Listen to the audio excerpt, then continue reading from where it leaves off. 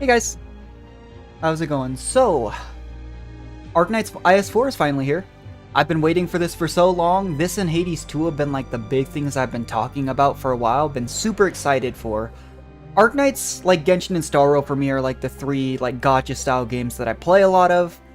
And it's just hard to find content. I've explained this for like the other two games for me, just because unless there's like an event or a repeatable game mode like Simulated Universe that comes out, it's really just like the occasional story and event, right? But when it comes to Arknights, I've streamed a lot of the IS modes. I originally streamed, I think the first thing I ever streamed in this game was IS2. I streamed a good portion of IS3. I did stop streaming like the ramping difficulty. I call it like Slay the Spire like difficulty because that's the first game I ever streamed. But past the point, I just felt like it was me kind of forcing the same strategies over and over. People have actually asked me, especially in the last few Cuphead streams, what my model is based off of, and it's actually this character right here. Tex Alter, this is like the original form, just one of my favorite characters. When you ask to like commission a model, you have to have like some kind of idea, some color scheme and whatnot. And at the time I didn't really have a good idea, so that's just really the reason why. It's all there is to it. But I'm curious to see. I don't know anything about IS4. I also went into IS3 blind. I'll definitely play a lot of it off stream. That's kind of a lesson I learned with the previous modes. IS2 I originally played, like long before I started streaming, funnily enough, I think. I'm trying to remember when it came out. But like the original theme was like Phantom, there's a Defender I can't remember the name of, and they went with like a theater theme. IS3 was based around like Mizuki, the Abyssal Hunters, and then kind of that Seaborn aspect. The original IS had like Kaobe, the Fungamist, that type of thing. So I don't know what this is supposed to be about, except for the fact that I know it's based around like Santala and Typhon, because it was supposed to sync up with their banners. And I think I saw it might have something to do with Colombia, which is, funnily enough, actually, I think where Texas is from in the game. I think it's something like most of the wolf-type races from Siracusa. That's where the event we got this form from was kind of based around, but she's supposedly from Colombia. Like, she has a Siracusa line here. I'm trying to remember. I think she has a line about being from Colombia. But anyway, fun game, fun world base. I'm really excited to see what they add in. I know there's going to be like the monthly contracts. They give you like the pass to get all the rewards. It looks like this is a new character. I haven't looked at that. But I'm curious what all they bring in. Usually there's like monthly squads. It looks like this one's Magellan. That's interesting. I don't know why it would be Magellan, but again, I don't know anything about this. The monthly squads for the previous ones were usually based around like characters like Thorns, Irene, Abyssal Hunter Tide, right? Lumen, Highmore. They also have, I wonder if they'll bring this back, these really fun little modes you can do. Sometimes I go back and visit some of these because they let you start with different conditions and just make fun runs. It really is just like a roguelike mode with variation, right? I don't know what these are. There's usually some modifiers. One thing that made IS3 so much harder than IS2 was the fact that they added in the light system. So in IS2, basically, as long as you didn't die, you had your life count total, you were fine. In IS3, if you lost light or through other things, you had a lot higher risk with like the negative effects. But I wonder how many, like a lot of these are classic relics, right? Like deployment cost increase, just getting hope to recruit operators, promotion tickets. I'm sure there's some new ones. I know, you know, IS4, Arknights in general is one of those games like FGO that the CN or like JP servers are way further ahead. So I know the CN server is like 6 months ahead, so a lot of people probably already know about this. I know people who get really into content creation for those types of games make like accounts in those regions. But I kind of enjoy casually looking through these. Yeah, some of these are definitely new. These are classics. This I think is the one I was talking about with the bar. They added the Chalice back in. That's super hype. So the Chalice is just like an attack speed relic, but you could do some really funny meme strats with that. But let's just hop into it. I know nothing about this. Oh, it looks like they do have ramping difficulty again. I think that's a good mode, like form of difficulty to add to any roguelike, because a lot of roguelikes that don't have like the history of, say, the Binding of Isaac tend to have like one big path, like Hades, for example. So adding those extra modifiers makes it fun without making it a completely different game. But Braving Nature, it looks like it forces me to take the like easy mode in a sense. Because it says it's negative score efficiency. Start with higher max life. Collapsal Heredigiums, huh? Oh, okay. Oh, that's right. I'm gonna have to unlock all the squads again. I wonder if they usually add like the classic ones and it looks like some different ones. Like these ones are usually tied to two classes. Originally, they just insta-promoted them. I think nowadays they just make them cheaper with like a chance to promote. We'll worry about that later. Leader squad's usually pretty vanilla. I can't even use As Your Heart Desires. I have no idea what's going to be good, but I think a really solid start. So the start I used for IS3 was, even though you would invest really heavily in like Molinar, Texalter, Posey, a good healer, I would always start with Gavial Alter, because even if you don't spend the hope to upgrade her later on, she's really strong. I'm kind of tempted to go with base Thorns though, just because even on E2, I know he's not good, but he gives you that extra aerial coverage, and usually, at least in IS3, they nerf arts damage later on. At base difficulty, he works really well still. So we'll give this a try. I'm not expecting necessarily to get a win today, but I'm just kind of curious. I'm really excited because I've just been waiting for this mode. I know Arknights doesn't have like as big a community as like Genshin, Star Rail, and those games, but it's just fun. Obtain after this floor Hunter, select one combat node. You'll explore Sammy and its ice fields. Interesting. That explains why, what's her name? Santala's here. She has, like, the Ice Witch theme. Make declarations with the photo arts to define your expedition path. Usually there's different endings. Ooh, Dardos. We should probably read this. I usually skip this stuff and then regret it. So information left by Sammy for its people is scattered everywhere. Collect and follow their ancient rituals to make declarations. So I wonder if these are like the blessings you get by rolling the dice in IS3 to get buffs. But it looks like there's... You would think positive and negative, but I'm not sure. They can change your path. I'm assuming that has to do with the endings. I wonder if this is like how you could spend keys to get extra fights or take different paths. This is the index. I'm assuming this is like the light system. Kinda looks like it. As you delve deeper, the actual environment collapses. Oh, wow. Higher collapse will have you facing more elites, which, if it's like the other elite combats, they're harder, but they give you extra collectibles. 4 instances of Dominion appear in battle.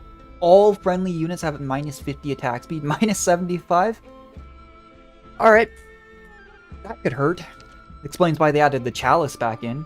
It was really broken on IS2. I wasn't surprised they took it out in 3. So they still have Wish Fulfilled. It looks like Prophecy. This might solve the issue that IS2 and IS3 had, where you had to go to random encounters and hope you got the endings. IS3 was really consistent about it, but IS2 was not. Trade-in stuff. Lost and Found. Okay, this is, I can't remember what it's called, but there's one in IS3 where you exchange collectibles. Scout is where you dispatch them. Usually they gave you ingots to buy stuff at the shops, or you could just take hope. And a rare mysterious note that can let you... Okay, so this is probably the Wander into Wonderland equivalent. Premonition of Mystery. I wonder if these are encounter nodes, but they... Huh. Looks like we're at 3 out of 6. That's interesting. You start in the middle instead of starting at high. Let's look at the maps real quick. That doesn't look too bad. I know you could cheese some maps. Like, Gavial Altar was really good as a start in IS2, or IS3, because you could cheese Symbiosis really easily. Which is a really easy way to die first off. But it's gonna be weird because I don't know anything about these maps. This one looks a little bit easier, maybe. It's weird to play this game on PC, too. I mean, it is a mobile game, so is Genshin and Star Rail, but Genshin and Star Rail, to me, feel better on PC. Arknights with the drag and drop is a little weird. Where can we place range tiles? Okay, if that's the range tiles, let's go ahead and drop thorns up here. This, I'm assuming, is a chest. It's the spiky chest, gives ingots when defeated. Okay. Those are staying. They're like, there's always these consistencies, and then they change some stuff. I really enjoy this mode, though. I love my roguelikes. I'll play every genre, but roguelikes are the games I usually feel like I do well at, and I enjoy. Like, I'll enjoy FPSs, but I'm not usually good at anyone that's not named Siege. When I played Apex, the Legend of the .3 KD Warrior was a thing in my friend group. And it was just as sad as it sounds. Alright, so we got the extra ingots. That's helpful. The spiky chests are weird because if you just go ramping up with the skill, that's how you lose stages. I'm really hoping that there isn't like, you must play each stage perfectly though. The light system was brutal in IS3. It literally made it feel like if you made any mistakes, you were pretty shot. I do wonder as well if these maps are going to be a little bit more melee based. Because IS3 was super favored, a lot of people felt, towards ranged units. Like, in IS2, guard knights was like the big thing. And that also had something to do with the fact that we didn't have certain units. We didn't have Texalter, we didn't have Posey, we didn't have even Molinar, who is a guard. But, you know, it just kind of depends. I wonder if there's going to be a new, like, there used to be, so there was the Duck Lord and the Bear. Oh, there's the Duck Lord. And they're hard to kill, but if you kill them, we probably won't be able to here. You get an extra collectible. Very powerful. In the third one, IS3, they added like a stealth enemy that would stun whoever blocked them, so it was kind of hard. I wonder if there's going to be a fourth one. Because some of them are significantly easier to deal with the others, especially on the stage. Because here I'm assuming he just runs a big circle. Like, the Duck Lord's fast, you can't block it. But I don't know if we're going to be able to kill it. It looks like we don't have dice as well. That was one thing in IS3 where you could spend dice rolls to either reroll like collectibles or reroll instances or slow down enemies here, which made it easier to kill these.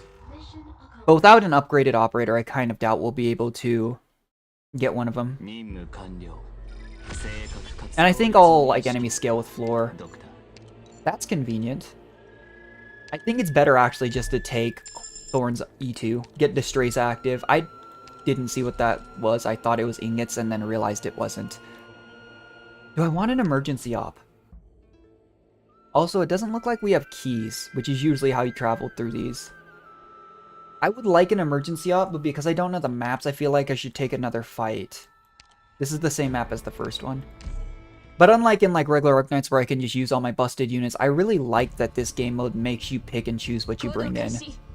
What is this? Oh, okay, it's one of these. In that case, we'll drop them here. Probably not there. There's some stages like this that, like, they hit you out the gate and they're super intimidating. It looks like I was right to take Thorns, though. I highly doubt that he'd be good at high difficulty. That's been the case with the IS modes. But a Lord here is really good. I'm glad I didn't take Gavio Altar. That'd have been a mess.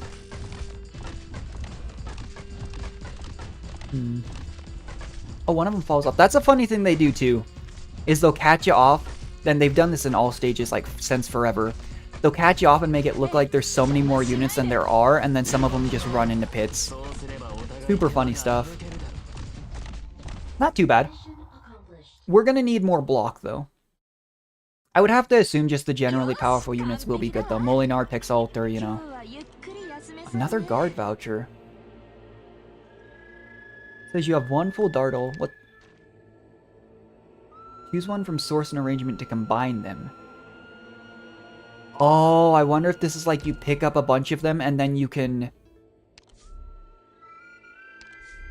Oh, okay. So it's like pick a combat node, pick 2 nodes with vertical paths, and then you get an effect. So it's like I could pick a combat node and give ally units 30% redeployment time. That adds so much more of a skill gap, that's crazy. And here we'll probably take Midnight. That's interesting. What's that? Oh, just obtain a random full Dartle. 4 or 5-star temporary operators will appear in recruitments. That's good. The ability to guarantee temporary recruitment is really nice too. Do I have... I wonder if, like, it's a compass. It's not obviously not keys.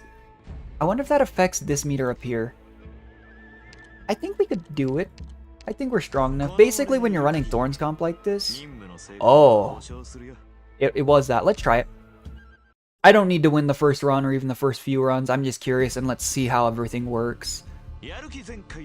But, oh, it's one of these. These, when they get hit, they just go wild. And we don't have super great healing. But generally the way Thorns works in IS modes before he falls off, if there are res nerfs, is just... he's gonna struggle until he builds up Destreza, which is his ability. You attack 15 times. Second, it gives him stats, you know, second onwards. I'm just explaining this because I know a lot of the people that might stop by and watch the VOD maybe don't play Arknights. I have a couple friends that watch VODs mostly, and they don't play Arknights. They play Genshin though, or they used to. I hate to deploy too many extra units because it'll hurt Thorns' ability to get attacks down before these guys. But I kind of feel like I should. I like the design though. These maps, they might not... I'm curious how they'll turn out. Because the maps are a lot more concise. That was something that IS2 was really actually bad about, was the maps were massive. And so it was kind of hard to like congest your units up for like a solid blocking strategy here. IS3 I felt like most of them were pretty compact as well, but there are some big ones. We didn't level up, that's annoying. Oh, that really stinks too. If we'd leveled up, I think we would have had 6 hope and we could have grabbed Tex Alter, who is one of the most busted units in the game. Change notes to scouts. I'm not gonna lower my temperature more. Equipment damaged. Because I don't know how you get it back up. It's weird that there's 2 rogue traders too.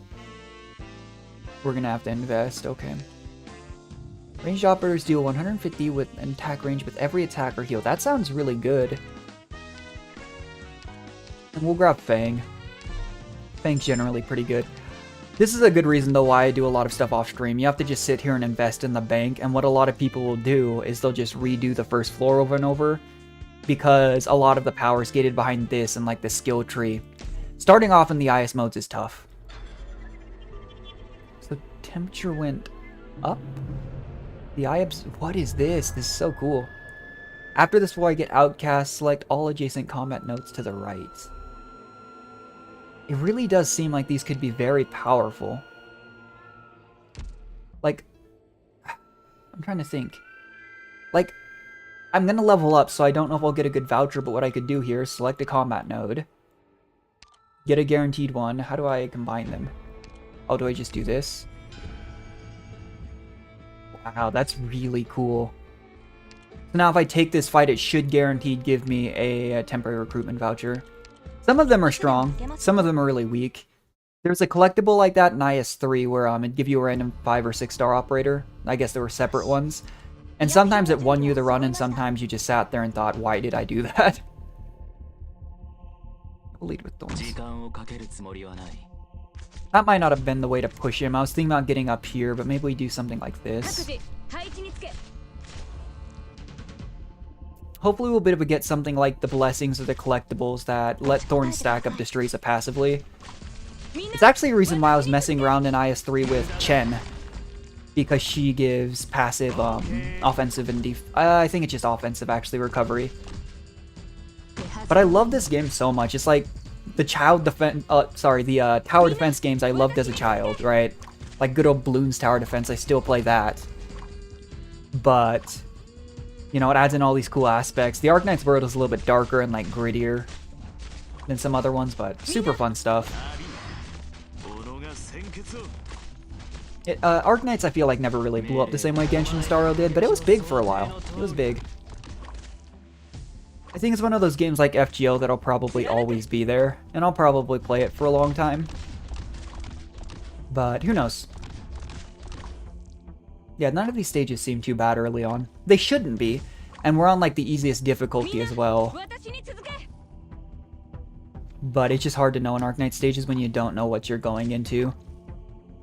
Because there's stages that literally, like every other game I guess like this, having different units can make it a completely different aspect. Like when we played Cuphead, we saw that having a different weapon made a fight completely different. Interesting stuff. Oh, we don't have enough hope to get a 6 star. Conduct panoptic survey. I don't know what that means. Collapse reduction value being 2 combined. Interesting. Do I want a silence?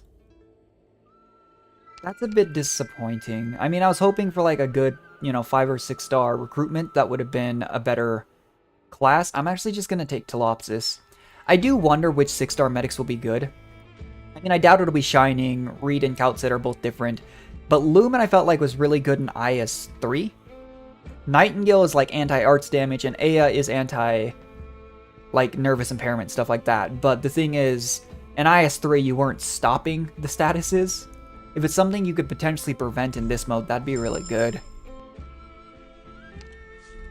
Yeah, seriously, IS3 just with the Seaborn had so much nervous impairments. I think that's the one they call it. That it was just not realistic to stop it. We're on a survival expert. Oh, this is the classic get an operator recruitment. We'll take it. Yeah, that's probably worth it. I could have taken a sniper there, but having an upgraded medic means we shouldn't have to worry about, units dying early on. I probably should be messing around with more with these. Random was like 2 nodes with vertical paths.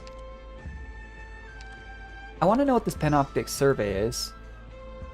Collapse value reduction by 3. I have no idea what this means. It would definitely like behoove me to look stuff up, I just don't like doing it. But that's kind of the beauty and the pain in roguelikes is if you just stumble around and try to figure everything out manually, it's rough. It looks like this has the wind current system where you're like, if you're with the stream, you do more damage and I think get more attack speed.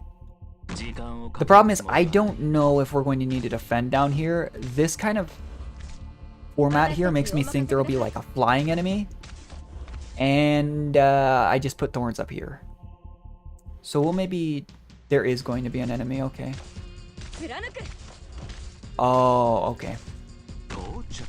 Let's just try and set up our anti-air. I should have put thorns pointing downwards. Might be a good opportunity to see what happens if we lose life points too. Midnight and Orchid might be able to take care of it though. These are weird units too, how they have to be like downstream before they go.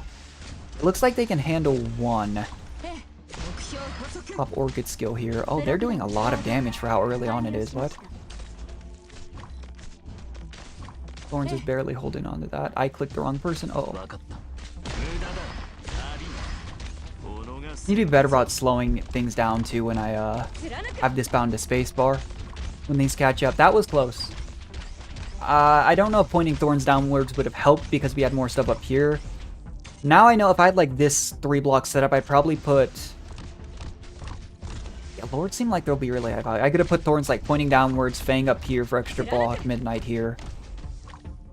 But that's part of the beauty in not knowing anything about these stages. I really do hope IS4 does not punish you for losing any life as hard as IS3 did though. That was brutal.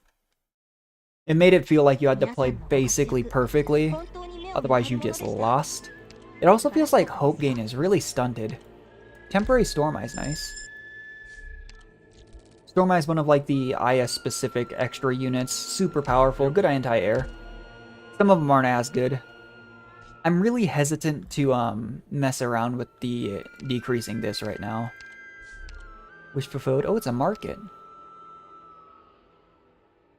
Oh, that's cool. So depending on where you are here, greater than 1, greater than 3, it'll let you pick.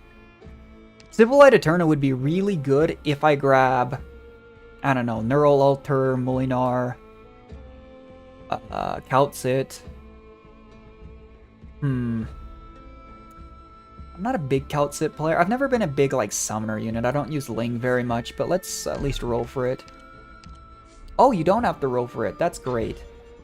It's always a bad feeling when you rolled 1 twice and didn't get anything. Animation. Allied units get 50% HP. It seems like the floor ones give you very powerful buffs. So that's interesting. So one thing that really helped in pathing was it used to tell you what every node was. So I could see this is Wander into Wonderland, this is a shop, this is Wish Fulfilled. But it just gives you premonition. So I'm assuming Ferocity is battles and Mystery is encounters. Or something else. But it's hard to tell. Let's see what some of the encounters are. think this is the one. Yeah, so things are really going to depend on this. Downtime rec. I want to see what the downtime rec notes actually are. Best buddies. Do we drink? We drink.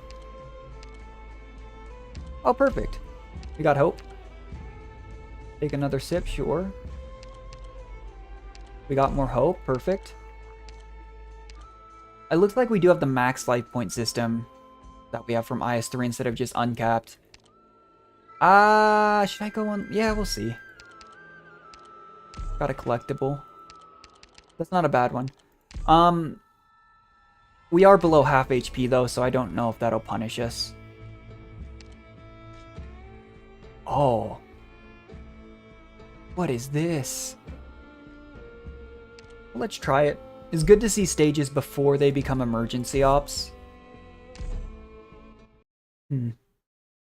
I could be shooting myself in the foot here though, I don't know what I'm doing. With stages like this, I feel like it's usually better to play more forward, but it's just hard to know. I really wish I had enough hope to get Tex Alter off of that, try that. Off of that emergency node. Does not detect when spared, but instead upon destruction. Oh, they added friendly units that you have to protect. That's not good. Because I'm going to have a hard time protecting that because I don't have... Fast redeploy. It's just always been, I think, really powerful. And I think it always will be. Like, the sad part is with stuff like that, though, is people like to complain about power creep in like Genshin and Star Rail. My first 5-star unit in Arknights was Project Red. There is literally not a single situation I think that you would use Project Red over Tex Alter, or even like Kira and Yato. Like, different games are much worse about it. So what I'm trying to figure out is what will target this. Is it this person?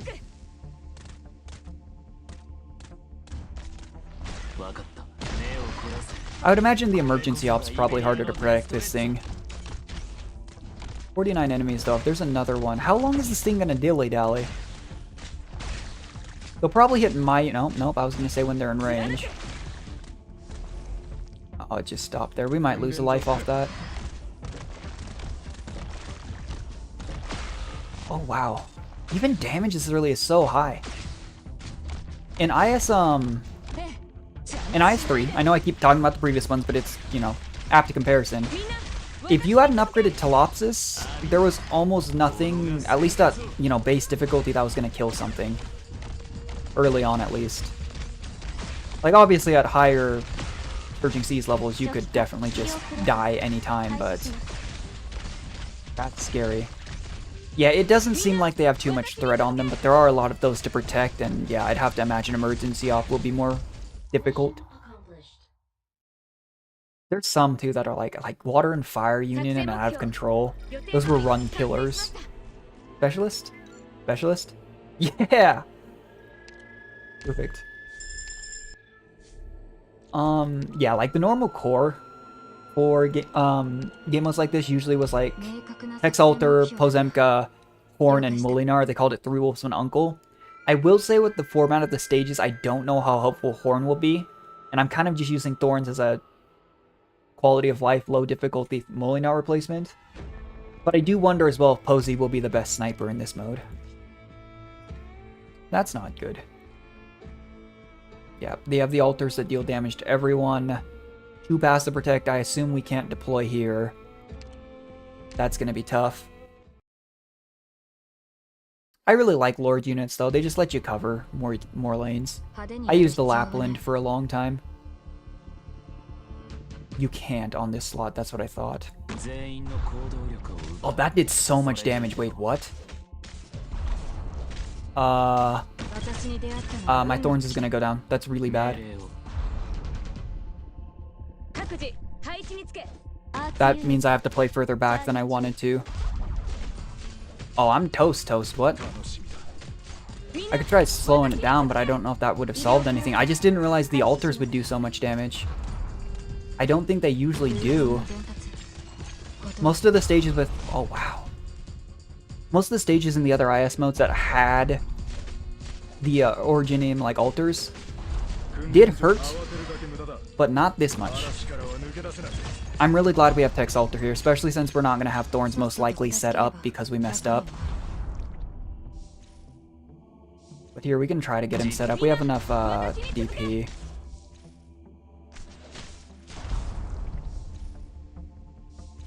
I wonder how much damage these will do at high difficulty, too. Because they're instantly activating these guys, and these guys do a ton of damage. We don't have... oh, crud. We don't have Talops' skill either. We might just die, actually, because we gave up so much life early on.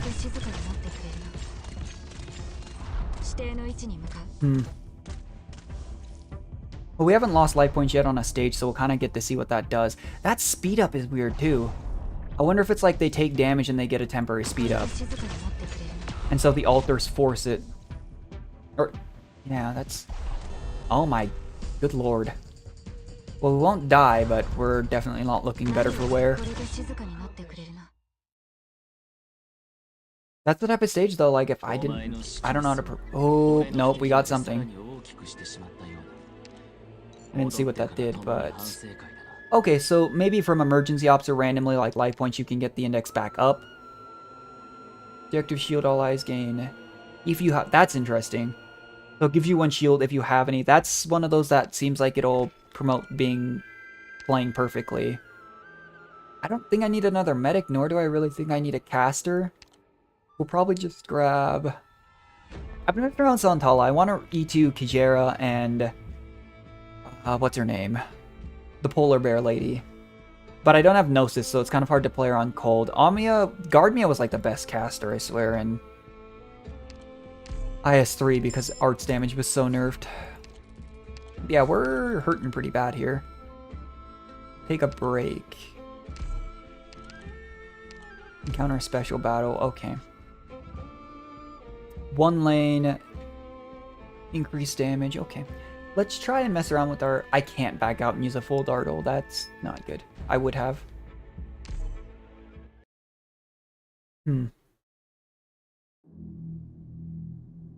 Well, at least we can lead in early. Oh, no. It's one of these. Well, it's a good thing we have Tex Alter. Ideally want her to do as much damage as possible and then retreat her. Yeah, fast redeploy just seems already like it's way too valuable. What's the puppets again, too? If this is anything like the puppets in IS2, I actually think maybe Aya Alter would be really good. Oh, we just straight up have one of these bosses, too.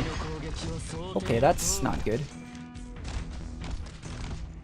Do I need to use? I do. But it's just one. Didn't this guy usually come with another pair? I feel like I have to have Tex Alter take out some of these puppets. I don't need to worry about retreating her now that I am good on DP, but... oh, there it is. Yo, you can just get an emergency op with a straight up third floor boss from IS2. That's crazy. And these ones were some of the harder ones. I think the health draining puppet stage one was the hardest in IS2. But that was also pretty dependent on how well you were able to deal with the freeze. If that thing one-shots my Thorns, we're probably dead. It turned around, okay. See, this is what makes me think Aya Alter could be good, though, is when there is elemental damage, but not enough that, like, you just can't prevent it. Because seriously, you were not preventing it in IS2. This wasn't happening. She's getting frozen, that's... potentially scary. That was the big scary part about this third floor boss. Wow, okay. Looks like we're fine. That could be a really hard fight if you didn't have some preparation. I mean, emergency ops in general in IS, if you don't have a medic, you might be out of luck. I wonder how units and mini units will perform. Because, like, Mudrock and Penance were pretty good in IS2, I felt like, but they were pretty bad in IS3. So I'm just going to take a free caster. It doesn't seem like it gives us squad space very often. And so I was hoping for the ability to get some more powerful units, but I don't want to waste the hope early on. I mean, if we die, we die, right? That's strange, though. We don't have any extra squad space at this level. I feel like that's pretty uncommon, too, no? What's this? Restores 3 skill points. That probably either needs to go on Thorns to make sure he's set up, or why are these things so fast? Probably needs to go the Thorns or Telopsis. Uh-oh. Okay, listen, you need to chill, buddy. Oh. Okay. That's not good. I may have to just leave Tex Alter down at some points just for block, but let's... That's not where I wanted that to go, but it's... Actually, that's probably better than 1 tile down.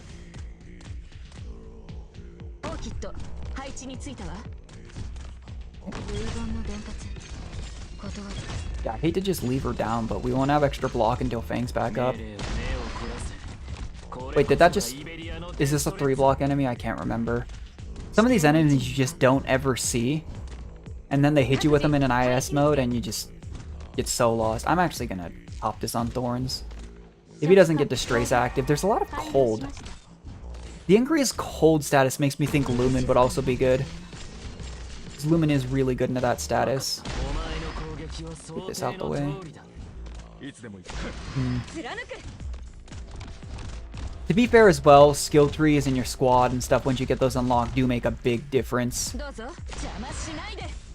Like having more options at the rogue traders, having all the extra buffs you get.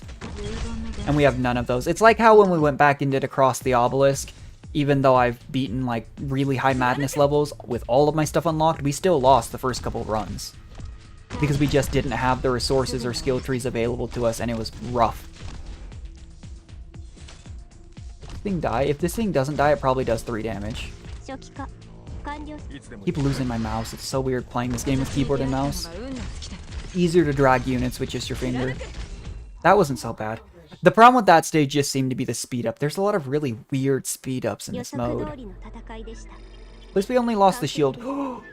But we lose the That was with plus 60% max HP and they were dying like that. That's terrifying. So I was thinking Horn. I actually think maybe we should just take Soraya. Because I feel like we need more frontline. We need better block. We need more durable block. Let's nerf enemies' attack too. So, recover 4 life points after traversing nodes. At this point, that might be the way to go. I definitely feel like I'm underutilizing those full dardles. Or whatever they're called. I just don't know what they do. Select all adjacent combat nodes to the right. 50% max unit. So if I do all adjacent combat nodes and recover 4 life points, does that give me 4 life points as I understand it every node to the right of it? Try it. Triggered what? Were we not supposed to use the red ones? I'm terrified. Big migration. Oh no. What am I gonna do here? So it looks like a stage that we have to hold the lower lane and have range damage higher lane because it looks like they'll spawn here and go down. I could try and put thorns and maybe like put like thorns here and face downwards. But without having any idea of what's gonna spawn here, you got me. Do I even take out 2? We have like no space. I don't think DP rush seems to be too bad, which is weird to say because we've taken some, you know, leaks early. We'll see. What are these? It's exciting though. Like I've played so much IS3 that I know what literally everything does. Was it bad voice crack? So getting to see things again that I just don't even know. It's super cool. Okay, so it's a dinosaur. The problem is if I put Tex Alter here to start chipping away, she'll hit this turtle first. Yeah, that's not good. If I do this... Did that thing just eat the turtle? What just happened?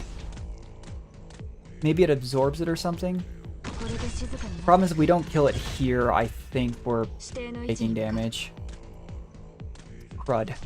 Tex Alter won't be up in time. It almost seems like they made these stages so hard on purpose that you have to use the full dardles, though. What if I do something like this? Is it possible that Orchid can stop it and have a little bit of healing here? Nope. Doesn't look like it. I actually wonder if I shouldn't have pointed Thorns up Hindsight being what it is, but we'll figure it out. We can do this. It's only 1 damage, but we know now if we lose actual life points, we do take a penalty. This thing runs in a circle? What? Hold the phone. Oh no.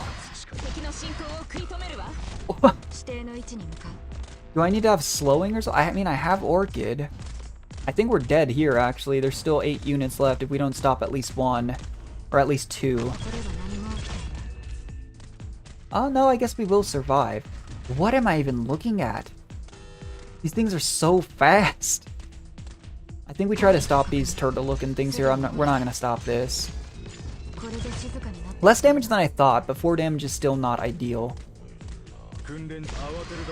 I guess we could put Thorns here and he'll still get the skill points, right? Yeah. Do as much damage with Tex Altar as we can. At this point, any damage we can avoid would be perfect. I have no idea what's going on, though. I assume those boar enemies are kind of like the spear lancer enemies from IS2. Except the spear enemies in IS2 didn't do that much damage. Like, they didn't one-shot things like Soraya. Ah, we're leaking that. That's not good. That's terrifying. Like, I'm sure the skill trees and stuff help, but that, I don't even know what I'd do. I'm gonna have to play through these stages a few times and see what happens. Oh, that's perfect, though. That's big. It's so nice when, like, your favorite character actually becomes super good in a game. Change to Rogue Trader. We do have a good amount of ingots. I am still unclear if that last full dardo we use counts every combat node, like, to the right. Because in that case, we probably want to take these... I'm assuming this is a fight. But with how much we're struggling, I almost feel like we should just take the Rogue Trader. Which would force us to do this and this. Right. Can I... Right, okay. Change the combat node, maybe. We have 21 ingots. We can probably get something. Oh, you can buy these here. Randomly select 3 combat nodes or 3 nodes of any type when in secluded passage. This is hurting my brain. I could have promoted specialist there. It doesn't look like there's a dice reroll option. But it does look like there's more stuff. +1 annual conducting maintenance and upgrade work. I don't know what that means. I don't have any hope. I was hoping for a hope collectible. I could get max life. Let's just go ahead and say... We're Okay, fair enough. I was wondering how limiting they'd be. That's part of the reason why people in IS3 especially just raided the first floor to that first Rogue Trader a bunch of times. Because if I can only put 3 in a run, usually it's like 500 or something like that to max out. That's really sad. There's not really a zero cost guard or supporter I'm missing here. The only one here usually is Orchid. Midnight gives you some AoE. I guess I could take Melantha, but I don't have any squad space. I'm super lost as to what's going on here. At this point, I say we just kind of... Oh. So there's a lot of drones on this stage. And, yeah. Do I have a... Do I have? I can't put one down because I don't have one that affects a combat node. Oh boy. I have no idea what's going on here. I really love this game, but sometimes the stages are so frustrating. Oh, more protection. The big plus here is unless the drones fly over, which they might, you can do something like this. What is that? Well, at least we have Tex Altar. Just do that. Hopefully we don't need too much DP, because we don't have Fang anymore. It's weird, because like in IS2, you basically either had to avoid the DP rush stages or take a Vanguard. Whereas in IS3, getting DP rushed was a problem, but there wasn't any like half DP stages like that.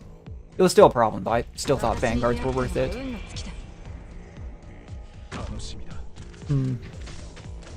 Hopefully this is a good setup.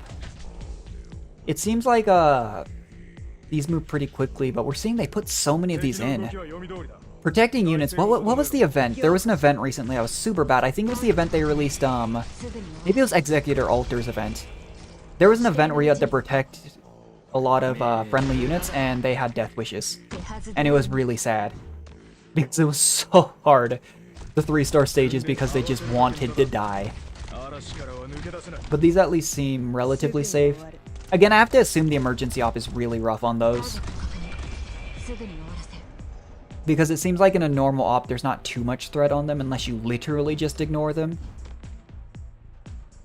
But, oh, we need... Mouse, please, work with me. Oh. I can already tell Texalter is going to be high value. She always is, but... I was curious if she was going to be like a must-have unit. It sure does look like it. This means I get to use Texas more.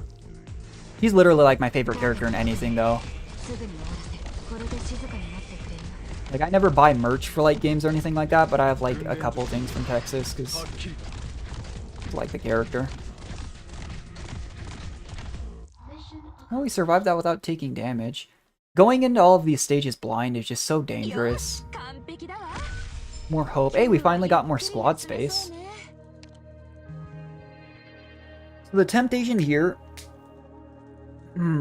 So right now, I think that the highest value I could probably get would be either Neural Alter S2 is actually really good. If you don't have her upgraded, she's really good at dueling. Or one of the Centurions could be good. But if we're playing for the long run, it's Molinar. The problem is I just don't...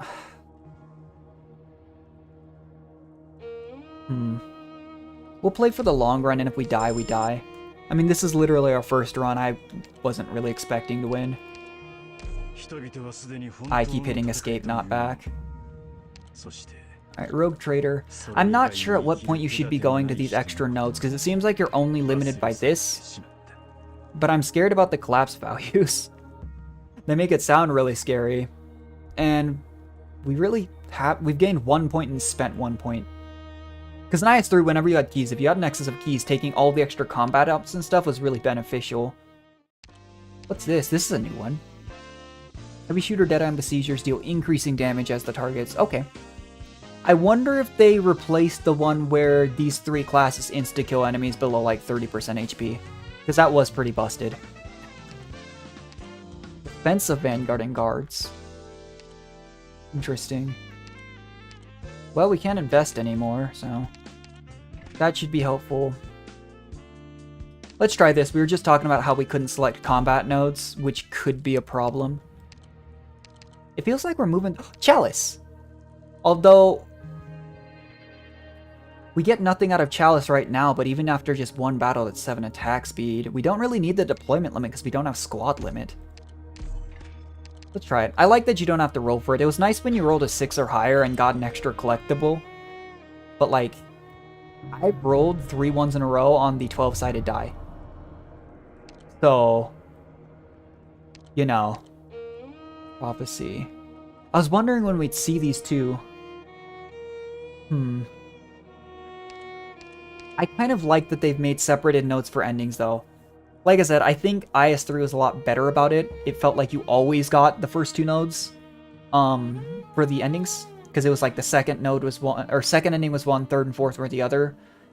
But in IS2, like, I've gone back and done runs in both of them a lot recently, just for fun, and getting to any of the second through fourth endings are so inconsistent. It's actually really frustrating at the time. Hope gain just seems so low, too. Like, I have nothing. That's why I was kind of concerned about Molinars. I don't know if they're safe houses where you can get the free promotions.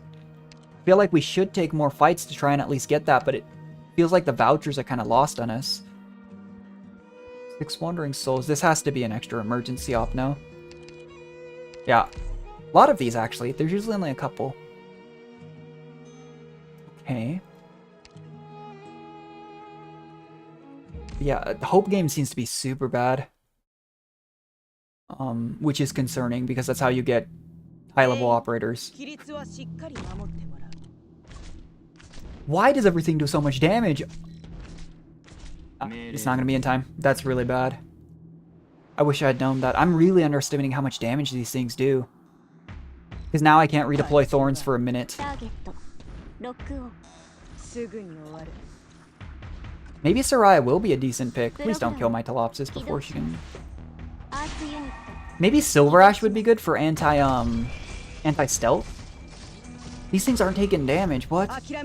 What am I missing? Am I just not using full Dartles? Like, the heck, dude? Everything is just melt. They one-shot Orchid. I guess it did say it was a special battle, but I didn't think it was gonna kill me. Maybe we do this. To be fair, it is only 6 enemies, I guess, so I can't die? Probably? But we probably are leaking quite a few. Yeah, they just destroyed everyone. What? At least Thorns. If Thorns isn't attacking and he's E2'd, he has a ton of extra regen. I really am trying to think about what seems like high value units. Texalter seems good, Molinar's always good. I'm actually wondering if I shouldn't be going for Silver Ash over Thorns. I honestly feel like I'm going to need a more powerful medic than Telopsis, which is not something you say super often. Because she and Perfumer are the big, like, budget medic options that work pretty well most of the time. This can't... Might be able to hold off the rest. Thorns has Destreza, we can drop that. But yeah, that's with Telopsis' skill and Soraya's healing. That is nuts. I did make the mistake at the start because I didn't know when I dropped Thorns, but that kind of stunted my early part of that stage, but I still don't know if I could have done that without taking damage. When anti-interference is no less than 4, well, we're at 2. Queuing is when you enter a non-combat node. I mean, that'd be good in conjunction with Chalice if we were above 4. There's no way. No. I feel like I've got to be missing something. I think, to be fair, I think some of the skill trees give you more deployment limit and squad space usually. We've gotten 1 squad space since the beginning of the run, which is just stupidly low. Like, gain 2 hope, okay. Well, I need 1 more hope to E2 Soraya or him. I like the look of the floor on these stages, though. I like the theme, like the wintry theme. Is this what Columbia looks like? I don't know a whole lot about Arknights lore. I made a couple videos for fun about both Genshin and Star. What the heck? Oh, it's the laser thingy. It doesn't... I'm gonna run a risk and see. I wasn't sure if these would shoot at range. Okay. He's definitely not doing as much damage. The thing is, with all the air units too, I do feel like Texalter S3 might have more value still. Texalter S2 does do more damage, but S3, you know, hits aerial and it's basically an orbital AoE stun. I'm afraid to kill these units until at least Destreza is stacked and I have units down, because it looks like they're the ones blocking the beam, and I don't know what's going to happen when I block it. There have been stages like these. I think it's cool that they're adding some mechanics we haven't seen it. Why did that thing just... Was it 3 block? I'm so lost as to what's going on here. I actually think even if it means I can't deploy Texalter there, I should do this. And give Soraya a ton more healing. We're getting toasted. This is just a... This isn't even a... an emergency op, like... Oh, might get the chest. But everything just seems so low in terms of econ. Hope, ingots, like... That's really concerning. Because those were some of the things you kind of crutched on in previous IS.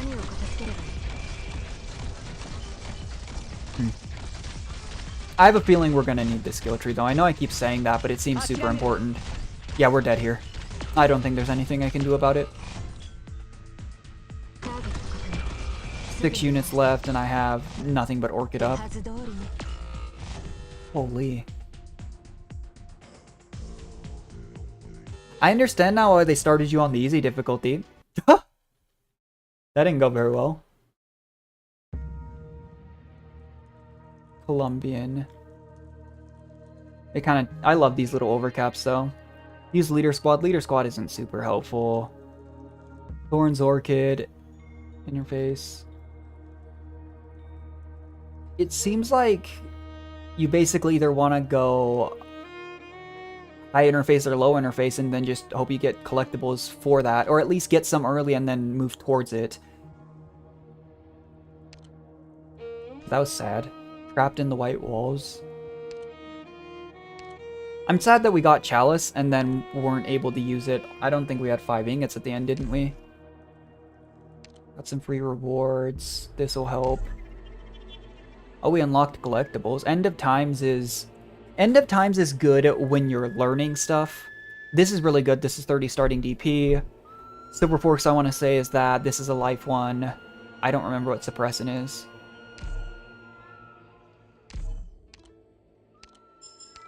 But usually there's a new unit with the IS modes that's kind of tailored specifically for them. The Larkvin. Like Highmore versus, I think it was La Pluma in IS3. I think Highmore was slightly better in IS3, but La Pluma was slightly better everywhere else. I don't know if I ever used... What was his name? It's bothering me. I don't know if I ever used the guy from... Oh, it'd be up here. Probably around 25. Shalem. I thought it started with an S. Yeah, I don't know if I ever used him. It looks like now we completed, in quotation marks, the run. The mission objective is user summons 25 times. I'm just not a big summon player. Like, I know even, what's their name? 5-star summoner with their robots is pretty good for some strategies. I've just never been a big summoner one. Because the idea behind them, like Ling, for example, is their summons aren't necessarily stronger than full-on operators, but they're cheaper and can be condensed in. I'll probably... Let's do a couple more runs, see what we can do. These are the full dartles we unlocked. I like this system. It feels like I was underutilizing them. This will just be the new items. Some of these seem pretty solid, like the idea of if you have shields, 60% max HP, that's nuts. And I wonder if we'd been able to hold on to that, if we would have lasted any longer. Rogue traders' prices are increased. Lapsos gave movement speed. I mean, they were fast even without that. Arknights has such good music too. They do cool little animations too. I talk about Texalter. When her event came out, they did an animation with like her, Lapland, and I think Sora was in it. Super cool stuff. I love seeing like those types of productions from companies. But, yeah, wow, we just got it taken to us too. I have wondered though if Cold, like we were saying, would be any good. The problem is one of the only 6 stars I'm missing is Gnosis, and he's like the cornerstone of that strategy. I wonder if Typhoon would be good for this. I have no idea if there was high defenses that a Besieger would be good against.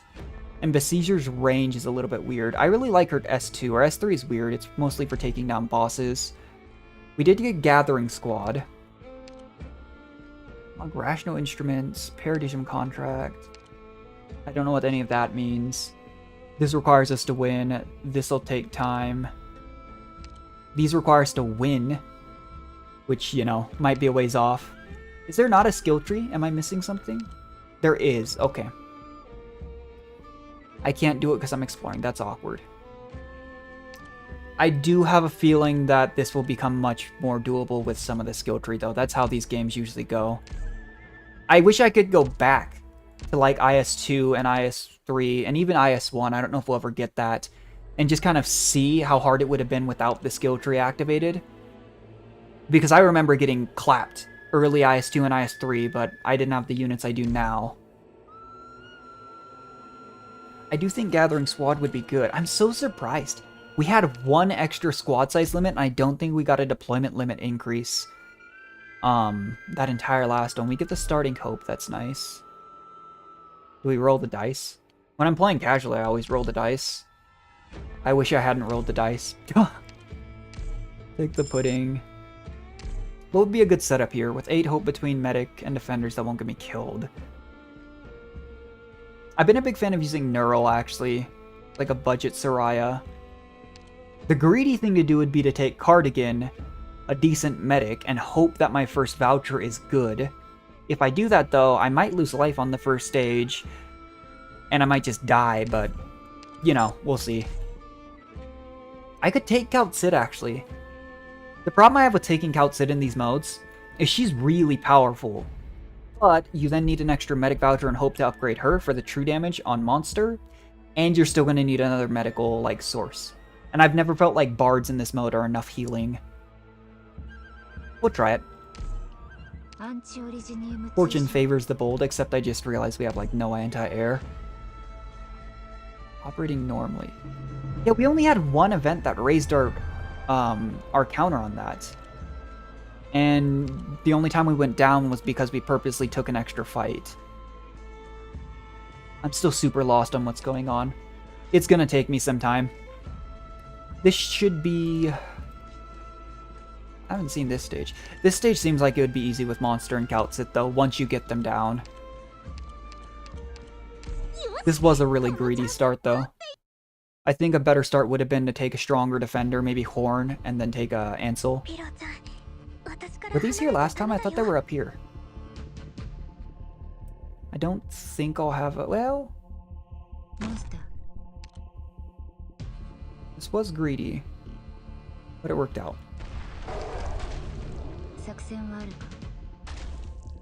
I like ex-wife. Kautsit was a lot less mean in the anime adaptation too. She's really mean in the story. I was surprised with Arknights Enfield though that it's far from the future. It's a little saddening, because I know like if I play Arknights Enfield, Texas won't be there. We know that Chen's at least at the very least confirmed to be deceased. There are a lot of long-lived species in, you know, the world of Arknights. So some units that could still be there, like the, if something doesn't happen, the Sui sibling could be there. But I kind of thought with everything going on with Babel, we would get like a prequel. I thought that's the way they would go, and they did not.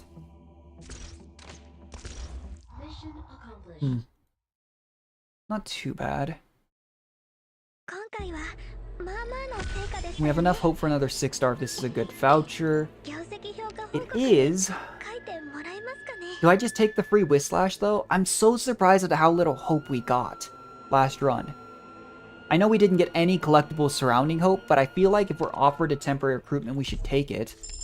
I don't ever use Whislash, but she could be good in conjunction. I think she buffs Casimir's units, right? I don't have her built.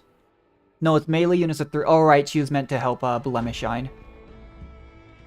Does that work with Monster once Monster's upgraded? There's so many little interactions with temporary recruitments that I don't know what they do because I don't use them. Increase the 2 times in melee operators, so this still gives the effect. I don't have an well, I have Cardigan, I guess, right now.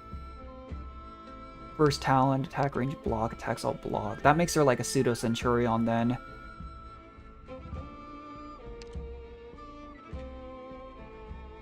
Let's try S2. It's always weird when the game hands you something you haven't used before. I'm kind of scared in emergency op because my only healing is Kautsit. I guess Cardigan can self-heal if I can get her down last. This stage wasn't very hard. I don't know what this stage is. We'll do this. I anticipate it taking like 10 runs to win though. Which might be a bit above average, but I just have no idea what I'm looking at. I know these modes, because CN servers so far ahead, people know about. I don't. Like, I am incredibly confused. I do think the Paradision system, though, looks really cool. I'm gonna have to experiment, though, because, like, Kautsit, for example, I only took at Surging C15 and IS3 if I was fighting last night. I didn't usually use her otherwise. So it's hard to tell kind of what the way to go is. But anytime you can get, like, Cardigan down last. I know a lot of people like using Spot, because Spot can heal in the immediate area around him. I've always used Cardigan just because I feel like if you're using Spot or Cardigan, you're using them in the early game. And Cardigan is a more self-sufficient tank. Spot has higher attack and can heal other units, but I do feel like she's a little bit more efficient. Doesn't seem too bad. The difficulty ramped up so fast too, and I don't know if that's because I took the extra node or if that's just how it goes. But I'm scared. Don't know how long we'll last this run. We got to the 5th floor. I was a little surprised at that. But we were hanging on by a thread. We were losing life every one of those last few fights until we just died. And a lot of stages like that last one, I think they make intentionally like super intimidating at first until you figure out the gimmick.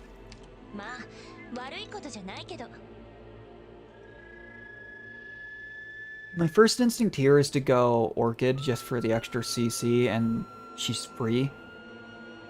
Sculptor is more healing. I could be a Ling gamer. I'm not, but I could try and go Ling gaming.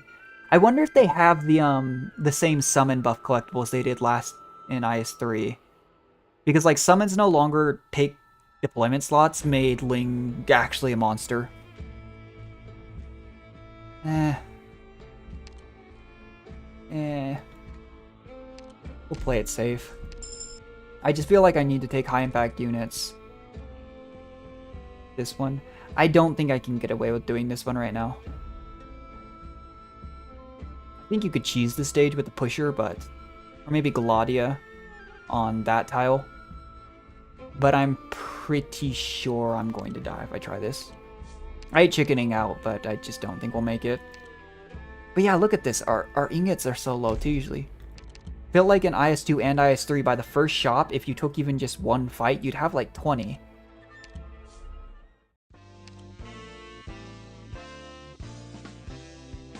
That's probably worth it.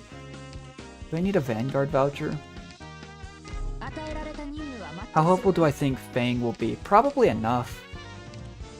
I guess I could take, It doesn't seem like there's a flight gimmick like there was with IS3. That's what made Texas Vanguard really nice.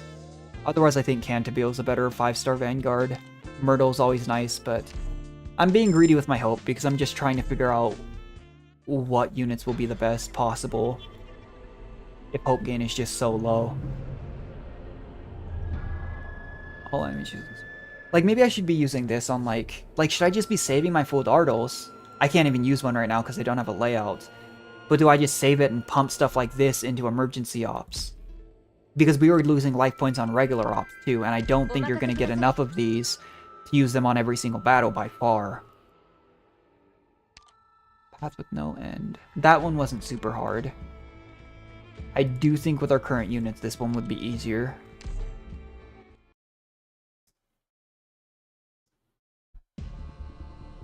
I wonder how many stages there are too. And if they do more expansions the way they always do with IS, eventually we'll get more meaningful, like, stage diversity. IS3's last, last expansion gave us extra starting stages that were actually, I felt like, tougher than the ones that existed, but, you know.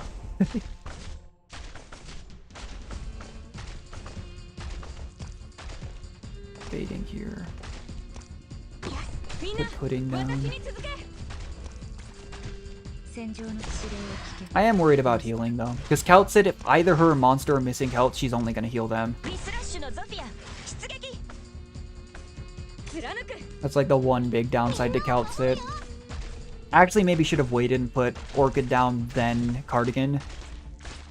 So it's harder for her to get targeted.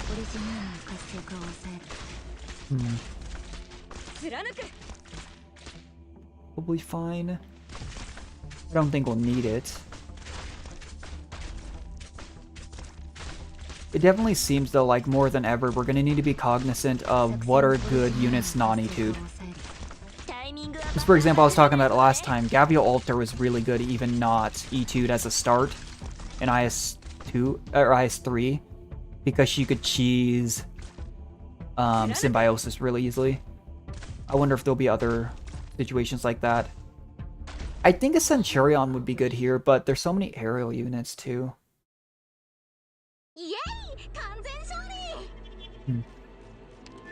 Defender.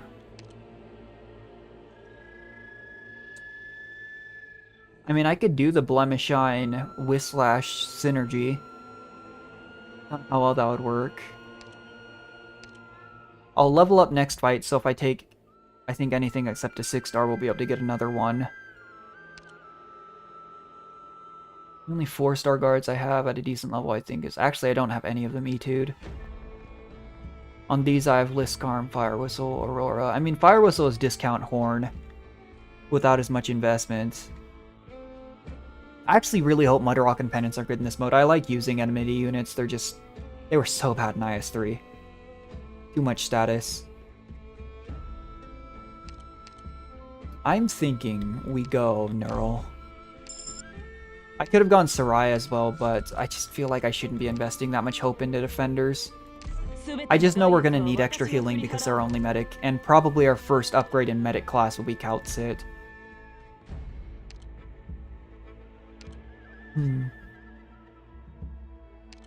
How hard will this stage be? We have enough melee coverage, let's try it.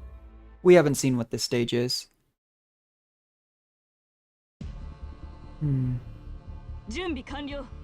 I think my goal here is to find a way to point Monster in one of the front two tiles here, whichever way we go, and point it upwards or downwards. Place Kaltsit up here, so something like this, so that I can help cover both lanes. Maybe use Whislash here. I am completely unclear on whether or not Whislash buffs something like Monster or Summon, because I don't ever use what's it called, instructor units. I have Palace, but can't say I've really used her too much.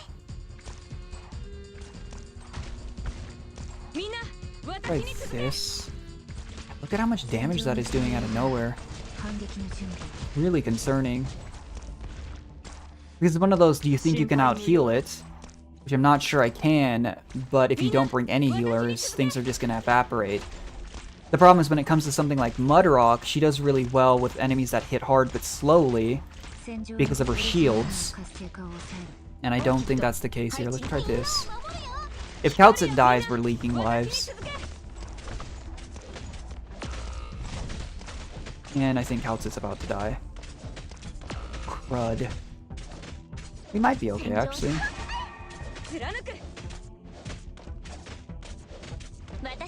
Okay, it stopped.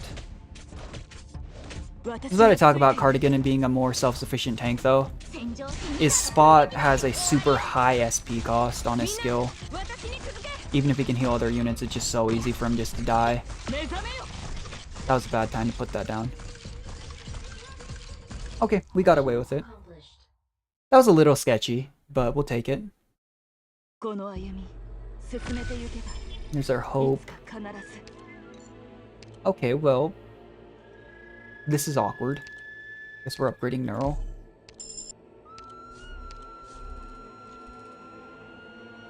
I'm really curious what the downtime recs are. You know we can do this. I want to see what happens, like how realistically we will do if we don't take any extra nodes. Because I still don't know how those interact. It might be the wrong decision, like very well could be.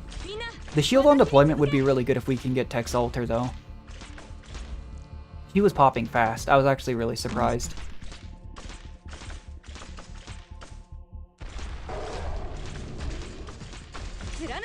Monster in the anime too is terrifying. Like poor Crown Slayer. Crown Slayer picks a fight with Kaltsit in the anime because it's just a retelling of like the early story events, right? And that didn't go so well for them.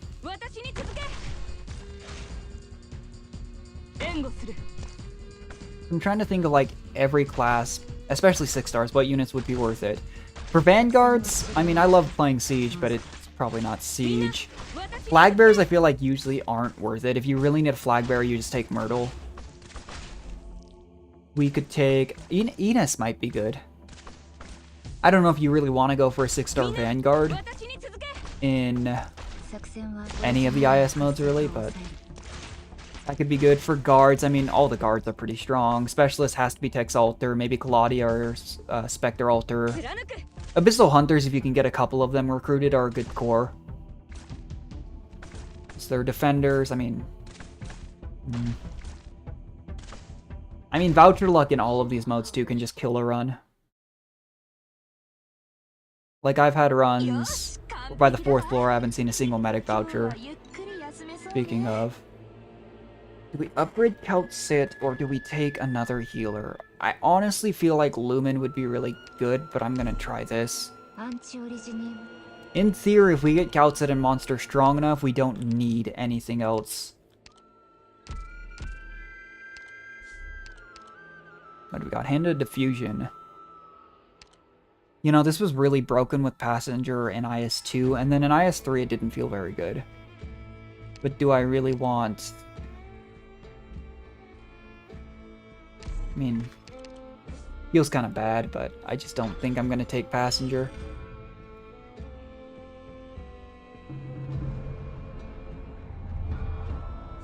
Change a node to an emergency op. Oh, so I can die. This is new.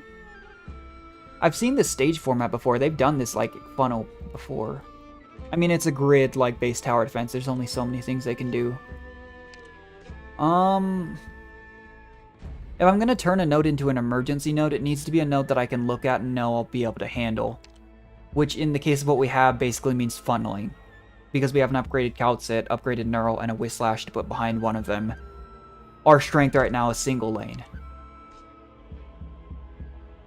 I'll try this. I'm not going to turn it into an emergency op, though. We'll die. And the reason I wanted to try this one is I think I can put maybe here for Calcit, and we have one single point of entry for Monster. Ordinarily, I kind of want Monster to be standing towards the front, but this is the only place that Monster will be able to hit both sides.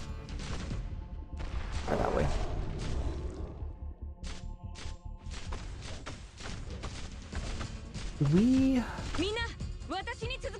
What if I do this? I know she won't get her talent effect, but that allows them to help here. I can stick, like, Cardigan here to absorb some of the damage, hopefully from ranged, on Calcit. And then eventually replace Fang with Neural. Okay, maybe a little bit sooner than I thought. With Neural. It seems like an okay setup. Probably not, like, ideal, but it doesn't need to be ideal. It's not an emergency op. Deactivate that. Yeah, I'm not super great at this game. I really enjoy Arknights, but as far as, like, roguelike modes go, it takes me a little bit to figure this one out. Calcit provides a decent amount of healing. The problem is, literally, if she's missing any... Like, it's less than other 6-star medics for sure, but if she's missing any health, Calcit just straight up won't heal anything other than herself or Monster. Neural's gonna last here. Nothing's... There we go. And Monster true damage is gonna cleave anything it hits.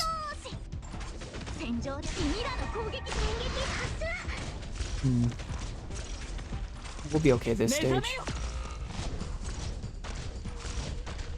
Maybe... No, we should be fine.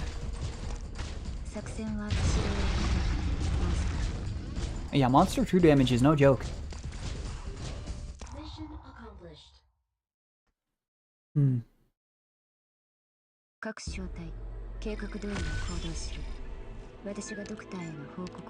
What have we got? That's Tex Alter. 100% of the time. I guess if I'd taken Hand of the Fusion back just a second ago, I could have taken Passenger. I just don't think I'm going to do that. It seems way too easy for units to die to invest in a unit with such a high cost. We have to do this stage anyways. I'm really just waiting to see what stage I want to turn into an emergency op, and it's going to have to be a stage I can funnel. Like, without a doubt. This. These things actually really hurt. What if I do this? Drop Neural. The problem is, once I drop Monster, even if I put it in the middle facing one direction, I can only have Monster really defend two lanes. The lane it's in, and then the lane it's facing towards. These things seem pretty squishy, though. I mean, if an unupgraded Tex Alter S2 is just nuking it, then it's not that tanky. Try this direction. Neuro's tankier, but with Slash probably, well, 571 plus talent. They're actually pretty close. It is an E2'd Neuro versus a non-E2'd, you know, with Slash.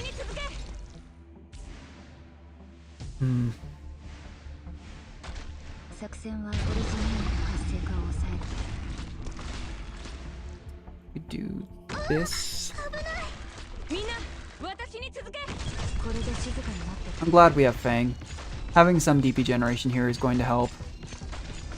Especially when you're spam deploying, like I know one strategy people use for high Surging Seas, I think it was ending 4, and IS3 was they use both Kirin Yato and Tex Alter. And if you're doing stuff like that, you are burning DP.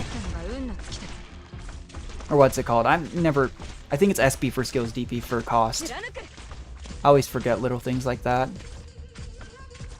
But not too bad.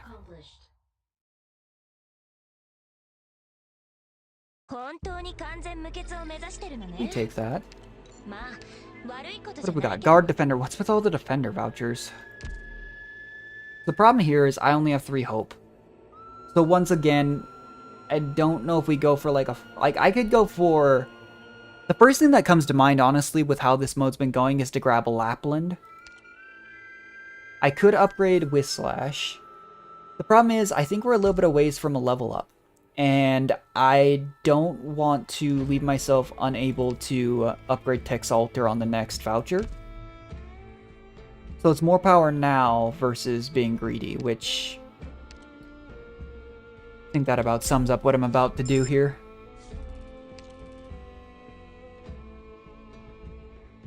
Probably get rid of Cardigan here for the extra range.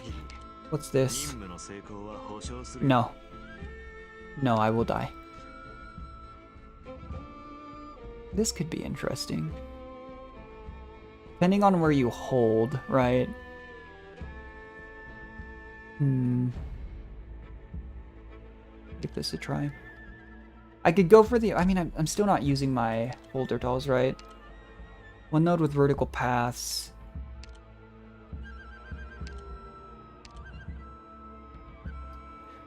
The problem is... Oh, we don't have this until the end of the floor. Okay, I misunderstood. What I might want to do here then is do this and this. I could have done this earlier. Declare this. Move up. I know we said we weren't going to mess with the this thing, but I think we'll die if we do this. Grab the ingots, then go Rogue Trader. Seems like an okay strategy, but... I thought we had an okay setup last time and we got destroyed.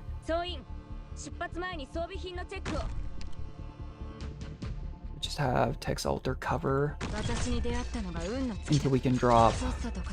I'm gonna drop Monster, I think. Maybe here facing upwards.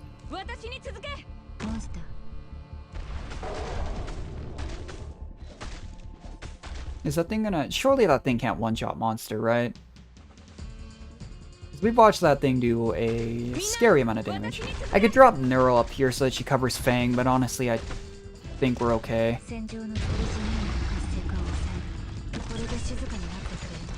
Yeah, the shield's pretty good for a fast redeploy unit. She gets it every time. Whenever Monster's damage is up, Monster's gonna just destroy. We throw a Whislash behind. I think these two should be able to cover the lower lane, and then these guys should be able to cover the upper one. Especially since Scout Sit XP cost isn't usually too high on skill. Yeah, Monster seems really high value. It does tend to be playstyle based though, because like in IS3 High Surging Seas, I know something a lot of people did was they'd go Specialist Recruitment Squad and restart until they got a starting Tex Alter, and I didn't personally think starting Tex Alter was as strong as getting Gavi Alter and then greeting. This people-oriented squad I felt like was better. Hopefully this thing doesn't... Okay. We do have an extra unit. Ah, it's Duck Lord. Rud.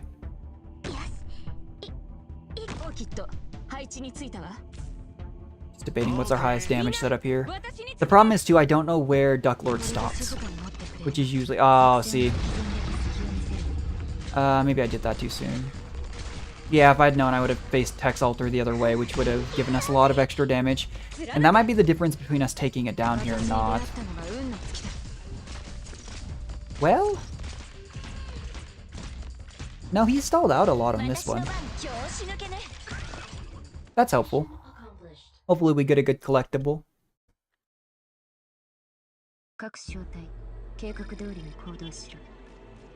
We get hope. Civilite Eterna. I mean, that's really good. We have monster. That's like really big. Another guard voucher. Do we just take Lapland? I can't imagine that. I don't even think that Etude Wishlash is going to be that big because of her niche. Not like we're going to rely on a 3-block carry. We'll just do this. Do I have anything that could give me the ingots? I could do Node with Vertical Paths. And then give ourselves the ingots after we pass the Rogue Trader. Not super helpful now, but I guess. This. When blocking through more enemies. Maybe we should have gone for the Whistlash build. Jeez. Could have gone like Blemish Shine Carry or something like that. We could go for another healer. Like one person that's actually focused on healing. It would be Telopsis. I could grab like Cruce Altar. And I think what we do here is we grab Telopsis. She wasn't able to keep up last time, but can't afford a stronger medic. We'll just grab regular Cruce. The reason Cruce Altar was so good in IS3 was the stun, to be fair. But can any maintenance and upgrade work on save? Does this... Okay, that explains a lot more. So Rogue Traders are probably high value. I think as many of those in as we can. I actually think Cruise will probably be better than Perfumer. This. Okay. These floater dolls do seem a little bit RNG based. Warning Fence. 2 collapse value, 2 mugs. That sounds like a bad idea. For every operating the adjacent 4 tiles. That's at least more value. Whenever possible, I personally like the strategy of grouping up your units like in a condensed area and then dropping something like Tex Altar everywhere else. So we'll see how this goes. Nature's Wrath. I kind of like the frost theme of this mode though, it's pretty cool.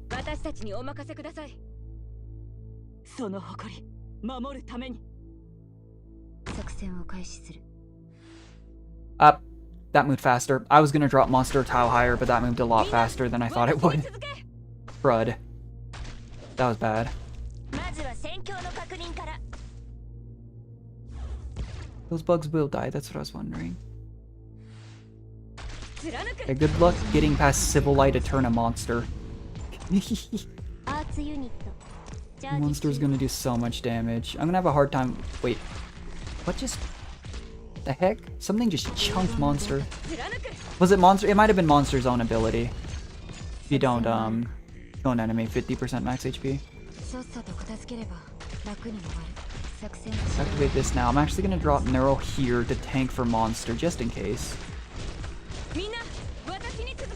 Activate this. I keep losing my mouse because I'm not used to playing this on PC.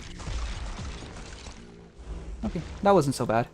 To be fair, we just happened to get lucky enough to have, like, probably the best possible unit for a funnel. But you won't hear me complaining, because if we were running, like, a Thorns comp, it might not have gone so well. Yeah, Neural Alter is obviously really good. She's the best Dreadnought in the game. But, base Neural is surprisingly high value. Not, like, unkillable by any means, but the self-sustain's good. It's part of the reason why I like just using Soraya. She's not, like, top tier. In Arknights, it feels like over time they just trended less towards blocking units, too, and just killing them with, like, Surtur or Molinar. But sometimes those strategies aren't available to you, so being able to protect yourself is good.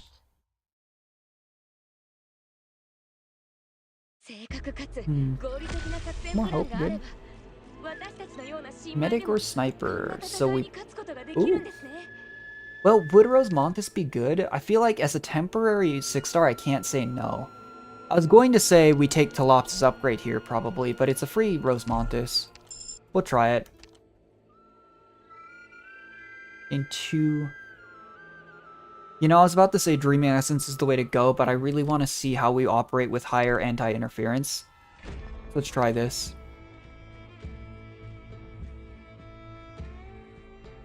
You know what's crazy? Is I could take this and turn 3 nodes into emergency ops, which would be a really good way to die. Current status operating well. Our little machine. I wonder what it's meant to be. Like we traveling through like a snowy area and it's like, I don't know, a snowblower or something. Has the temperature index. Natural DP is reduced by 20. Oh. Can I see? I wish you could see. Because the problem is I'd like to take more combat ups now that we have hope to get more vouchers. But if I take this combat up, I'm locked into emergency op. Okay, well this is the art from IS2. Has to be a special battle, that's fine. We'll see what it is. Oh, this shouldn't be bad at all with Monster.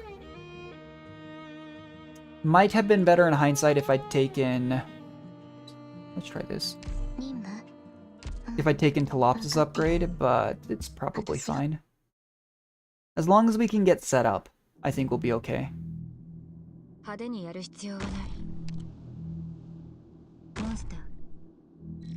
Actually, maybe I should have put scouts at a tile further to the left and put Monster on the damage tile. Debating. Put Monster up here. You know what this thing... Have to Exalt or start dealing with these again. Same thing we did last time. I actually think we drop this here. Monster's tanky enough that I don't think we need to worry too much about Monster just dying by freeze. Do something like this so she's tucked away. Oh, Monster's... Is Monster just perma-frozen? If it is, I shouldn't have used that skill because it'll chunk itself. I should not have used that skill. Okay, that's fine. Rosemontis will work on these while Texalter work down here.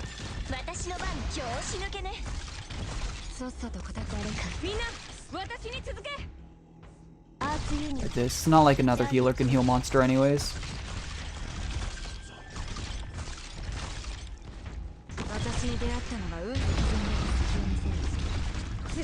Don't get frozen, please. Okay, got one before it froze. These were really obnoxious bosses, though. I felt like IS2 was personally... At base difficulty, I thought IS2 was harder than IS3. But IS3 had Slay the Spire difficulty curve, and it went up to Surging Seas 15. And IS2 had normal, easy, and hard. So, there's that. But at base difficulty, I didn't think IS2 was that hard. The problem was I guess the big thing that made it hard was the higher endings forced you to have rejection reactions, like every single time. Are we gonna be okay? I need you guys to do some damage here. Come on, Rosemontis. Okay, yeah, we're fine. A little close, but still okay. Extra squad space, nice. You know who's also underrated is these two. I think Shamar is a little bit better of a debuffer, but I can't help but feel I need to go for high impact units. That sounds like a bad idea too. Oh, what is this? Isn't this the stage for like somebody's test simulation? A lot of characters have, not all of them, but like once you fully E2 them and stuff. I don't know if my W is level 83. That's weird. Probably just forgot. They'll have like these stages, or is it this one? I guess W doesn't have one. I thought she did. Yeah. They'll have like little simulation stage. It was the bottom one. And I swear that particular map that we were just looking at was one of them. Braving nature, huh? Frankly, I don't think either of these stages is going to go very well, just looking at the format. We don't have the ability to cover 4 zones outside of, like, Rosemontis, which isn't enough damage. I think what we do is we go emergency op. Because it looked like we only had to protect 2. Oh no. If it doesn't hit the emergency op, we're in trouble. I didn't realize that's what we had. That is unfortunate. Guess we'll try this. We have enough life that we won't die, in theory. Make sure we have 4 blocking units at least. This is gonna be sketchy. If it's at all the stage I think we're about to go into. Oh no. Rosemontis can hit ground units. We're definitely taking some leaks. It's nice that we get... We're going to get camouflage on our ranged operators, which is pretty big. These, I guess, expose the camouflage, but... We could start out by having crews try to take out... Wait, it wasn't? Am I crazy? I know we're leaking this thing, but... This is really bad. We don't have enough anti-air. This stage is going to be rough. Like, just in general, I think. Guess we'll drop monster here. I really wish I had, like, any idea of what these stages were in advance. But it just seems like with IS4 so far, I'm not really seeing anything stick out like, oh, this is what I need. It's just, I need healing, I need anti-air coverage, I need a lot of block, and I need all of it immediately.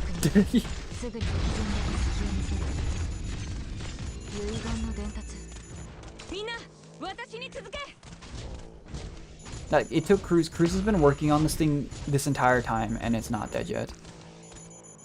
I have to drop this here. If Tex Alter was E2'd, she could have helped too, but with the benefit of hindsight, taking Cruz Alter when we were considering it might have been a better idea. Yeah, that's not good. We did not activate her skill fast enough. Oh my... Good lord. We can drop Rosemontis, but she's not gonna do a whole lot. We'll survive. I mean, we will survive, but it's, at this point, more about mitigation. It's stages like these that make you realize just how much you're lacking things. Like, we just don't have anti-air right now. I really thought the free Rosemontis would be helpful, but this stage hurt a lot. Hopefully she can. Maybe if I drop like a unit, slow it down, because these do stop for a second when they hit. You can do it, Cruz, come on. Okay. Well, that hurt my feelings a little bit. Oh no. So the collapse intensifies, but the counter doesn't go down. And we got another defender voucher because... Oh boy. I don't even feel like there's a defender I need right now. That's the problem, is I just feel like I need anti-air. We've gotten so many defender vouchers at this point. But at some point, if you're just sitting on hope, you don't have the resources invested and you just die. The Folder Tall effects, I think, were active on these. I'm still not doing that emergency op. I'm pretty sure I'll die. But Voucher Luck can kill an IS run. Any of them, just so fast. I've had runs in IS3 where I had a really solid-looking start. And then all... Is that a spike chest? I don't know. And I'm afraid to drop Fang there in case it is. Oh, we have allies here. Nice. The big shield boys. In that case, let's drop Cruz to help him, I think. Something's coming through here. Oh, it's one of these. They're gonna summon drones. You know, last run, it felt like anti-air was important. It didn't feel like it has this run. This run, it feels like my lack of anti-air is going to get me killed. To be fair, we were offered a decent number of caster vouchers that we didn't take. And in all honesty, caster vouchers are probably fine. I'm just so conditioned from IS3 Surging Seas high levels to not taking casters. And that might be biting me a little bit because it's probably okay. I mean, it's the same reason as I was actually using Thorns last run. You can get away with it. Why didn't I point her downwards?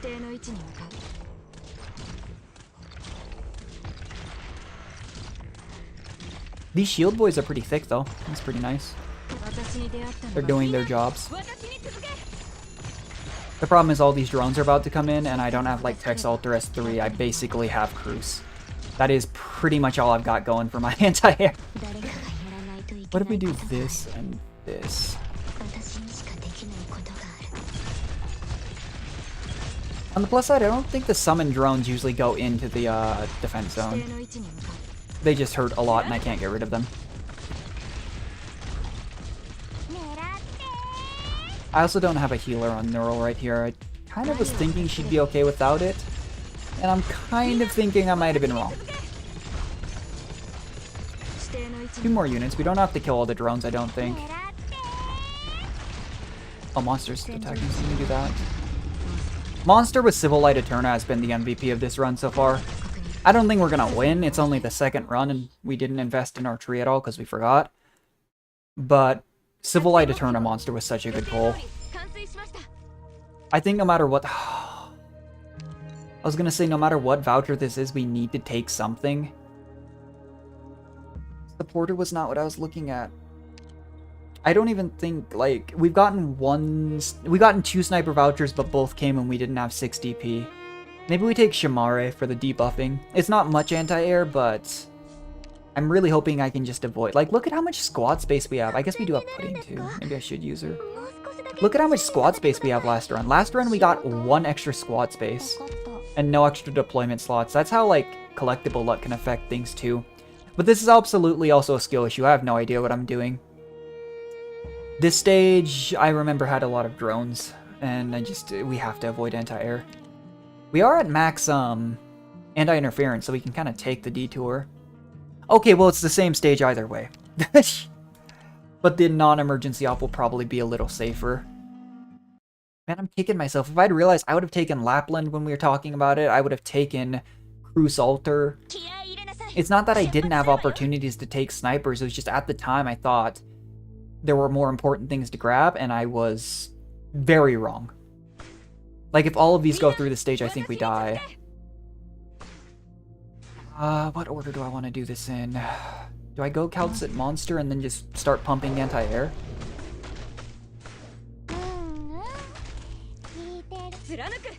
Cruise isn't doing a terrible job.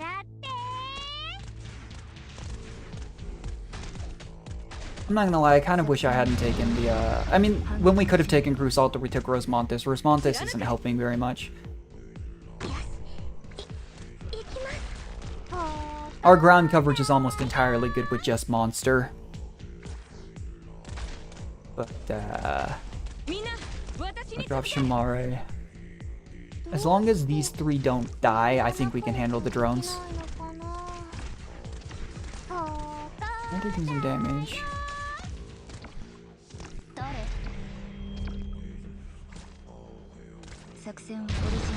I'm really glad that these things move a little bit faster. That one did almost die, though. Drop the Curse Doll maybe here. Hopefully that one doesn't go through. 25 more enemies. It is hard because they fake you out a lot on these stages, though. Okay, Shimari died. I should have activated Telops' skill. Maybe she might have saved her. There's just so much to focus on, and I don't even know what's going on in these stages. That didn't do anything. I wish we had, like, the IS-3 dice to slow enemies down. That made a lot of hard stages much more manageable. But to be fair, it was also pretty broken. We might be dead to drones. That's what I was afraid of. This isn't even the emergency op.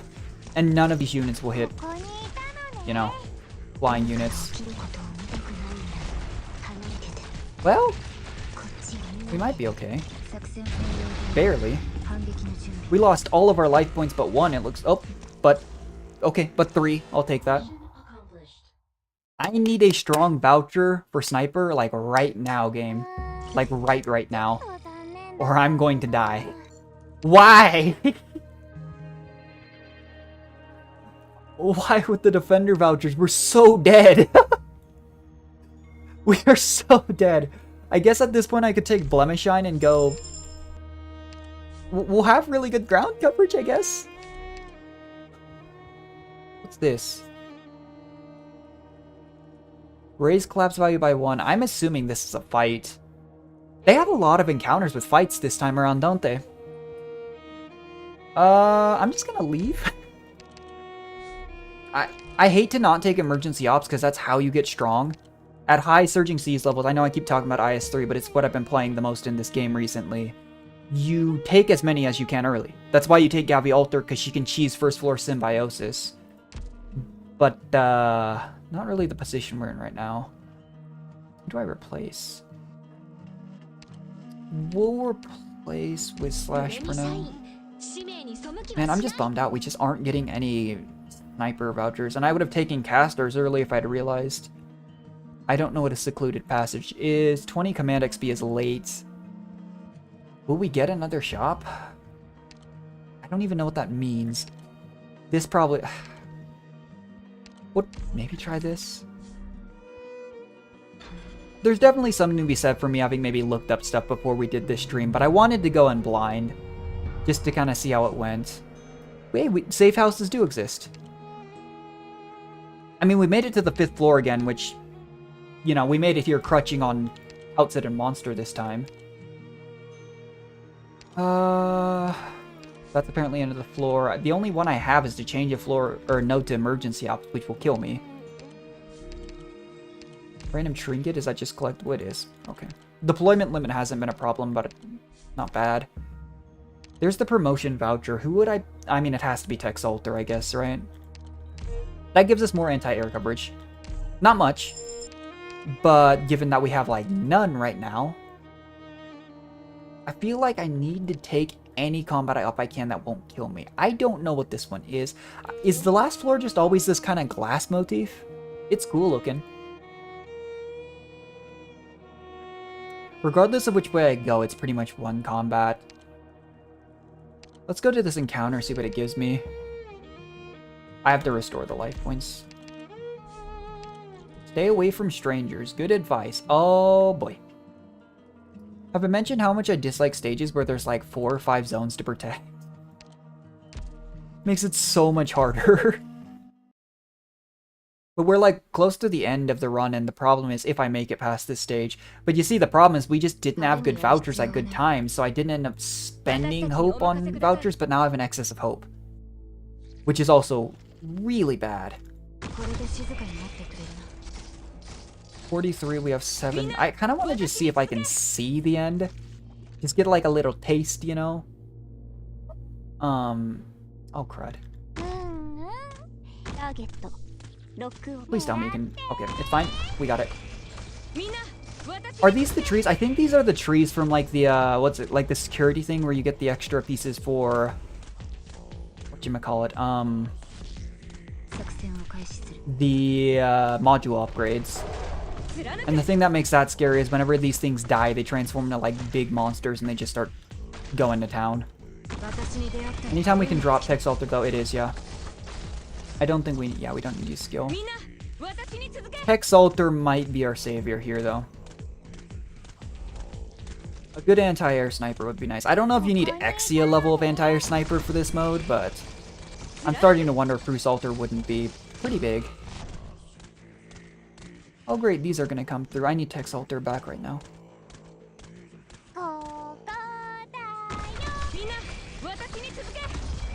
Nice. As soon as she drops those, I think we gotta go. I'm really hoping that it's only the drones that go here. Because it looks like they might be able to walk through here, and that would be very bad. She didn't kill something, so she didn't reset skill. Uh-oh. Okay. New plan. Slow it down, slow it down, slow it down. Are we dead? We might be dead. Pop her skill, drop her now. And hope. Okay, she got skill reset off. We're still dead. Dang. I at least wanted to see what the last stage was. I didn't think I'd win that run, but... Takeaways from the first 2 runs, I don't think we should crutch on Thorns. I thought that might be okay. Calcid is good. Calcid was even better because of Civil Light Eterna, but... Glassbird's good. Actor's Perfume's also good. Actor's Perfume, if they haven't changed them, this is Squad Space and Hope. This is units restore 1% of match. Or maybe it's 2 per second. But I kind of want to just keep going and see how far we can get.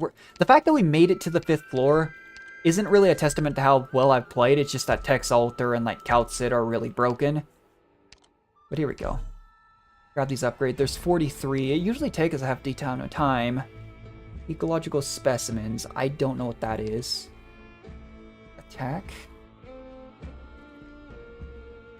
knew what this was. What's this? Scout nodes. Oh, we can't even have scout nodes right now. Or Bosky Passage. Or Lost and Found. Okay. I know what this is. Unlocked automatically when any preceding nodes are upgraded. All friendly units gain 3% extra command XP starting ingots. Yeah. Especially at the start, that combat XP gain is what makes the difference between hitting like level 2 and 3 a little bit, like one fight earlier, which affects your snowballing with hope, so. We want to mess around with the Magellan one. I don't know if the Expeditioner ones give you credit for leveling the trees and stuff, because it was so long ago that I don't remember. And I don't even think we'll be able to complete it at the moment. But we have all month. This is one of the things I'll probably do off stream. In all honesty, I'm probably just going to grind a decent amount. Because I have class tomorrow. And like I mentioned, I could stream in the mornings on the days I have class, but I'm enjoying the kind of streaming pace we've done recently. We'll see. I think when Hades 2 comes out, we'll probably stream that a lot. Like, it just really depends. I mean, from what I saw, honestly, Typhon might be really good. Use S2 on Typhon and she just takes care of all of the anti-air pretty easily. The problem is Besiegers, as opposed to Marksmen, I think they're called, like Cruises, they target heavier enemies, which probably won't be the drones. Or those fast-moving spirits. Let's give it one more good try here. Support Squad's a good starting snowball, but we're only halfway there. And basically all of these require us to complete an adventure. So... cross-cultural comparison. Wait, I wonder if that's... Oh, so we unlock squads by getting a decent amount through this. It's probably a ways in. I really dislike starting with these squads, though. Gathering Squad's okay. Leader Squad is usually the worst squad available to you in these modes. Would I be willing to do the random collectible? We'll try it. I never do this. That was not worth it, but we'll see what I sure... Oh, I shot myself in the foot. I could have started with Ethan, Tex Alter, and a sniper. What I think we're going to do here, we need block. The problem is, I don't... Like, I have gravel raised. Temporary recruitment needs... We need block. I'm just going to take the reserve op. And then I think I'm going to take Cruise Alter. And then we'll just have to focus early on getting healing and maybe some more block presence. Oh! That's nice. After this floor, we'll get a 4 or 5 star temporary recruitment one. We're not locking ourselves into emergency op. We don't have healing and we have barely any block. Like, that would be death.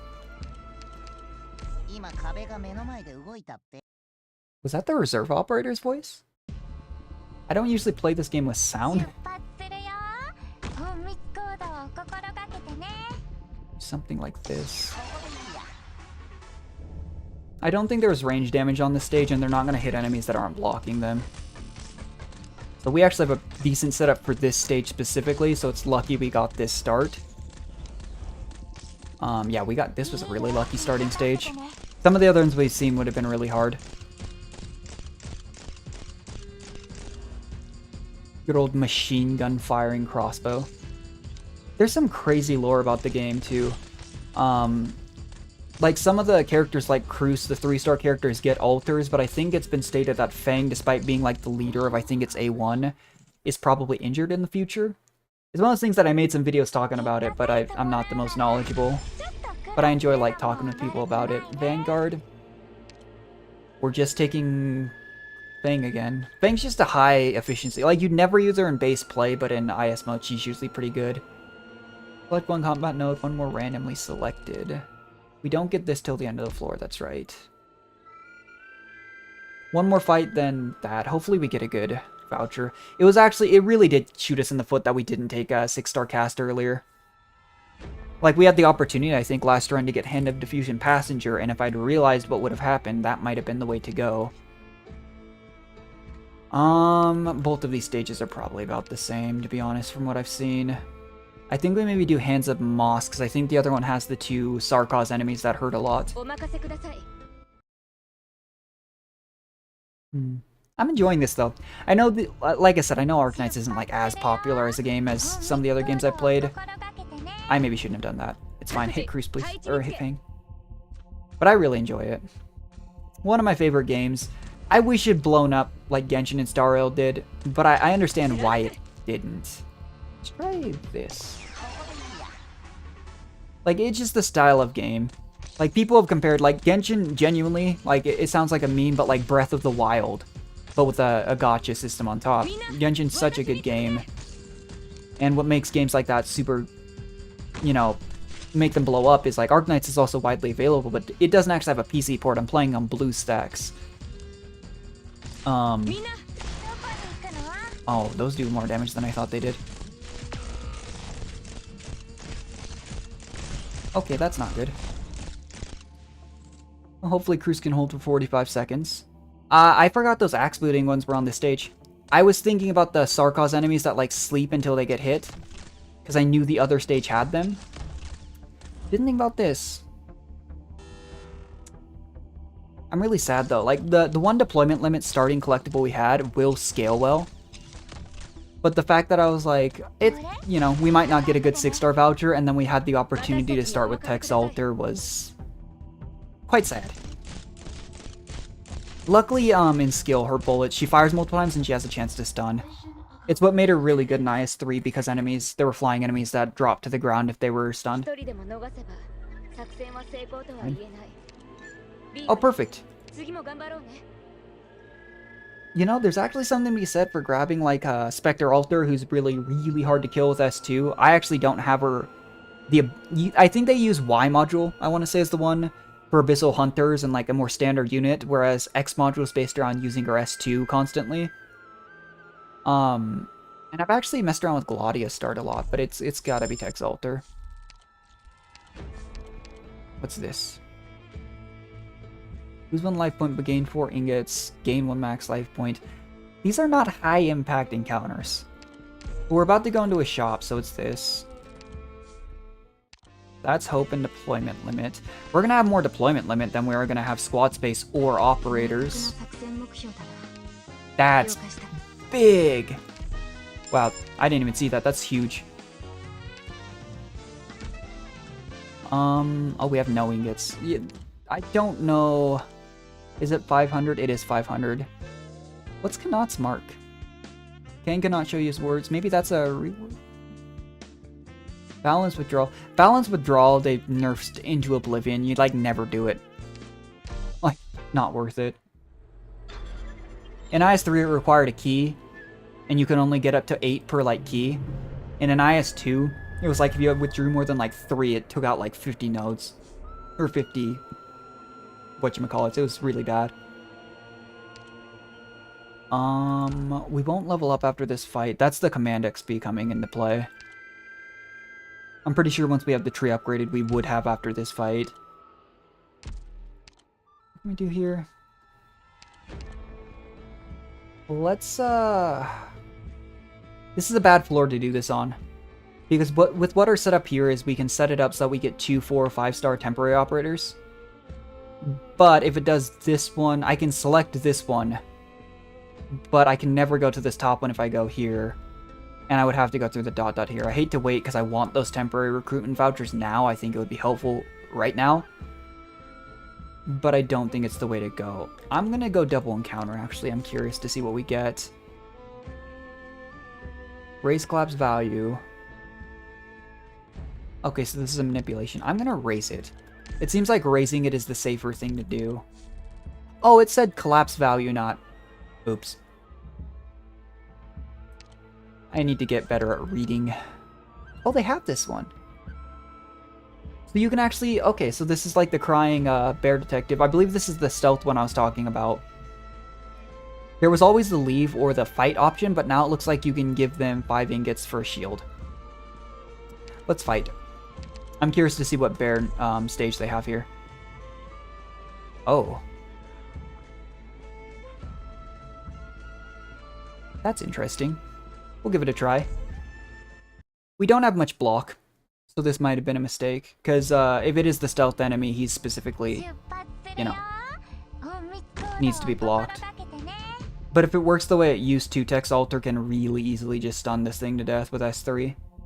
Which is funny, because S2 is her better single target skill, but... yeah, that's what I thought. Poor bear. Only 14 enemies too, that's not so bad. Because the thing is, when you stun that thing in the stealth, it doesn't hit you as fast.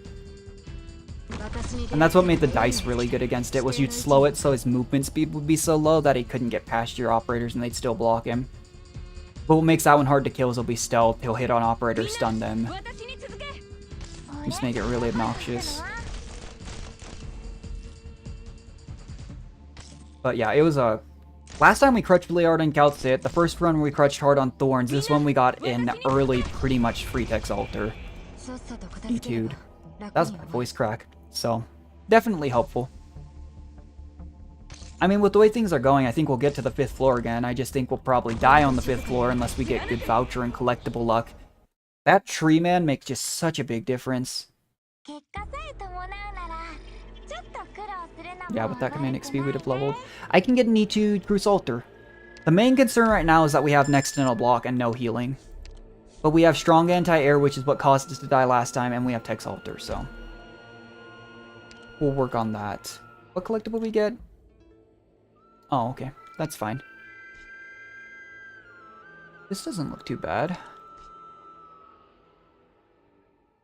We're gonna do this one. I want to at least try a bunch of the normal stages, because the emergency ops usually just change. They buff the enemies, and then they change like 1 or 2 encounters. Oh, they can go through here. I didn't realize that. This? Oh, this is the holographic thing. Not a big deal for her. Let me drop this. Etude Cruise Alter is pretty underrated. He's like budget Exia, but she can stun. He just does a lot less damage. It's funny because Exia is one of like the base operators in this game that still very much fulfills the role as one of the best. Like, it would have been nicer, I think, over time, if she was a later released operator, they would let her control when she S3'd. But she is literally just, I kill drones. That's my one job, and she does it really well.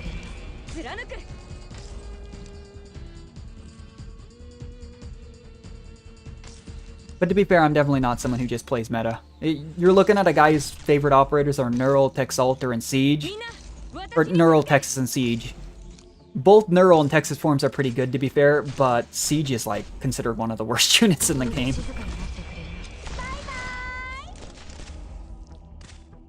I don't think Cruz will die here. It should be fine. Yeah, having an Etude anti-air sniper and an Etude Tex Alter was, like, super clutch.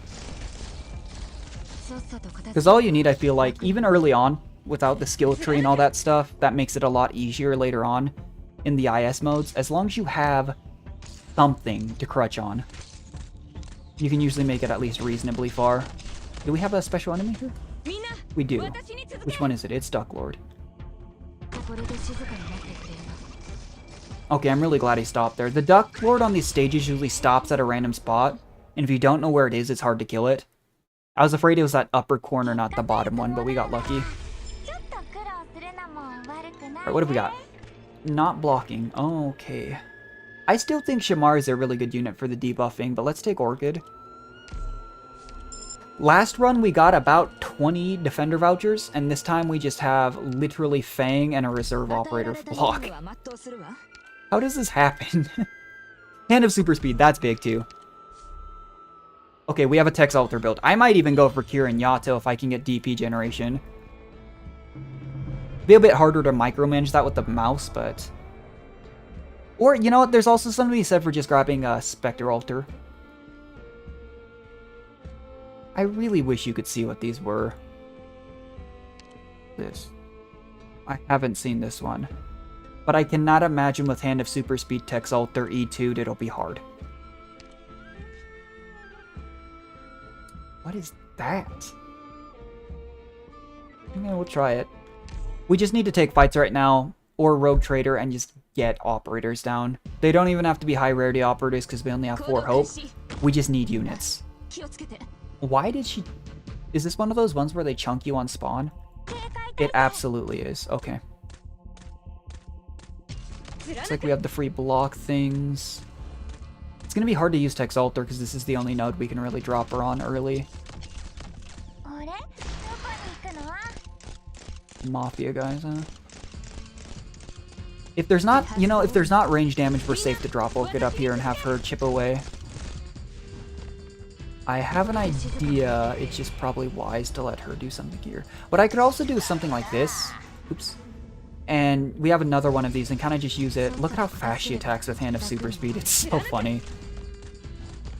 Oh, do these things just run faster when they're hit or something? But Ethan doesn't block, so we can just kind of use this. There's probably going to be more of those flying drone looking things though. That is also not good. These things, these were the ones I was talking about with the boar, actually. That died pretty fast. The boars just randomly ran through and murdered my units when we got that stage. And I don't know why. That's what I was saying though, they look like those lancers, but they did more damage and it didn't look like they had to wind up. It was terrifying. As long as Cruise Altar doesn't go down, I think we're okay. What is this? 1, 2, 3, 4, 5, 6, 7, 8, 9, 10. There's one more enemy. Unless I'm bad at counting, which is possible. Do this. I'm gonna drop Tex Altar as soon as the spear gets there. Yeah. Did I miscount? Yes, I did. Okay, that's good. Well, not good. But, you know, we take that. Alright, what do we got? Something that can block, please. If we'd leveled up or had 2 more hope, I would have taken Spectre Altar. I'm actually really tempted to take Amia, Guardmia. There's only 1 extra block. Or I could greed. And let's be realistic, we're gonna greed. I might regret that, but, you know, not doing that fight. That fight was really hard. 3 life points. Okay, that does nothing. How hard do I think Tex Altar and no healing can carry? Do I have anything that affects redeployment time in the full Dartles? No. And I actually forgot about our temporary vouchers. That's really awkward. I wonder if it works on this. Does this count as a combat node? It probably doesn't. Oh. What if I just do this then? And then do this? I just don't have healing. And I remember this one being... It's fine. We'll try it. It's another stage that will probably take damage, but I don't think we'll die. Because from what I recall when we did this stage the first time is there's these, but they activate the speed up enemies. Yeah, that's what I thought. Okay. Why are all of my characters spawning in chunked? Maybe it's one of the whatchamacallit reactions we had. That's actually especially bad because we don't have healing. Oh. Our basic limitation on strength here is just Tex Altar's redeployment time. At least there's not one here. I think that... Why did I put Ethan here, not here? Back in.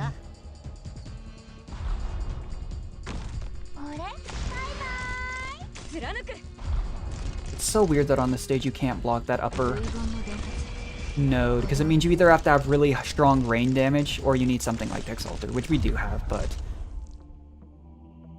we need a healer. If I get a defender voucher, I'm just going to take Soraya or Neural, but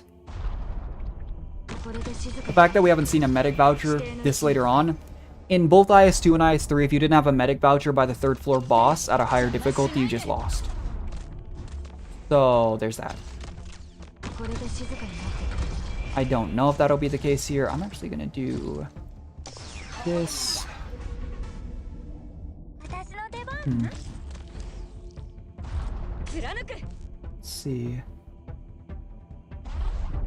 Yeah, I mean, last time we got Civil Light Eterna, Calcit, E2. This time we have Hand of Super Speed, Tex Alter. We know where our bread's buttered, shall we say, I think is the saying. Or the saying, yeah.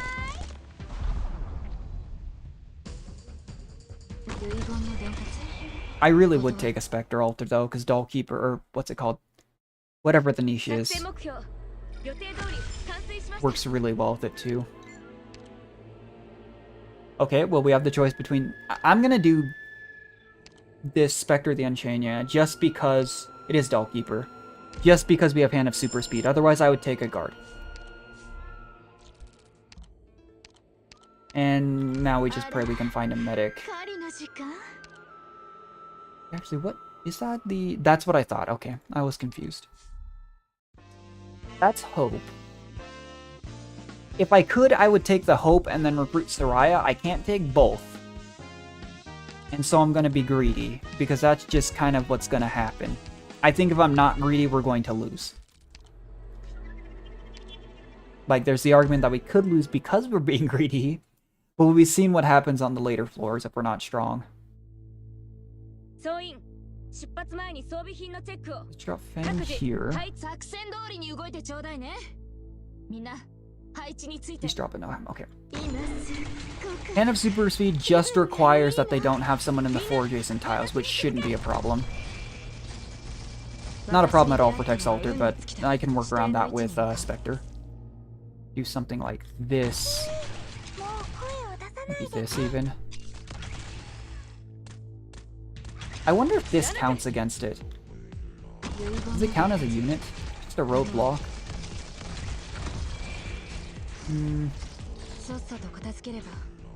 Kill that, please. One more sword. Thank you. These are terrifying, though. They're just super fast drones. Demon's Blade. Deals heavy physical damage on units affected by Dominion. Continually generates Dominion. Okay, well, I just need to assassinate it with Tex Alter then before it does anything.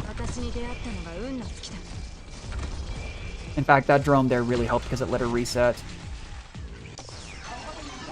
Where did you go? Oh, they came from here. About to say what? I can't let it get much farther, though. It has to go down. That's not good.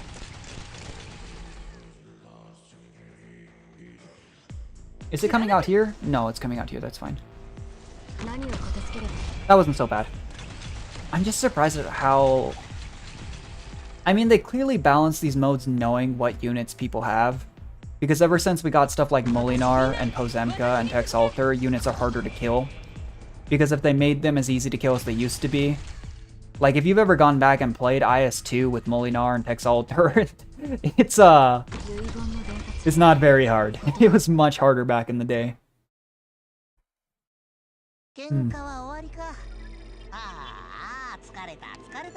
Okay, there's our defender. We're taking Soraya. We still don't have a medic. I'd love to save the hope and get a good medic, but I don't have one.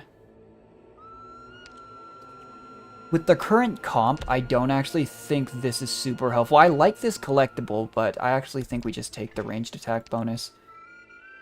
Change a node to Rogue Trader. Allied units gain 50% attack speed. I'm taking that, and we're using it on a hard fight.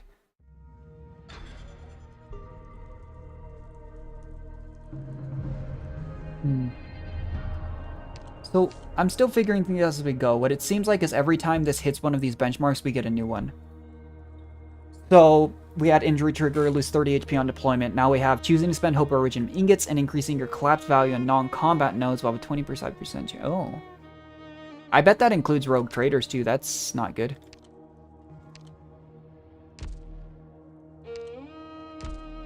We have just, maybe Lava. I think the goal here, we're definitely going Safe House. Gaining Hope is good. Promotion voucher, perfect. Do we upgrade Spectre Alter because she has Hand of Super Speed, or do we take Sarai for the healing? I think it's Spectre the Unchained. Spectre the Unchained, because I have her X module leveled with S2, can hold pretty much any lane by herself. Depending on how hard this mode actually is. This one wasn't too bad. I'm really scared of these ones because these are the machines, I think, from Dorothy's Vision, and they do a lot of damage.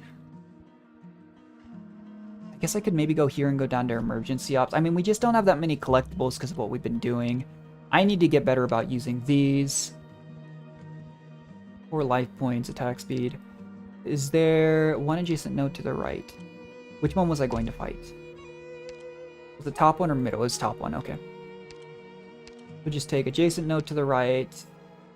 We'll save like the specific ones for our attack speed. Grab this. Grab top one. That is a really cool system. I like it. It does introduce a lot of RNG, which we know I don't have great RNG ever, but I like it. It's new. And that's what keeps the IS mode so fun, is it's not just a roguelike mode with the hope formula and stuff. They actually innovate every time.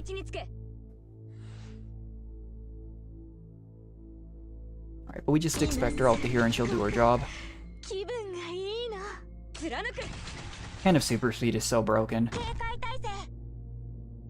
Like that and Hand of Diffusion. Like, the Besieger one was really strong, but I'm wondering if the one we saw is maybe a nerfed version of it, because it used to be really stupid.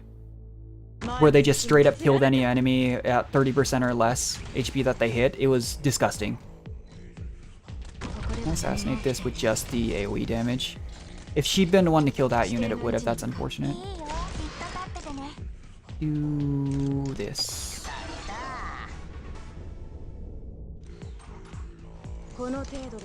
Sarai healing is saving us, though, because we still haven't seen a medic voucher. And that is part of the reason why we were lucky to get 2 units here, 2 specialists that aren't super reliant on healing. Because we have, like, none. Like, voucher RNG, man, that's the one thing. I wish there was a little bit better way to control it. Like, in IS2, they got rid of it, and I don't know why. You could get things, especially they showed up in shops. Where it was like, say, you'd get the caster version, and then any caster voucher you got from that point on was an elite recruiting voucher. So you could get whatever you wanted. That made things so much more consistent. It was super nice. And then they took it out, and now it's just me suffering from my RNG. My name has misfortune in it for a reason. I was talking with the parents actually about that. Everyone always thinks that my name's based on a crow from Ruby. And it's not. But, it was one of those weird coincidences for sure.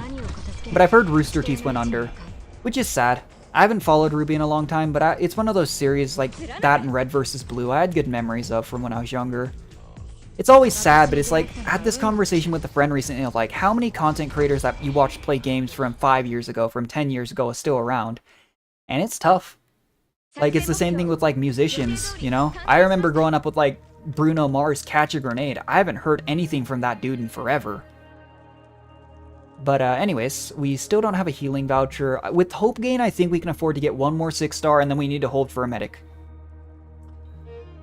There's just so many good guards. If I could guarantee E2, Molinar would probably be the best option. I actually think because I can, I'm going to take Neural Alter. And the reason being is Neural Alter, with S1, when unupgraded, and even when upgraded, S2 bypasses deployment level and makes her an extra duelist. And S1, once she sets up, makes her a really good lane holder. She could stand behind Soraya. That, and I really like Neural.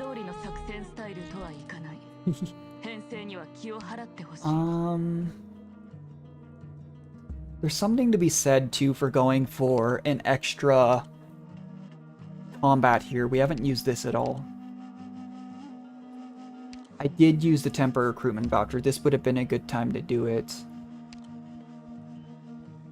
I don't think I need the 50 attack speed either. Maybe what we do is we go oh, it's this one too. Maybe not. It's just...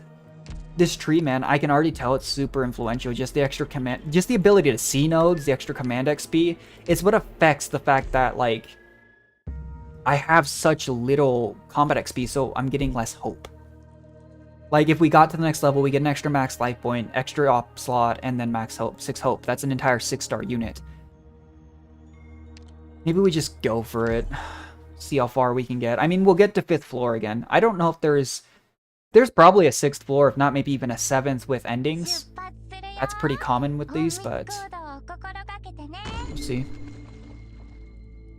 I'm pretty sure I can just set Spectre Altar here and do it. I haven't even had to use her skill.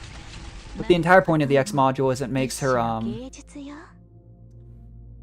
I guess it doesn't show, but it makes it when she transforms into the substitute, it does a lot more arts damage, and then she can't die when skills open.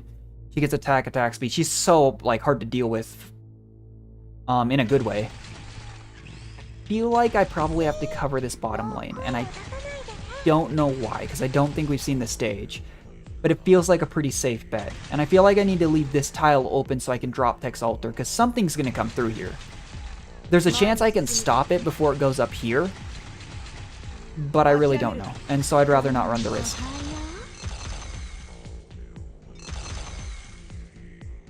The downside is, too, I'd like to unlock the operator-specific squads, but it requires you to have, I think, 5 ops. Even if we win, 5 ops of a specific type. And I think it's usually caster specialist, isn't it? I want to say is the one. We do have 3 specialists. So if we could get... Did we pick up lava at any point? Maybe we did. If we did, we might be okay actually on that. We'll have to see how this goes. I really can't help but feel that Lumen would be a really good healer again in this mode. I've been really enjoying using Aya Altar. The global heal is really fun, and the extra cherry on the top with the status heal is nice. But I don't know. I do have, maybe I should have used S2 Neural. S2 Neural probably would have been better for this stage. I just didn't know when I started up. Oh, okay, that was it. We really are getting bailed out by Hand of Super Speed, jeez. It's just literally single-handedly carrying the run. Okay, that's upgraded Neural Altar. We are literally good on everything except healing. Hand of Flowing Water. Do I have any... Why does my voice keep cracking? I'm a 25-year-old man, and I'm out here voice cracking like I'm 16. We could take End of Times just to make sure. I mean... Yeah, why not? That'll at least probably make sure we make it to the final battle. So we can get slapped by a boss. I don't know what it is. We do have really good boss killing potential though. Neural Altar S3 was what I used to use for all the bosses in IS2. What's this? That doesn't look like very much fun. I still don't know what the prophecy node does too. If this is how you alter the endings though, I actually really like that they just guarantee it before the end. Stay away from strangers. This is the stage that killed us last time. The thing is, I feel like we can do it, and even if we... the reason I feel like we need to do this too is I need to go safe house, for sure. The only other way to get to that safe house is to take the... Well... I could get an extra combat op in. It just depends on what this one is. We'll try it. Why not? That drone stage murdered us. It was so sad. And we do have anti-air, but it is Tex Altar who's limited by deployment time. Or redeployment time, sorry. And... Oh, it's these. Alright. We need her not to be adjacent to anything. If I remember correctly, these, once they lose their health bar, they, like, curl up. And then, if they're not killed in that time that they're curled up, they start flying over.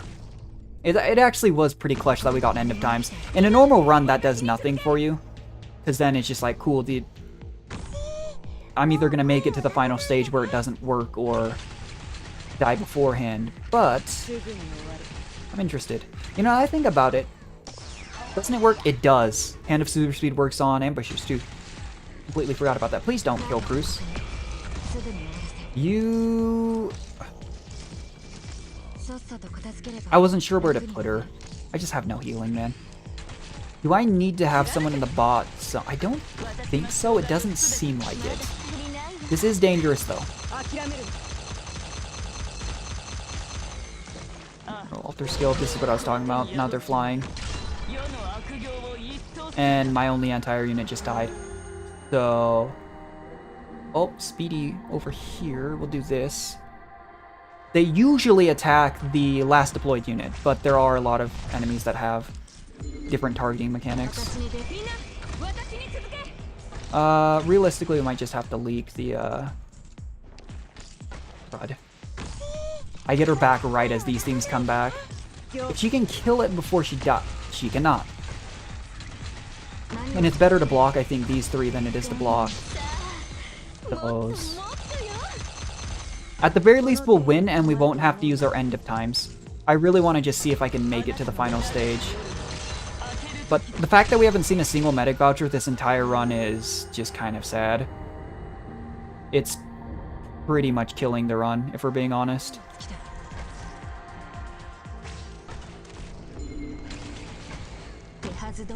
Try and mitigate how many lives we lose on this stage.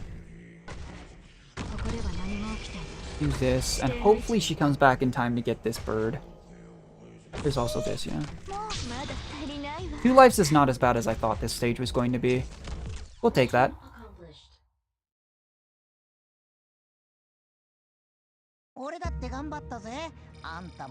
Not bad. No hope, so... still no medic voucher, huh?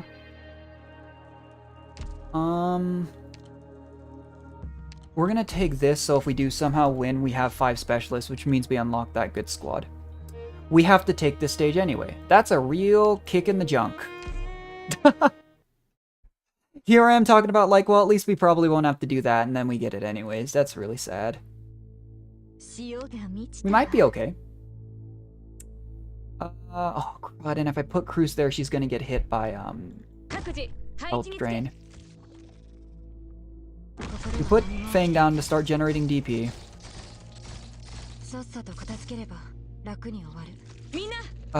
Cruz is just gonna kind of bleed out health until we get Soraya down. And even then, I don't know if Soraya's gonna out-heal that poison damage. This is really unfortunate. It actually looks like she's not going to. Oh, crud, she died too.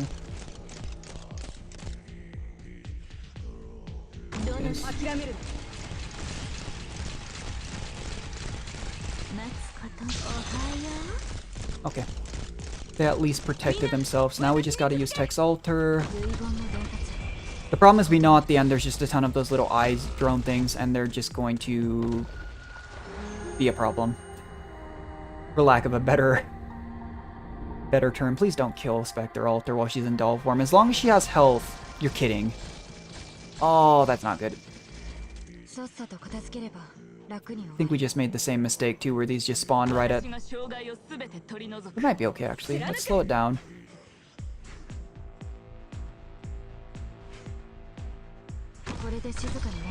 Dude, that health drain is just nasty. One got through. That's fine. I could have deployed Orchid there, I guess, last second just to make sure we didn't leak that one. My goal with this stage is just not to go to end of times again. As long as that doesn't happen, I think we're good. Where's the best place here? I really need you to kill one of them. Reset, please. Okay. That could have been bad. We'll do this. We'll actually do this. I think ambushers have a pretty low taunt level, but I just don't want them to hit our anti-air ability here.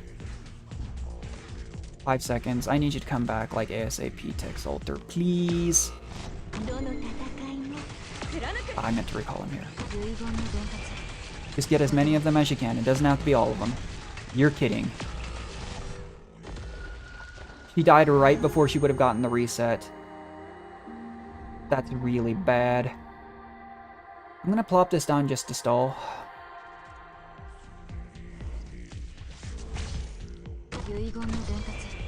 Can't believe that. 10 lives lost. The thing is, though, if we don't lose another life, we have end of times. So we can guaranteed survive one more fight, which means we'll probably be able to see the end. That was the idea here. I don't know if that's going to be the actuality, but it was the idea. At least these drones are going through Bruce Alter.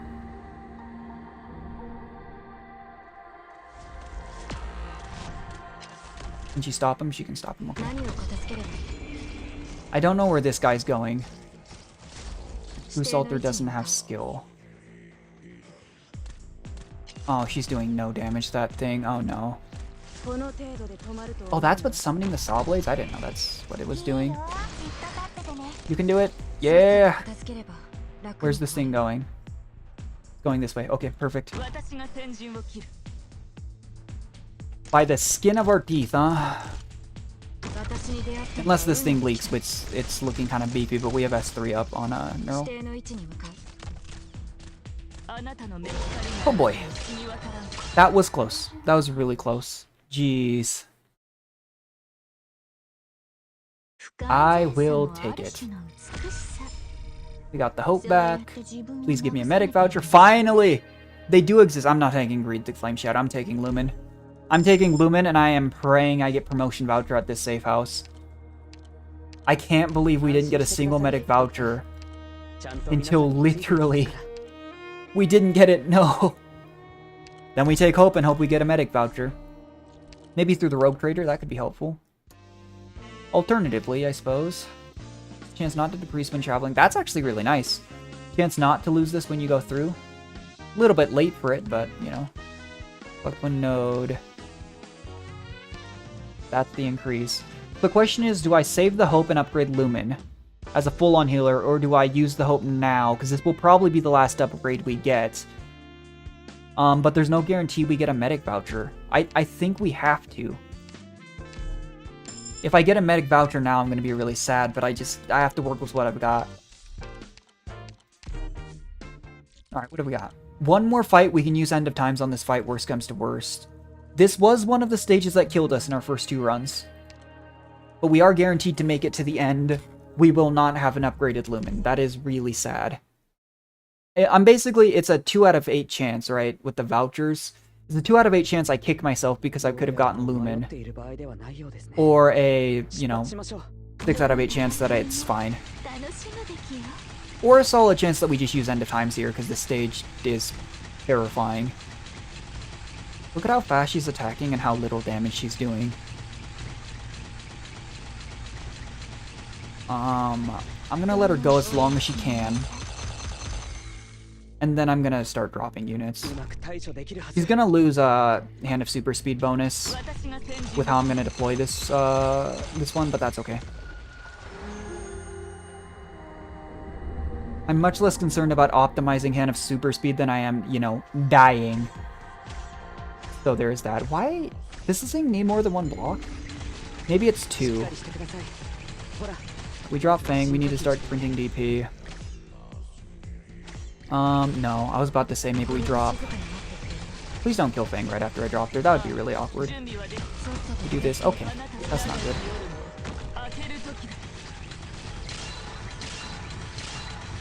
The sound of Neural Alter's S3 is so satisfying.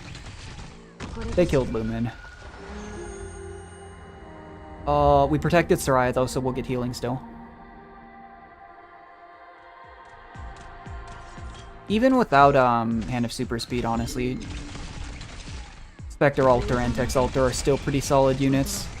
It's just a ridiculous amount of attack speed. Oh my goodness. Why does everything in this mode do so much damage? Holy. They just one-shot Tex Alter before she could get reset. That is the big pitfall of Tex Alter. Okay, well we did have to use End of Times. That's fine. We take that. That just bailed us out super hard. I don't see a reason why I wouldn't take the free encounter. I'm not taking another fight. That's the only way I could not make it. What's the prophecy node? It says it'll always appear. Proceed, nothing can stop us. Put on the helmet, requires tree scar helm. So I'm assuming that's whether it's an encounter or something, you get to this node and to do a different ending, you have to have this helm. I would also assume with the way these modes usually work, you don't even have the opportunity to get this until you've beaten a run. Alright, let's see what this is. Looks terrifying because it looks like there's like no ability to deploy on melee nodes here. Nothing to it but to try. I mean, we've been going for 2.5 hours and we've done 2 runs. IS runs take a good amount of time. What is that? Why is there only like 2 nodes I can deploy? What? You have to destroy it? You do. Oh. Okay, I'm really glad I have Tex Alter then. I wonder if the enemies destroy them or if they just go through whatever path is carved out. We have literally 1 life because of what happened, so we cannot leak any units. We have 2 protection zones to protect. This is the boss. So we basically have to forge our way up to the boss. I kind of want to use Spectre Alter to cover this zone, but at the same time, I kind of want to save Spectre Alter and use her and Tex Alter to attack the boss. What just happened? Okay, well, something just happened to Neural. Not gonna work. We're gonna do this. He's not E2, but Ethan naturally does damage.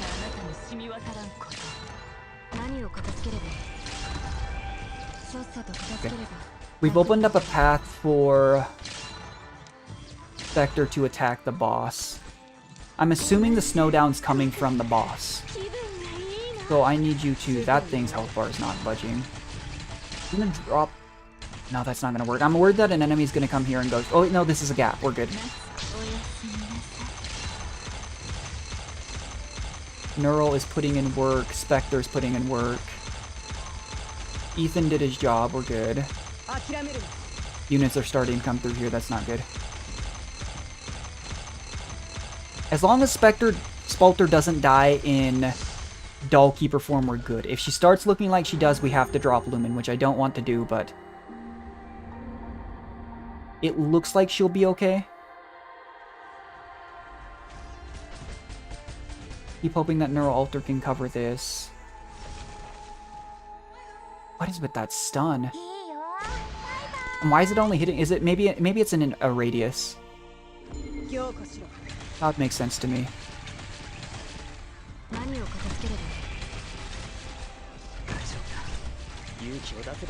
Good job, Tex Alter. That's why you're my favorite.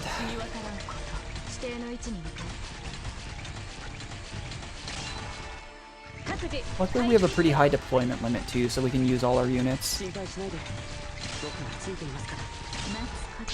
Come on, you can do it. Go, go, go. Need to protect Fang. Fang, now that we can drop her and keep her safe with Lumen, should be able to keep us getting enough DP, hopefully, that we can keep deploying Tex Alter. That's a lot of units. He's gonna need another cycle too, that's not good. I think we're good. I didn't realize this was a gap at first. I think these 2 can handle a couple of enemies. Like, worst comes to worst, I'm just gonna drop this here to stall it a little bit longer. Not by much, but Cruise Alter can still shoot.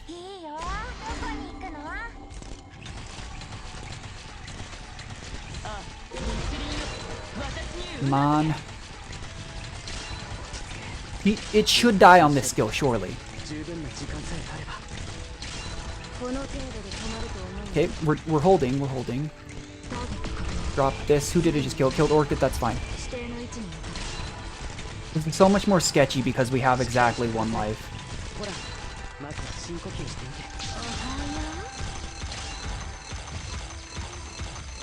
Raya's holding stall. Please die, boss. Come on. This thing's tenacious. I'll give it that. If I had just a few more lives, like, that's the problem, but we only got here because of End of Times.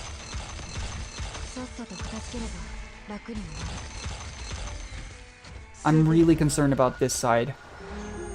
Okay. That thing died. Let's undeploy Spectre Alter just so that hopefully we can get her back. We might not be able to redeploy her, but this side's gonna die, and this side's really dependent on Neural.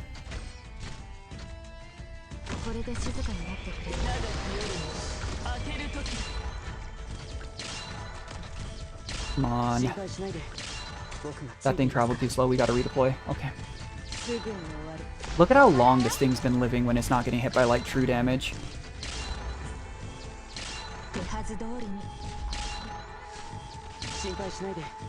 Don't kill Fang, please. Don't kill Fang. Hold on, Fang. I think we did it. Nice! Third win victory. I'll take it. Or third run. I did not think we were going to make that.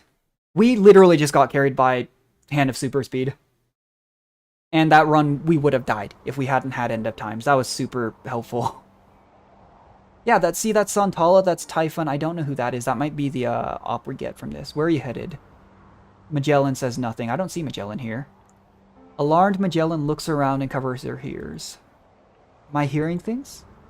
She walks out of the Fial, I don't know how to pronounce that, and finds the ice field before her eyes. The blizzard rumbles in the sky. Its roar pierces her body. The gridlock of jagged frozen earth and the eternal ice sends both tremors and chills up through her feet. She is now within the blizzard. She can no longer reject the voice. Where are you headed? Is this just repeating itself, Magellan? An impossibly heavy gaze lands on the young outlander. Yet she feels not the oppression of being questioned. Instead, she feels a thirst to confide in this ancient will. I still have no idea what the lore on this IS is. Like, I knew IS-2 was theater-based. I knew IS-1 was like Hailband the Fungamist. And I knew IS-3 was the Seaborn. I have no idea what's going on here. I will explore the unknown. Maybe this is why Magellan's the first monthly squad as well. Because she seemed kind of out of place, but she is kind of like an explorer. With what will you walk forth? Curiosity, bravery, knowledge, technology, and also the experience of those who have walked before me, and the help of my Sami friends, all my friends. Interesting. Before the joint expedition team set out, we even said in our manifesto that we bear the mission of pioneering the future for all mankind. So I'm still unclear on whether or not they call every race in Terra mankind. Because every race, I think literally everybody in Terra except the Doctor, who is the player character, is some, like, hybrid race, right? Like Texas is the Lupo. It really satisfies the ego, but I guess it's a bit too lofty for me to say of myself. A wish is just a wish, that's all. I feel like I don't know anything about Magellan's lore. I mean, there's probably, I think in the entirety of Arknights, what, like, few hundred characters now? I think there's around 70 or something like that, 6 stars, but I could be wrong. Yep. To me, wishes are important too. What do you seek to take away? Ecological samples, data, notes, photos. There are a lot of, like, scientists, because the entire basis of Arknights is trying to cure Originium, which is just basically cancer, except instead of doing what cancer does, you get literally, like, rock formations around you, you know? Knowledge about Sami, the key that leads to the ice field, and myself. My teacher told me that the most important thing during an expedition is to survive. That's the only way you'll get to hand what you've collected over to others and pass on your knowledge. I have a question too. Are you Sami itself? Is this some kind of entity? We know there's entities. We know that all of the Sui siblings came from one large, like, dragon god, right? Suddenly, the sound of the ice field's winds becomes all the clearer. The protector has allowed her to walk out of its embrace. It has accepted this outlander, seeing her as its own child. Interesting. As such, it pushes the outsider further into the ice field's blizzard, into the frigid cold, and toward the fate that the Sami have haughtily and peacefully accepted. Actually, I was a little unsure at first. There have been no records of Sami talking to an outsider before. Every time I think I know a bit about Arknights lore, I just realize I don't. I think my favorite story out of all of Arknights, though, far and away, is the Casimir's events. Texas is my favorite favorite character in, like, anything right now. And the Siracusa event was really cool. But, like, Near Light, man, when Neural just crashes into the arena to save Blemmy. Super good, but anyway. The Sami also say that you fell asleep and rarely speak at all anymore. There are so many, like, sleeping gods in this world, though, seriously. All-Father, have you asked anyone else questions like this? And where did the expeditioners who answered you go afterwards? Yeah, what's gonna happen to Magellan? Because we know the IS endings are largely not canon. Because there's endings like where the entirety of humanity was destroyed in IS-3. So, oh, is that where it ends? Interesting. I wonder what other endings there are. Oh, it's Magellan. Oh, and Typhon. The weather gets terrible once you make it through... I'm not even going to try to pronounce that. Like now. You okay, Maggie? I'm no stranger to the ice field anymore. I don't have the voice acting talent to do different voices for all of these characters. I have my voice. Were you really just spacing out then? Huh? No. I was just thinking about something. Interesting. So it was Magellan. It's Magellan, Typhon, and Santala. Like Simone said, it can't be that the Colombians are the only ones who like to explore. The Ursus only likes to expand its territory, and the Sami have no interest in the outside world. I'm still unclear on what the deal is with Colombia. All I know is that Texas was raised in Colombia, but almost all Lupo originate from Siracusa. And we know that Ursa is basically the warmongering country. Also, the Children of Ursus event with, like, Jima and Estina is one of the most dramatic things I've ever read. In every era, there are bound to be expeditioners who want to scale the mountains, leave Sami's embrace, and walk towards the endless ice field. So it seems like, almost like maybe Inazuma and Genshin prior to the Traveler, Sami might be like an isolationist country. Of course. Oh, here she's talking. Sami's warriors are silent and conservative, but if anyone wishes to do so, Semivillain will not stop them. Why? What's wrong? Nothing, let's go. He doesn't tell her that she might only have found the self-evident answer in a trance, or that she may have heard tens of thousands of stories over that much span of history. In an instant, she learned the names of countless men and women who went unrecorded in the history books, the expeditioners who never returned. But to be fair, we died twice trying to win this mode, and the only reason we won it on the third try was because we got really lucky. Part of bias is working with the collectibles you get, but still. Even so, will she keep moving forward? Sami no longer waits for her answer. The mountains gradually disappear into the blizzard behind her. All there is before her eyes is a vast silver-white field and a dark shadow stretching on without end. Interesting. Expeditioner Jalagmar. See, I think it is Colombia, but I'm not sure. Not bad. Took 47 minutes. Not as long as an ATO run, tell you that much. Ethan was also really surprisingly helpful. Fang is just... Seriously, can't go wrong with grabbing Fang and IS. Tex Alter. I could see how... So in all honesty, the first ending, it does seem like you need just a consistent DPS that is not named Tex Alter for how you fight that boss once you've cleared it out. I think Tex Alter seems like a necessity, or at the very least, maybe Kirin Yato.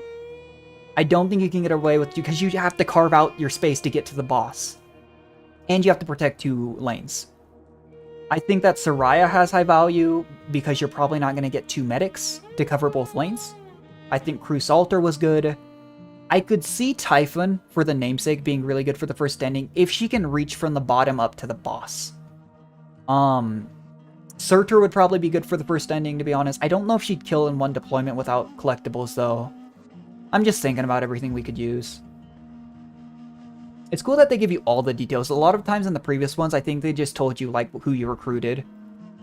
I defeated Samivillain. That's who we beat. Okay. Cleared the To Talk with the Mountains ending. This screen here, I was thinking about this the first 2 times, makes it look like there is a 6th floor, depending on ending. I actually really like the idea, though, that they just give you 1 note at the end to kind of decide what ending you're doing. Because seriously, they improved it with IS-3, but IS-2 getting the right ending made me so mad. It was so upsetting. But we'll take that. Got 2 Lucid Acuity. The tree's gonna take a long time. This really will get so... Oh, what's this? Oh, nice. Complete the... That's the Tree Scar Helm. That's what I was saying. I think you're not going to be able to go to a second ending, or maybe the third, and I think you do have to do each ending once before you can go. I don't know how many endings there are. Unlock the forward throws. I still feel like I'm underutilizing these. Get the rewards. I might raise the, once we get her, whoever this is, I might raise her because they really do just make these units specifically for this one IS. I used Highmore. I didn't think Reaper or MMA units were super great in IS-3 in general, but Highmore was okay. I think, kind of like I was saying earlier, she gets outperformed by La Pluma generally. but she's better in the mode she was made for. It's kind of like how... What's another good example? Where is she? There's a couple examples. I think Heidi was one, but Dagda. Dagda is made specifically for the chapter she appears in because it's going down to the, like the place where Siege, what's it called? Victoria. In Return to Mist, like she's made specifically for that. They made units for some of the chapters. Even if they're not optimal, it's kind of just like guaranteed that you'll have a decent unit if you're a newer account. Because seriously, I remember the days when you used to beat Frost Nova with Exia. And if you upgraded her, like, there's so much better ways to beat the Frost Nova stage now. But because her, overloading mode is a different timing when you upgrade it with Masteries too, it could get brutal. You could literally just lose a run, or lose your auto-clear, not that you would auto-clear that run, that stage very often. Literally just because Exia leveled up a Mastery and got stronger, in theory. So, yeah, we were on the easy mode. Like, I actually, given how hard it was, I can appreciate that. Because that's the difference between, like, this and this. And usually the easy mode gives you Silent Squad, which is a collectible that buffs your units. But I don't feel like you needed to ever... I've never done IS3 on this mode. It wasn't that hard. This mode was so hard without the tree that it was kind of ridiculous. As for what these nodes are, I think Scout, if it works the same way it did, would be good. Because it either allows you to deploy a unit for the stage and get ingots, or it allows you to get hope. And 3 hope is what it was in IS3. The problem is I don't know if that's how it works now. I don't know what Bosky Passage nodes are, and I don't know what Lost and Found nodes are. I think Lost and Found, it said, actually might have been the one where you exchange collectibles. Which, to be honest, I didn't feel like we were getting enough collectibles or ingots for that to matter, so it's... I'm gonna go with this. I just think it'll work better. Takes effect when exploring on difficulty Braving Nature 3 and above. That's interesting. So there's big buffs that only apply at higher difficulties. I like this, though. It's hard. But to be honest, IS3 was several times harder, not at base difficulty, but like, you can't even compare Surging Seas 15 to the hard mode in IS2. Like, it's not even close. It's so much harder. But the thing was, the base difficulty, like I was saying in IS3, I thought was easier than base in IS2. I think that even just the easy difficulty in this one was pretty hard. I actually do enjoy, like, why am I not doing this? I enjoy the bosses too. Like, Big Sad Lock was the first one. I don't remember much about KOB's Fungamist. It was so long ago. Where you just get this massive boss that eats up like 20 tiles. Super fun. I think all of the IS3 bosses were singular tile, weren't they? Because ending 1 was... No, ending 1 was Highmore. Highmore was a floating jellyfish in that ending. Ending 2 was Last Night, which was 1 tile. Froze everything. Ending 3 was Sculptor, which was 1 tile. And ending 4 was the... I think it was Mizuki. So yeah, in the entirety of IS3, we didn't get a Big Sad Lock style enemy. That's interesting. I think they're fun too because they just give you more opportunity to hit them. It lets you be more flexible. The way that stage looked like is though you literally just have to clear your way through, probably with Tex Alter, and then make your way through. Because the thing is, the other big option would be, the only one that would be able to clear with any speed, has to be Kirin Yato from the Monster Hunter collab. The thing is, her skills would be really good for clearing 1 tile. This one might clear 2 in front. Tex Alter S3 will clear everyone surrounding her. I just don't think you're going to replace her. Also, I only have 1 potential on Kirin Yato, and I have max potential on Tex Alter because I saved for her for like a year. That being said, I think that potentials tend to... This is one thing I like about Arknights vs. Genshin, and for some people like Whales it might be a turnoff. I think that potentials / constellations are much less meaningful and needed in Arknights. I will say the DP cost on fast redeploy units is very important. But, I don't know. I just feel like you can get away with it a lot more in Arknights. I mean, in Genshin, to be fair, even for high Spiral Abyss or like Star Rose MOC, I don't think you need high constellations. But a max constellation Tex Alter is still... It still feels like Tex Alter. A max C6 5-star in Genshin or Star Rail feels like a different character because it's such a difference in power. So, I think we'll do another run. Maybe we'll try... Kind of... What's this? Oh, this is the ending. So there are 3 endings right now. And I assume we can't access the third one. Usually there's some lore you can unlock by, yeah, winning again. Ending 2 would be... It told us there was a collectible we had to grab before that second to last stage. Ending 3, I'm assuming we can't see until we beat Ending 2. What time is it? 9:20? Yeah, we could go for another couple hours. I have class tomorrow night, but, I usually have been doing these Wednesday night streams on the days Star Rail and Genshin Patch goes live anyways. For me, they go live at Tuesday night, usually. Star Rail Patch was weird last time. But I was really surprised. I logged in yesterday because I had heard that this event was super based around Typhon Banner. But then the Typhon event was only a week and we started Dorothy's Vision rerun. And then it went live and I was super confused. But that's a nice thing about, like, it's why in Genshin and Star Rail 2, I know I keep talking about them, you view leaks ahead of time so you know who to save for. Arknights is more akin to FGO, where the Asian servers are so far ahead that you can just see what's going to happen. It might be in a different order. Dorothy was actually a really good example of that. But I think they call it precognition, funnily enough. Like FGO's, I think it's Japan server, I could be wrong, I don't play FGO anymore, was like 2 years ahead. And so you miss out on some of that content, but you get to see it ahead of time and you know what's coming. But it's also why people who can read the language or are really familiar with the game get accounts. I know how to get like a CN account on Arknights. The problem is, I'm a broke college student. It would be a completely free-to-play account on a CN server, and I just don't think that would go very well. It'd be cool to see everything advance, but like, I like my account. I have spent like 3+ years playing this game, building my stuff. It would be super hard. Like, I was thinking about that too. Like, you still have to build your base. Like, the base every day gives you, what, like, a good few thousand, yeah, what, like 30k I think is what I get. On LMD, it gives you some records, XP. Not having that every day actually really stunts your growth. But one issue with endgame accounts is that I spent a lot of my module data blocks. So I can't really level up modules. I remember I made an Arknights video and someone was really mad at me because I mark units. And then I just level them up slowly because there's daily quests for leveling up an operator. But I have a bunch of operators at really weird and random levels because of it. But I think at the time I made a video and I was talking about altars that could come in Arknights.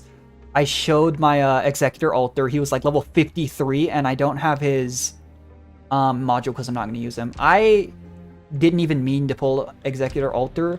The reason I got him was I did 110 pull because I was curious. I wanted to try Spuria. And I didn't end up liking using her, but I wanted to try her because she's supposed to be a sniper buffer. And here we are, you know. It's the same thing in all gacha games. You roll in a character you think you'll use, and sometimes you just don't. What is this? Oh, there's something else here. Super cool art. Like, Arknights, though, just the artists and stuff, so good. One of the people I know that does art for Golden... The artist of Golden Glow and Mizuki is Nami. And I'm not going to name who because I don't want to get in trouble. I mean, this is pretty well-known knowledge. You could look it up. But Nami was a VTuber for a point for a very big organization. Very cool stuff. I'm going to do one more regular one, and then maybe we'll try the Magellan one, because I want to see if we can't get another note or two. I don't know, though, because to be fair, I think sometimes the monthly squads just give you everything. But I'm not sure. Now, let's hop into it. We did get this one. That's huge. So, unlock. So, these are, yeah, those nodes. Defender, Supporter, Vanguard, Guard. Complete an adventure with at least 10. Well, we didn't do that. I'll tell you that much. Spearhead Squad, though, I wonder if it'll be bad in this one. Because in IS2, Spearhead Squad was good. Because what it is you start with one max HP, but you get stats on every operator. It's like attack and HP, I think. Which was good in IS2, where there was no max life cap like there is here. There was no penalty for being that. In IS3, if you started at, like, below, I think it's like 50% health, you lost light every fight. So from the very start, you lost light, and it was terrible. Spirit Squad went from being probably the best hard mode squad, I feel like, to the worst. But you get the badge for completing the ending. That's nice. Let's do this. We'll take the 2 hope. And it looks like they did go the same route. Where in IS2, it was just Captain and Specialist Operators, for example, will be promoted already. But now it's 2 less hope to recruit, 1 less to promote, and have a chance of being randomly promoted. That's what they did in IS3. It was broken the way it was, but still. Okay. Well, we still get to start with a Text Altar. I'm actually going to take a pretty powerful start here, I think. The keys to success we have from last run. I am thinking if I can get Typhon, it would be good, but I think Crusalter did fine. Soraya was a lot higher value than I thought, but to be fair, Horn could also probably hit the boss from down there in that lower left-hand corner. There's probably a pretty solid chance I could make do with that. The funny thing is, though, just because we win our last run and have a couple more points is not an indicator that we'll win this run. We could absolutely just biff this, but we have a pretty powerful starting squad because of this. I think this one's a little bit easier. But hopefully, I'm just hoping we can get to the point that we can get operators more consistently.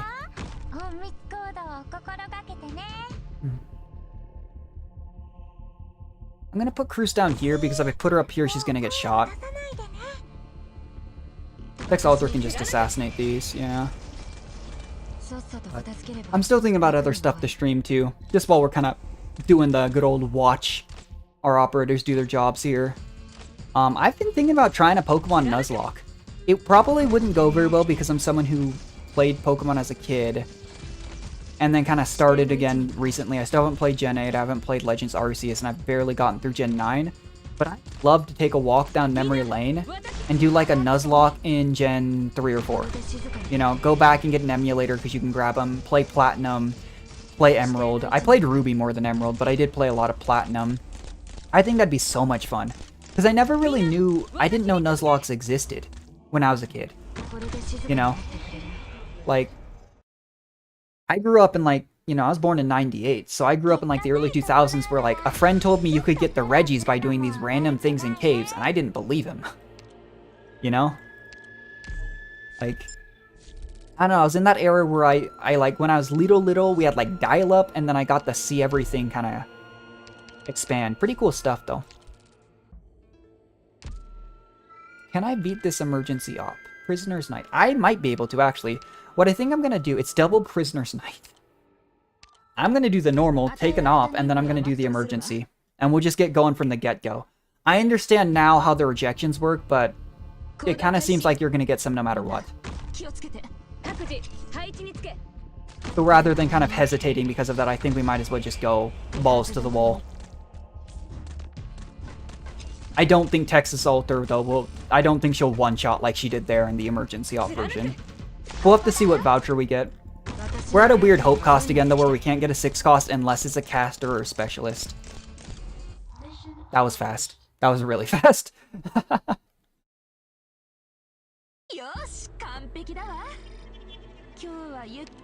Another Vanguard. With the benefit of hindsight, I don't actually think... I think Cantabile would be pretty good in this one, but I'm not going to go for it. How's my Vanilla compared to that? I'll just take Vanilla. I've tried to level most of the 3-star operators, but there's no reason to ever use Vanilla over Fang. So, you know, I haven't really raised her.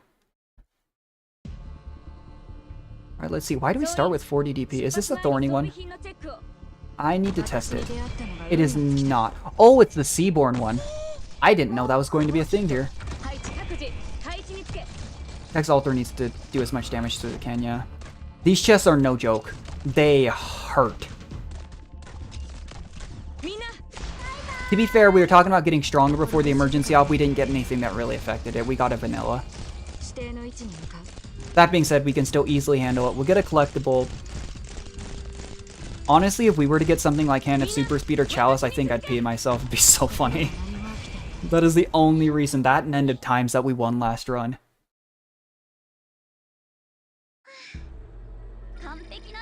Yeah, see, it's that little bit of command XP. It's so annoying.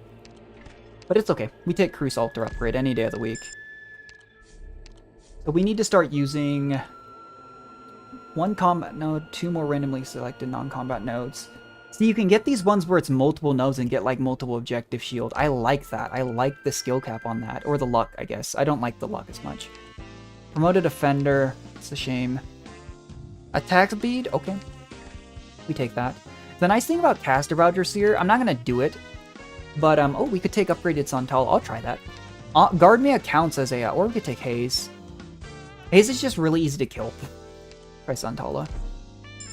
Guard Mia just always works pretty well. Because she counts as both a caster and a guard. I've wondered if they're ever going to make another unit like her, because she is still pretty niche either way. But it makes her really good in IS because of the versatility, because there's a lot of collectibles that affect one class or the other. If we are going to go for an unlock on a squad, I guess we do need to try and fill our squad with, like... I believe Vanguard Guard is one of them. And we already have 2 Vanguards. So I don't think it counts the temporary recruitment ones. But I'm super... I don't want to go to 0 on the index. I assume that would be bad. But it looks like no matter what you do, you're going to get a collapsible. Who is this? It's Black Rain. Gain an index. Okay. Perfect. That just means I'm going to see what the scout note is. Unwell. Oh, it's one of these where you can destroy that. Okay. We'll see. I maybe shouldn't have spent the hope on Santala, but we have cheaper casters and specialists. So why not, you know? Got another one of these. Friendly unit ones. Oh, it's the stupid identity confirm ones. These ones you have to like stick a unit in front of them for a certain amount of time. And they could just be an innocent. Oh, it was a mimic. I may have just messed up. I didn't realize that was a mimic. I need to Exalter back ASAP. Oh, crud. I may have just messed myself over because we need block. Don't kill Fang. Do not kill Fang. Stop that mimic. Stop. Oh, that's not good.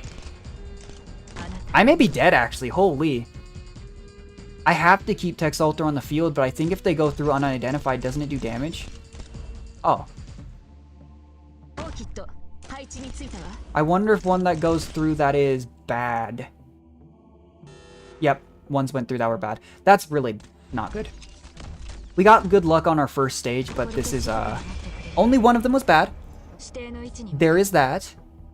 The problem is we just don't have the block. Especially because I didn't realize that was a mimic chest. That was also part of the problem, because these two wouldn't have died if I hadn't done that. But Santala's got a cool thing. So it's weird because it's inconsistent, but I like it. Like I said, I think the ice application is the strongest thing. If you're ever struggling on a stage, borrowing a friend's Gnosis is a really good way to win. But, hopefully... I feel like I have to use... Maybe she can stop it and we'll drop her. Because they can only block up to their block count, so she'll only help identify one. And you can see a lot of these are, like, innocent people, but it's just so obnoxious. Because I'm certain some of these are going to get through that are bad. Yeah, one just went through. 2. Please tell me not to run. Okay. That could have gone worse. That is annoying, though. Because that wouldn't bother me as much if it wasn't something that you could get so early. This is just barely into the second floor, and it threw that at me. I'm gonna take lava at this point. That's so frustrating, though. That's annoying. So we have Rogue Triders. That's actually not that bad. It could be much worse. I'm gonna see if this does the same thing where you can... They nerfed it. Now it's 2 hope. That's fine. Still free hope. I think it just does seem like there's... I don't know if anything happens if this goes to 0, is the problem. Because it could be something that just ends the run, like low light, but... We'll see.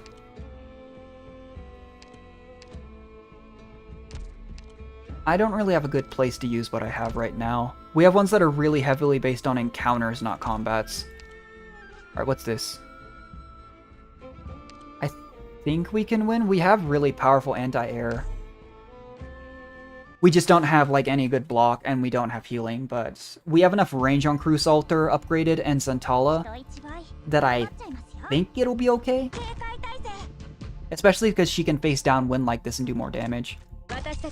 And I think get attack speed, right? Increased attack. Oh, no, it's just increased attack. That's fine.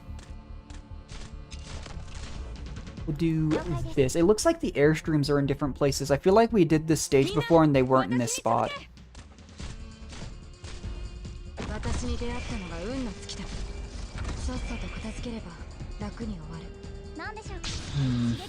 Drop Santala. Wait, Santala? Oh, it's her skill.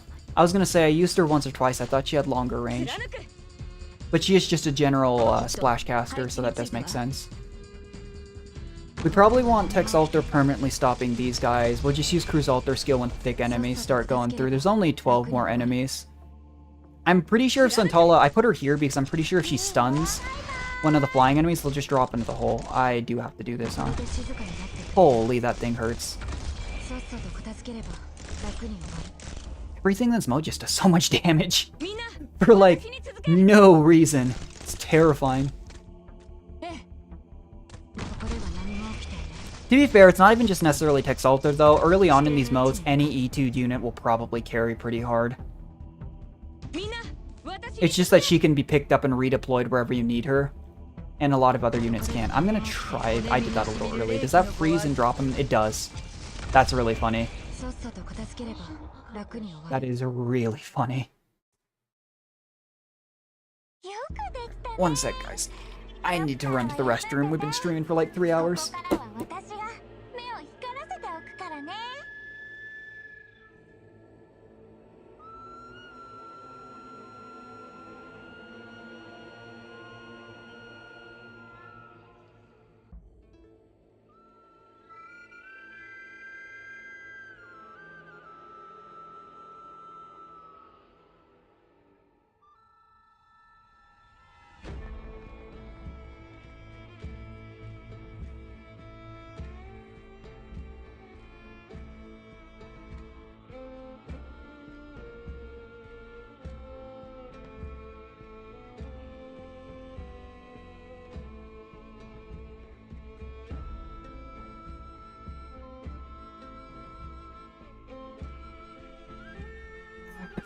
There we go.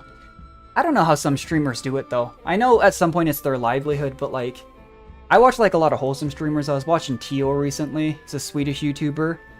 People will stream for, like, 18, 24 hours, and I'm sitting here, like, the longest I've streamed so far is, like, 7, 8.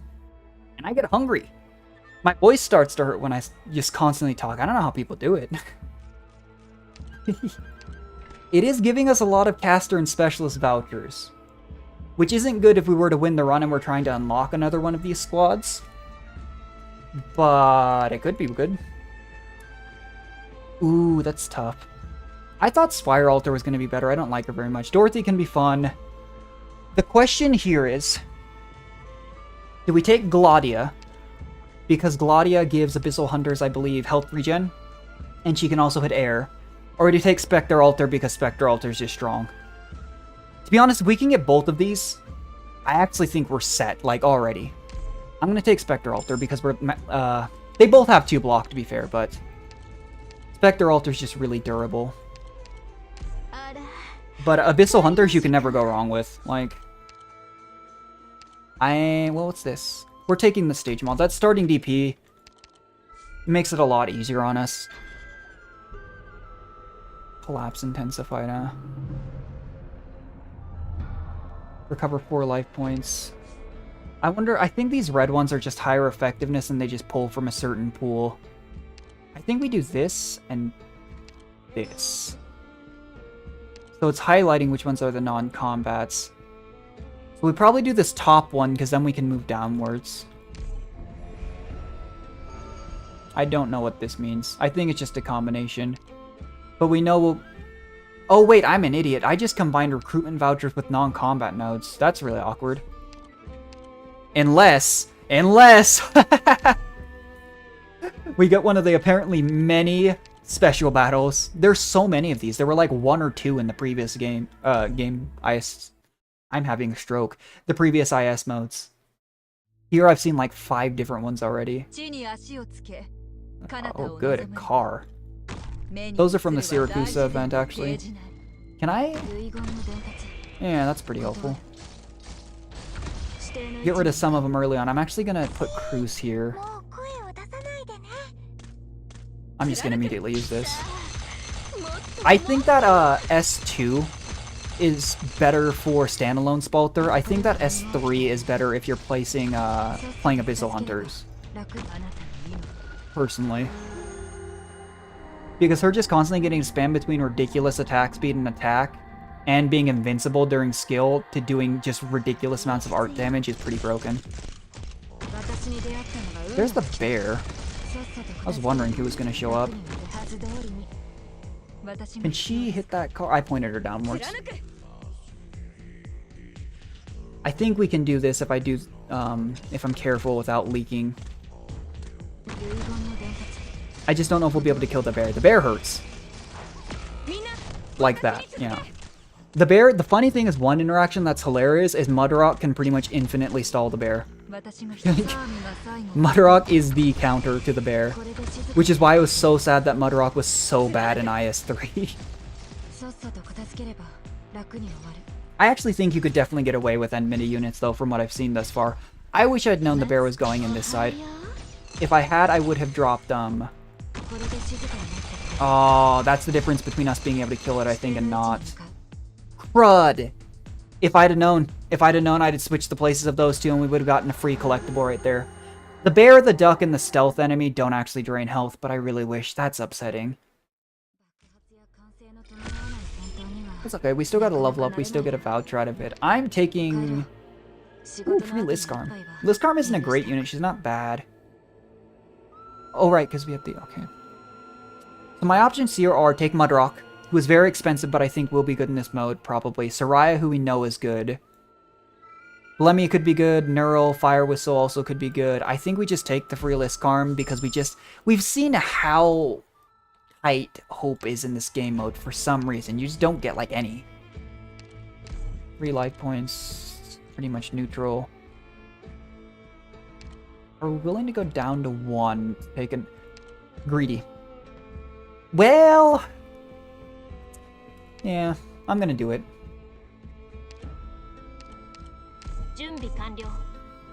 Fortune favors the bold, as they say. Although I don't know if I'd call myself bold so much as stupid. Alright, we know Cruise Alter works well here. I don't know where I'm gonna put Santala, but frankly, she's super expensive to put down. So, I wish I had her module. I don't have her trust high enough because she's a new unit. But, like, this was the issue Mostima had.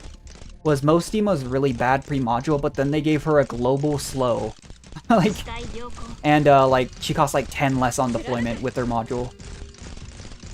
Went from being a pretty bad unit to being pretty busted, actually. Some funny stuff. Yeah, it does seem like these guys just sprint a little faster when they're hit. And we'll just drop Tex Alter whenever it looks like we're in danger.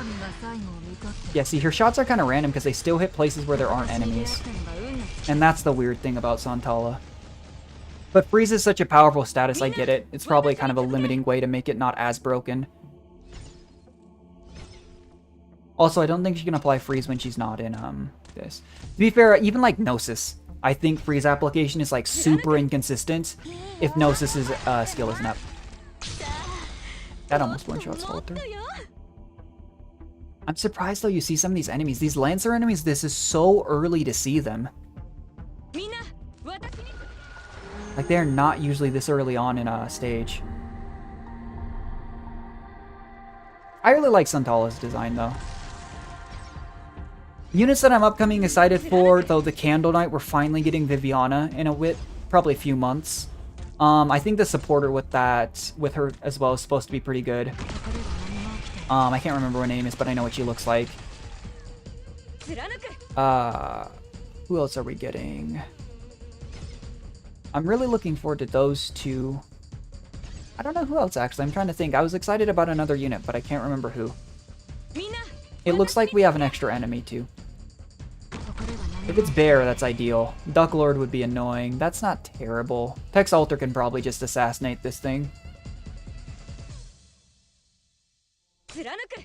Falter's also really good against the Bear because she's just immune to death for like a short time. But the Duck could have been hard to catch because there's so few places we can hit it.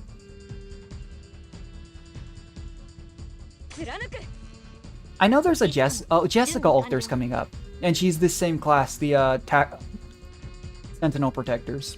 I don't know if I'll get her because of the other units that are coming right after, and I actually think despite being an Alter, Jessica Alter isn't supposed to be limited. But, it's cool, because, like, the only ones there, I think, are, like, Liskarm and Blitz from the R6 collab. That was, like, an age ago now. Max life points, okay. Combat node effectiveness. Is it worth it to upgrade Liskarm? She's not a bad unit. I'm just thinking again that at the end we need to be able to hold 2 lanes. We need to be able to hold 2 lanes. We're probably going to use Spalter again to hit the boss. So I think we just keep the free Liskarm and go Soraya.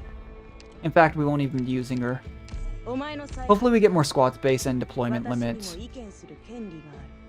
This stage, we can do it. It's doable. Could be hard, but... The extra 20 starting DP too is so nice. It's actually bailing us out really hard. Is this... Are they all mimics?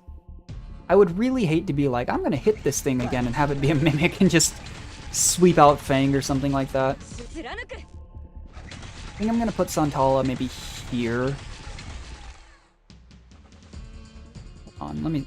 Well, we're gonna test it. It was in fact a mimic, and it's probably going straight for... Uh-oh. Please don't go for Fang. Oh boy. I mean, we protected it. I need something to help fight for Soraya. Well, that's awkward. May have just made a pretty big mistake. There's not too many enemies on this stage, but... Yeah, I don't get it. Is every one of the chests in this thing just a mimic? Because if that's the case, that's really not good.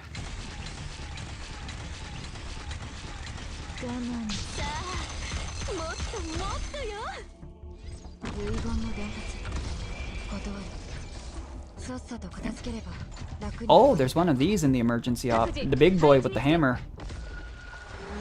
There's just so many enemies in IS2 that, that Tex Alter, you would think her S2 would be better because her S2 is much higher single target damage, but the stun like that kept preventing him from slamming his hammer down. This thing is not taking any damage from anything other than when Tex Alter's skill is up. But look at the stuns, too, from Cruz Alter. He can't do anything. This Cruz, she hits 2 times in a row after she hits 36 times, 4 times in a row. And he has a 20% chance to do extra damage and stun. And just do a micro stun, so he just kept trying to raise the hammer and getting stunned.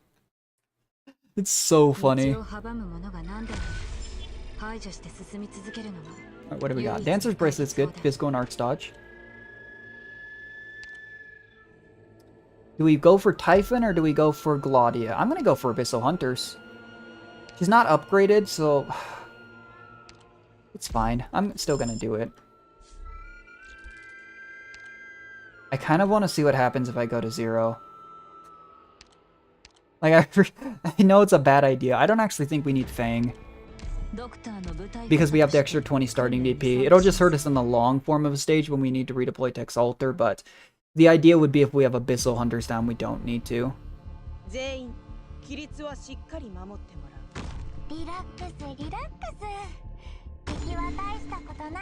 Although this was a stage I remember we were spam deploying Tex Alter because of the all the people that showed up here. They just fall through. Well, okay. I was like, what? Make sure things are in the range of Soraya's healing. I don't think these did range damage. I think it was just the crowd control of knocking down a bunch of these things. Tex Alter was one-shotting these things at this point with S2 when she was unupgraded, so somehow doubt it'll be a problem. Oh, that's not where I want her. It is a lot easier to draw back and not deploy in the wrong spot in PC, I will say. Oh, the big boy's coming in. Okay, I thought that was going to do a lot more damage. I think those do a lot more damage once they're, like, at a low health. It's weird because you can't really tell when these things are going downwards because they're just on the tile and it's like they fall through the ground. It's like the grid base, but this was like a floor above and this is the floor below. Like, I don't know, Pokemon Seafoam Ion style. Kind of funny.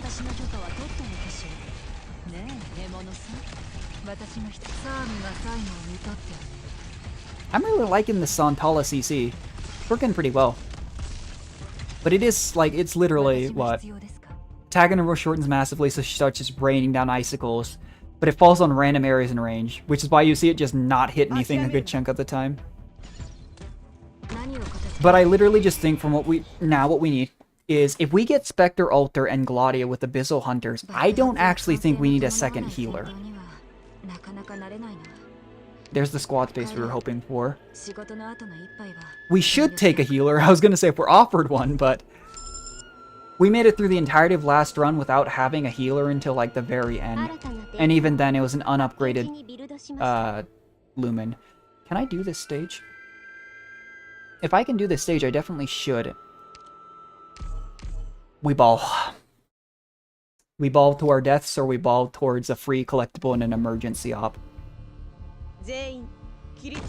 See, this doesn't look like one that's a creature, but it only gives 2 ingots.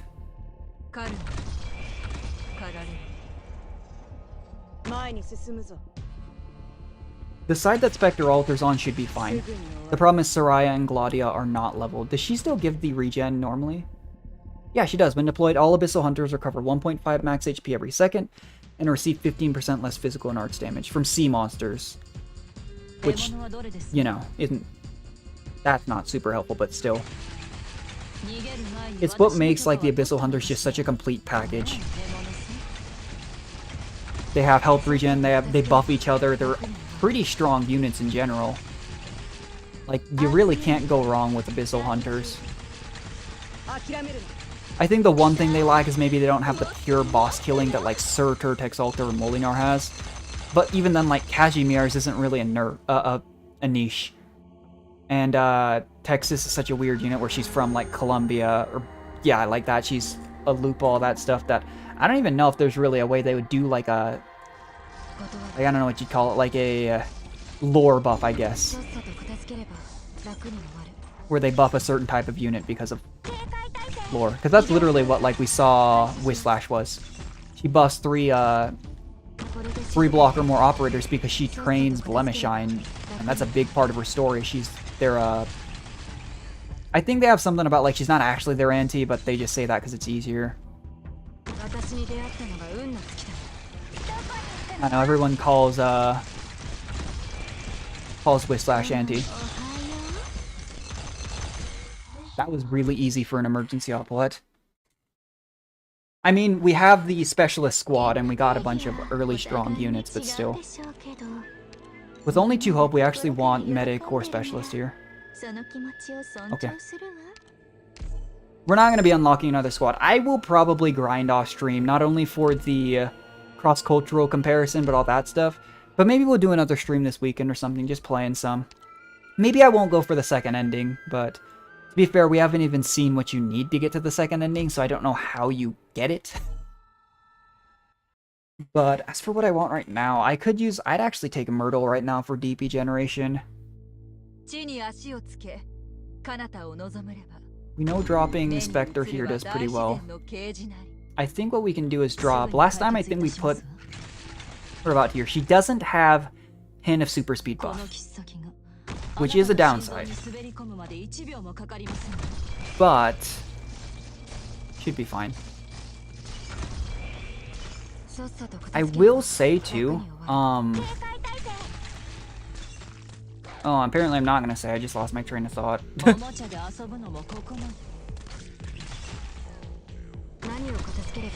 I actually just completely drew a blank. Oh, right at this boss. Oh, crud, I forgot about that. I should have put Gladia 1 tile further back, I just wasn't sure if she'd get hit from behind here. That's really awkward. It's okay, I think Soraya will be okay, probably. I don't know which direction this guy goes after this, because last time Tex Alter just killed it. It's gonna take 1 more deployment. If it goes through Spectre Alter, that's ideal. If it's not, it's kind of a bad.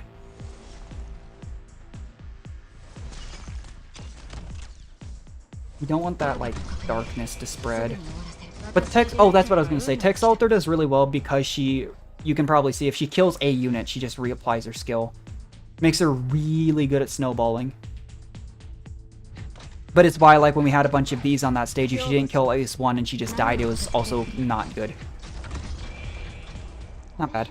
We're so much more powerful out of nowhere, though. I swear. It's weird. I mean, we were never in danger from the start because of our who we started with, but... We upgrade Soraya. I mean, we just have a solidly E2'd squad right now. We'll bring Fang back in.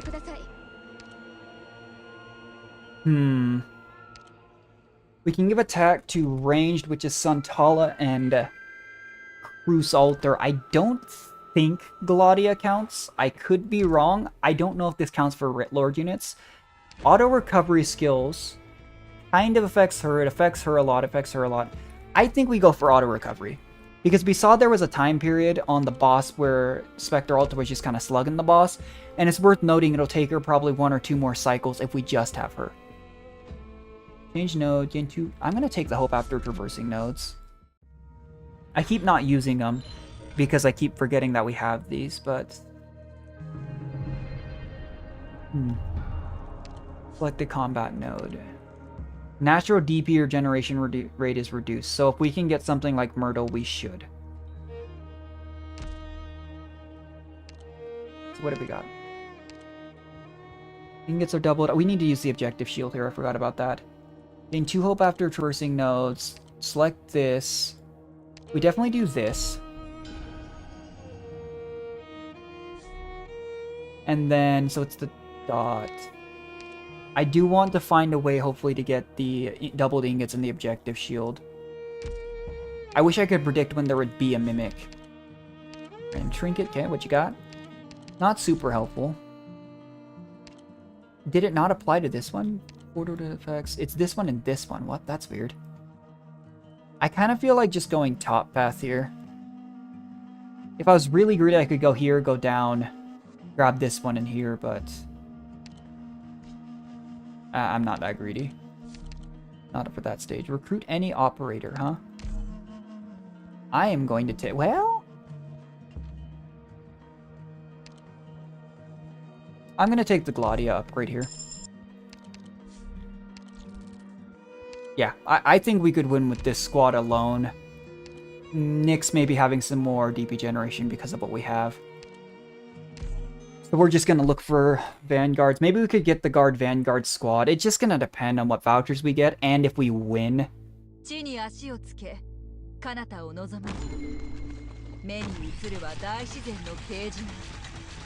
I remember there's the big boy that spawns low, so what I think I might do here... And yeah, actually, I didn't even think about it. Look at how fast Fang is generating DP because of what we gave her. We do this. I should have pointed her maybe the other way. It's fine. Because we need something to be able to hit this thing if it doesn't die immediately. Did we do the emergency op version of this node last time? These are dying really fast. We don't have high deployment limit too. I didn't think about that. We only have 6. I'm kind of tempted to do something like this just in case something gets by. Might not be necessary, but you never know. What is that? Oh, this is the node with the stupid little spiked hogs on it. It's a good thing we put Spectre Alt right here. As soon as one of those things shows up, if they show up, I'm going to make Tex Alter try and kill it, and if she doesn't, I'm going to activate Spectre Alter's skill. We can just activate this. Yeah, that auto generation, that DP we might not even need Myrtle. Fang is printing DP as long as she stays alive. There's the stupid boar. The thing is, to be fair, even if it were to one-shot Spectre, he would still go on the Dollkeeper form. Gladia, on the other hand, would not have a good time. It almost did. That was a lot of damage. Is she not activating her... Gladia's skills, yeah, I was going to say, it's a little weird. If she's blocking something adjacently, I don't think it procs. But it is pretty good crowd control. Oh, it's another dinosaur.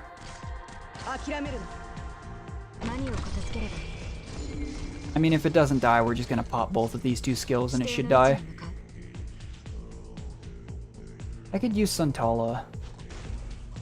Oh, that's what it was doing. What's it gonna do? Throw that thing? Apparently not. I still don't know what this thing does. It just like ate this turtle thing and now it's just got its shell.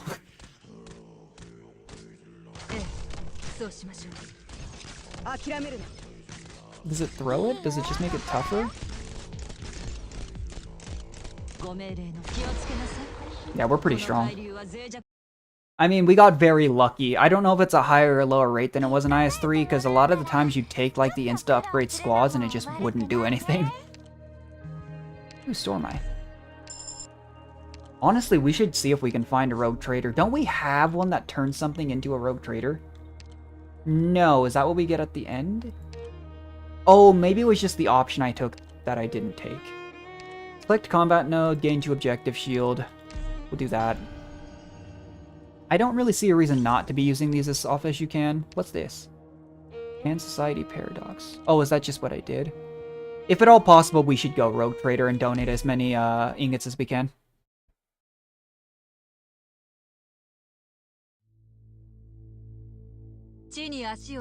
Problem is, I'm assuming that they can destroy these walls.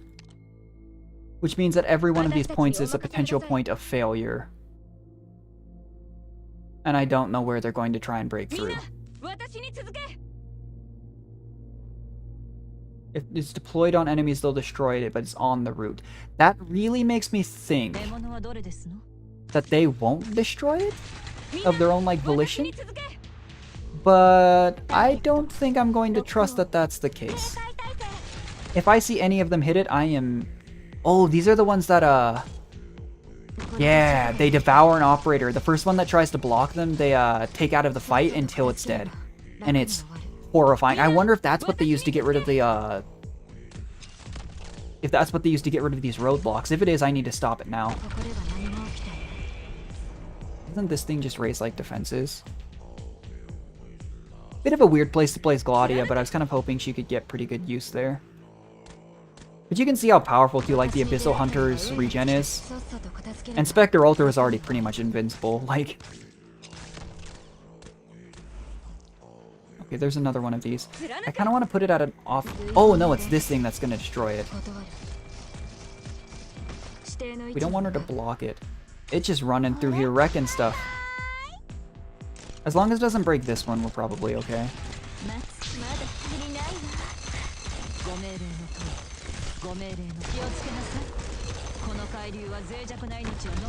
Problem is, I don't think Exalter can kill this thing in one deployment. It'll be... Wait. Wait. Wait. Nope. Nope, she can't. It'll be close, though. Do not destroy the one you're looking at. I know which one you're looking at. And oh, that's gonna eat Spectre, yep. I think you get the deployment immediately. Yeah, you do. Okay. I was gonna say, if she went on cooldown, that'd be really bad. But we're okay. I wonder if it was... I think there were 3 of those, it looked like. Maybe there was only 2. I wonder which one would have destroyed the lower block, because that's the one that would have been really dangerous. There's a Vanguard. I could take Myrtle. You know, the thing I will say is for, like, the have 5, like, Vanguard or Guard operators or stuff, I don't think it counts the reserve operators. So what I'm going to do is I'm going to take Plume. I was thinking about taking Myrtle. I don't think I need to anymore. With our Myrtle bonus. Well, I still buff range units.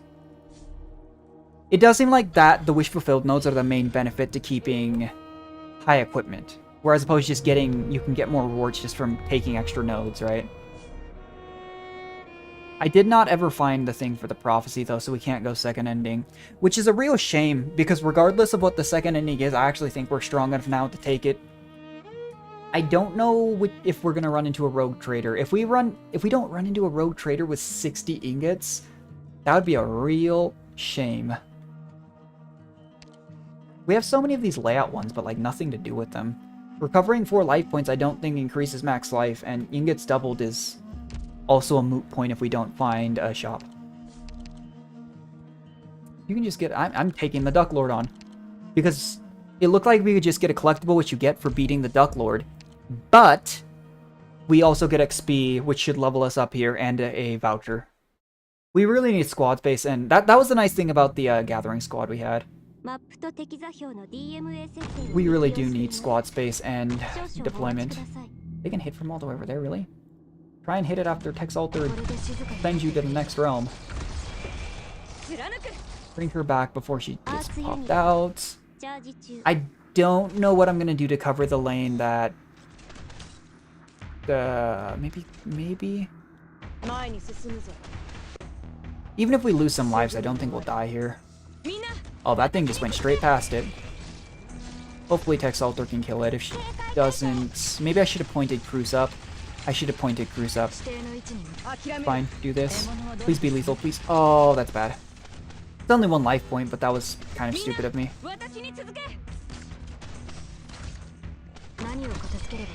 Oh, it's this guy. I thought it was the, Hold on, I need to slow this down.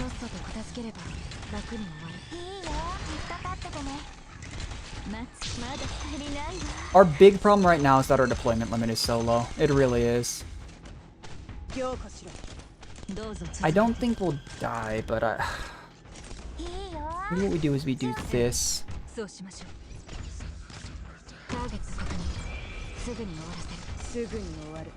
Hopefully the AoE... Oh no, it did stun her. This isn't going well. Wait. Get it? Get it? Okay. Definitely take a few leaks here. We have so much max life, I think we're okay. I didn't know this was going to be this hard of a stage. Oh, we not only got the bandit, we have the bear. I think we stopped the leaks here. I'm gonna drop Fang here. If the bear goes through here, he's gonna kill Soraya. Otherwise, if we leak the bear, it's fine. We killed the stealth boy. Yeah, it's fine. The only one I have that could have stopped the bear was Spectre Alter, and it went the other way.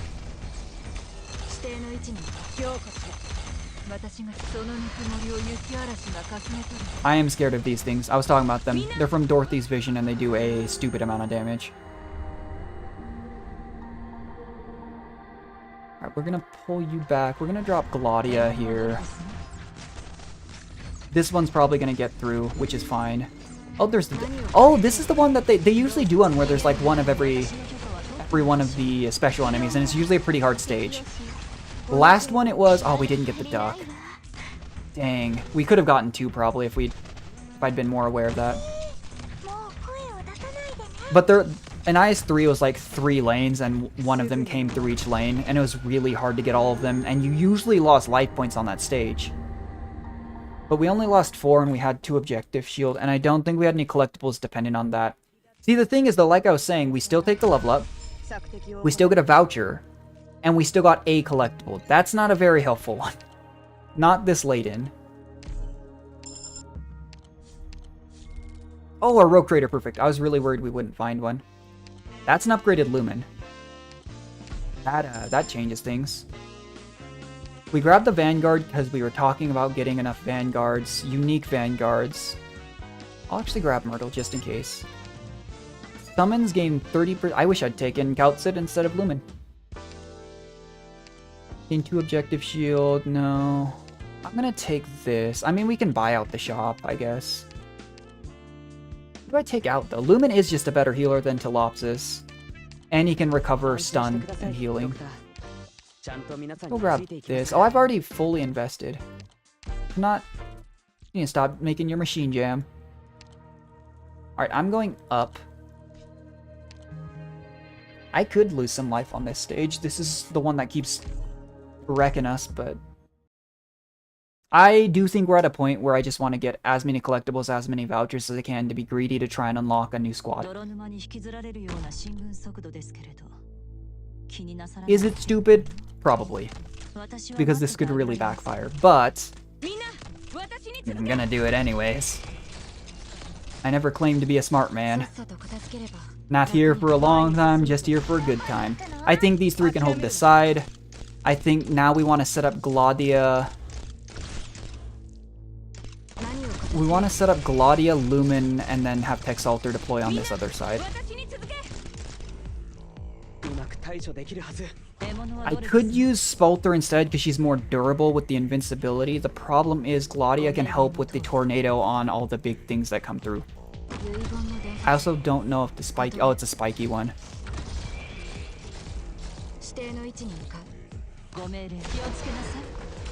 Oh, she's hitting the spike chest when she does that.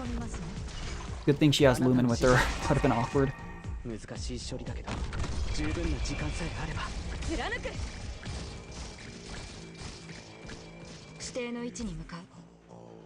Alright. I could have put Proust one tile further down. I think that's what I did last time. Group them all up and knock them down. That's what the spike chest does, though. It reflects a certain portion of damage, so the best strategy is actually to have a weak unit tap it while the medic heals them.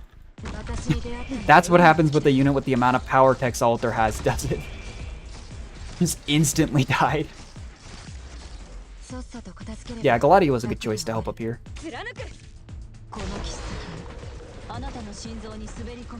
5 seconds, come on. Because we noticed there was a gap with these deployments just long enough that Texalter couldn't get back around. That's what that solved. I maybe should have faced her to the right. I'm just hoping she can help with that too. You're not gonna one-shot Gladia with that. We know Crusalter can handle these drones. Let's handle this. I think there's one more wave of the eyeballs, so we should keep her on standby whenever possible.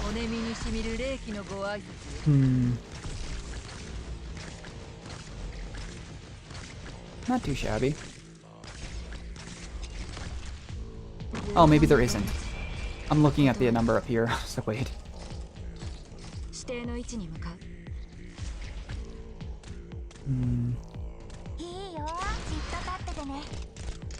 We can actually just do this. Pull them back. I could have actually left Gladia deployed so that Spectre Altar got the extra regen, but I don't think I needed to. It's weird though because it says 43 out of 43, but it still makes you fight these things.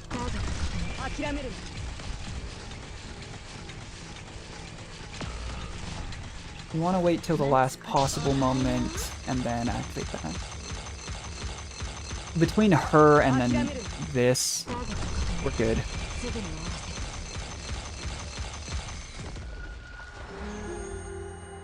I love Spectre Altar's weapon. She had a similar weapon in base form too. It reminds me of the whirligig saw from Bloodborne, the giant pizza cutter.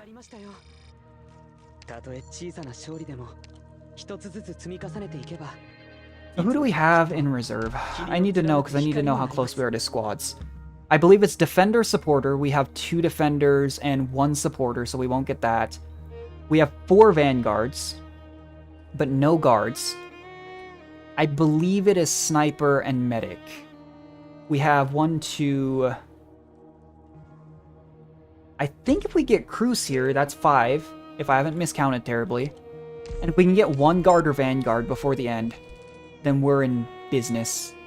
The problem is if I go for the safe house here, I think the only way to get another voucher would be to go for one of these Frosties. So, I could go safe house and go double and see what happens when I go to 0. The thing is, I don't need a safe house. I don't realistically have an upgrade I need. I could maybe get squad size limit, but can we just go here and we really, really hope that the last encounter gives it to us? This seems like a bad idea. I took one look at that stage and I'm like, you know what? Maybe we shouldn't do that. I could have gotten squad space or deployment limit because it was an emergency op, but that didn't look like a very friendly stage. I'm not sure how to do this though. There's the black smoke. I think what we do... I don't know if units will come from here. I don't think they will. Well, let's do this. This. We're gonna lay down Lumen, and we're gonna lay down... Oh! I forgot about that. That scared me. We do this, and then we're gonna try and just set up. We might need more anti-air. Oh, it's one of these things. As long as there isn't too beefy of an anti-air, we'll be okay.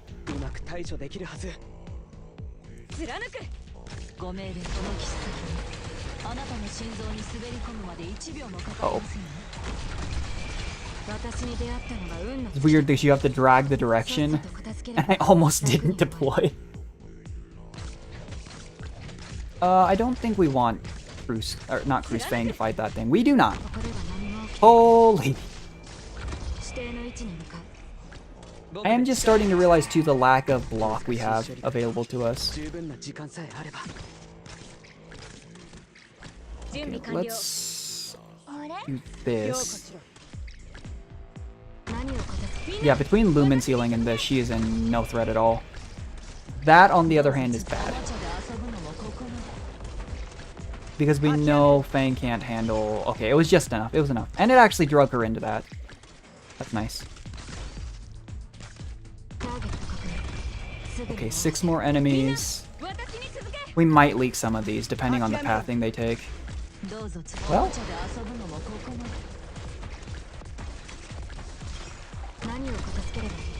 Okay, no, we're good. That worked out pretty well. Hadn't seen this map before, but I'm assuming there's still a good number of maps we haven't seen. Please give me a Vanguard or Guard voucher. If we do this and we win the run, we unlock 2 squads.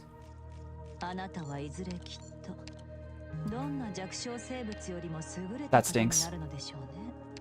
Because we have... I'm pretty sure. Yeah, it should be... So it's Specialist Caster 1, because we have it.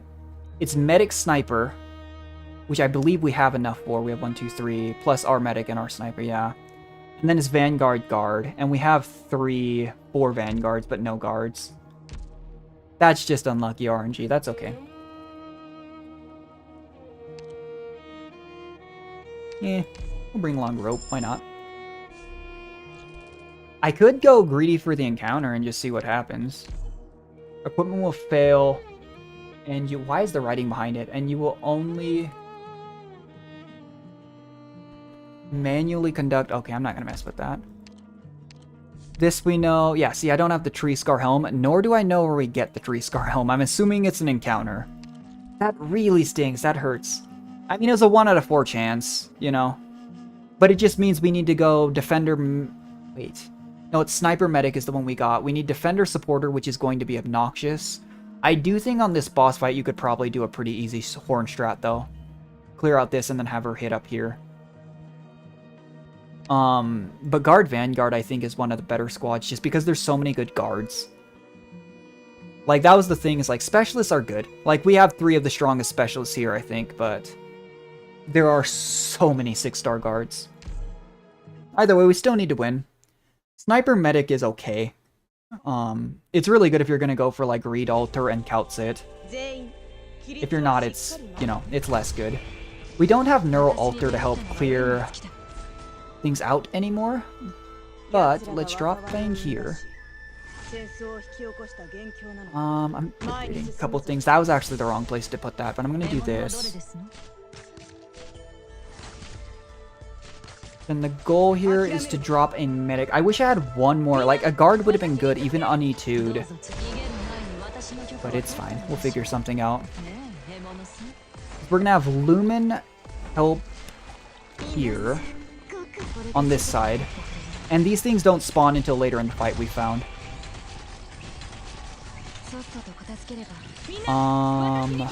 I actually don't know if we need to deploy Cruz on this side. Now that I'm thinking about it, because Gladia and... until the big enemies start coming through, Gladia and Soraya are probably enough.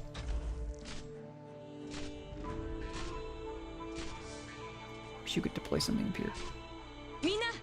Maybe we reduce this temporarily to help clear out the icicles. Ow.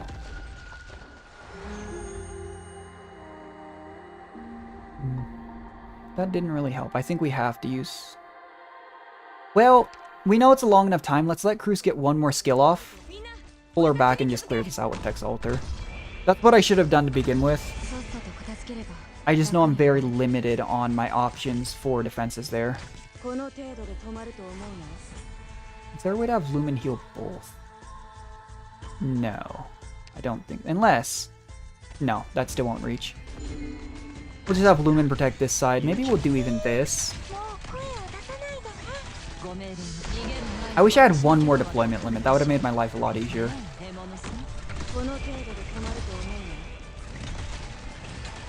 I wonder if these two can stop the casters that come through, though. I think it was mostly the casters that go through this side. I definitely think there's probably a more efficient person to put on boss DPS duty here than Spectre Alter. It's mostly just working because Spectre Alter is really hard to kill. Why is this thing not... That was weird. Cruz wasn't shooting this.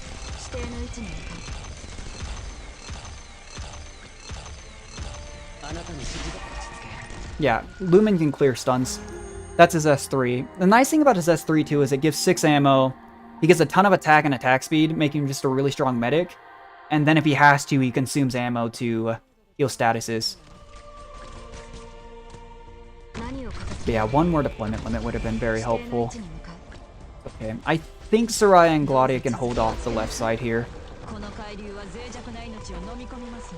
Especially because when Spectre Alter's in Dollkeeper form, she does a bunch of AoE around her, because I have X module. I do wonder if they nerf arts damage later on. Because it felt so bad. You just, like, I get it, it nerfs Surtur especially too, not just casters. And they tried in the 4th ending of IS3 to give more caster buffing collectibles, but it was still just like, nope, we're using snipers. Like, that was IS3 in a nutshell. We are using snipers and we're going to like it, because there isn't another good option.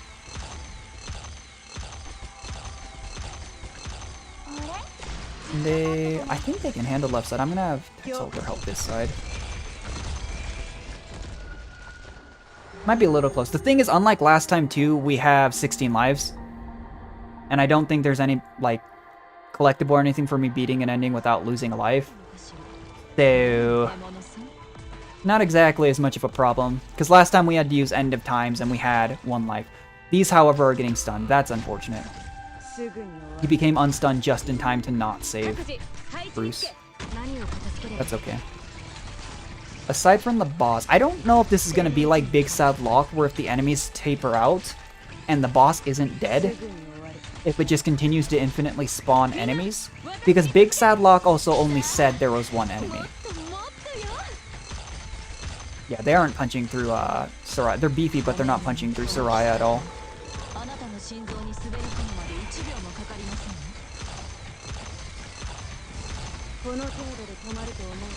But this run, what actually really helped us surprising was the increased auto regeneration skills. It made Cruz print DP a lot faster, and it makes Spectre cycles faster. It's allowing Gladia to protect Soraya. We might leak on the side here.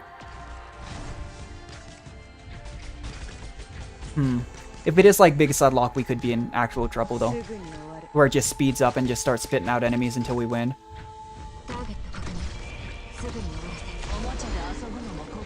Because without Hand of Super Speed, you can see how many more cycles it's taking for to clear out. Lumen's dead. That's annoying. Right as Cruz Alter came back up too. Alright, pizza cutter lady, you gotta go.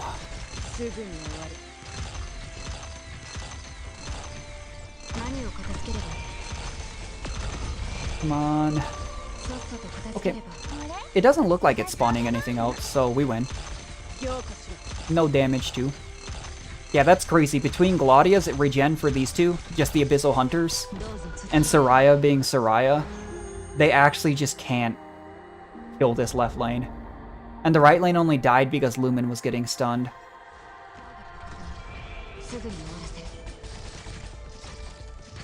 This one honestly doesn't seem too bad. I wasn't expecting to first try any of the endings.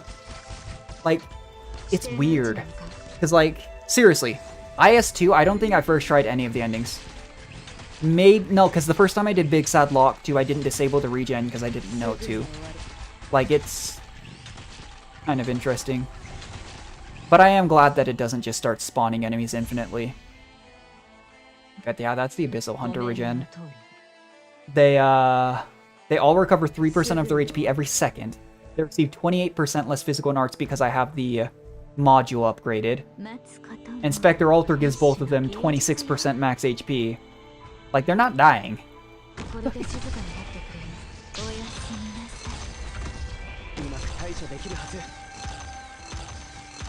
And now we just slowly set up. But yeah, Hand of Super Speed made such a difference. That's crazy. She's on like, what, cycle 6 or 7? That's just a random guess. She did it in, I want to say, 4 or 5 easily, without any help. Last time. Okay, come on. There you go. Nice. I'll take it. We lost our first 2 runs, but we won our 3rd and 4th. Let's do... I mean, these runs take a while. It's just the same ending. Let's try the Magellan squad. The nice thing about the weekly or the monthly squads is you don't actually have to complete the run. It's usually 5th floor. Unless they changed it. Remove or weaken a total of 1 collapse, though. I don't know how I did that. 4 tactical props. Oh, yeah, the props. This is another one of the auto-regen recovery things. This is just getting a bunch of ingots. I think this is the most ingots in one. We got the 10 earlier. I don't know what this is. This is a dodging one. That's like, they're only good for like Flametail. I don't know what this is. I don't know what this is, and I don't know what these 3 are new. Or those 4. I'm excited.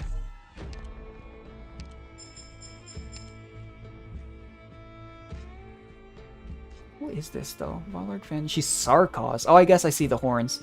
She actually reminded me more of the design of, that they go with, I think it's Yon is what they call it. With, like, Saga and that kind of area in the Arknights world.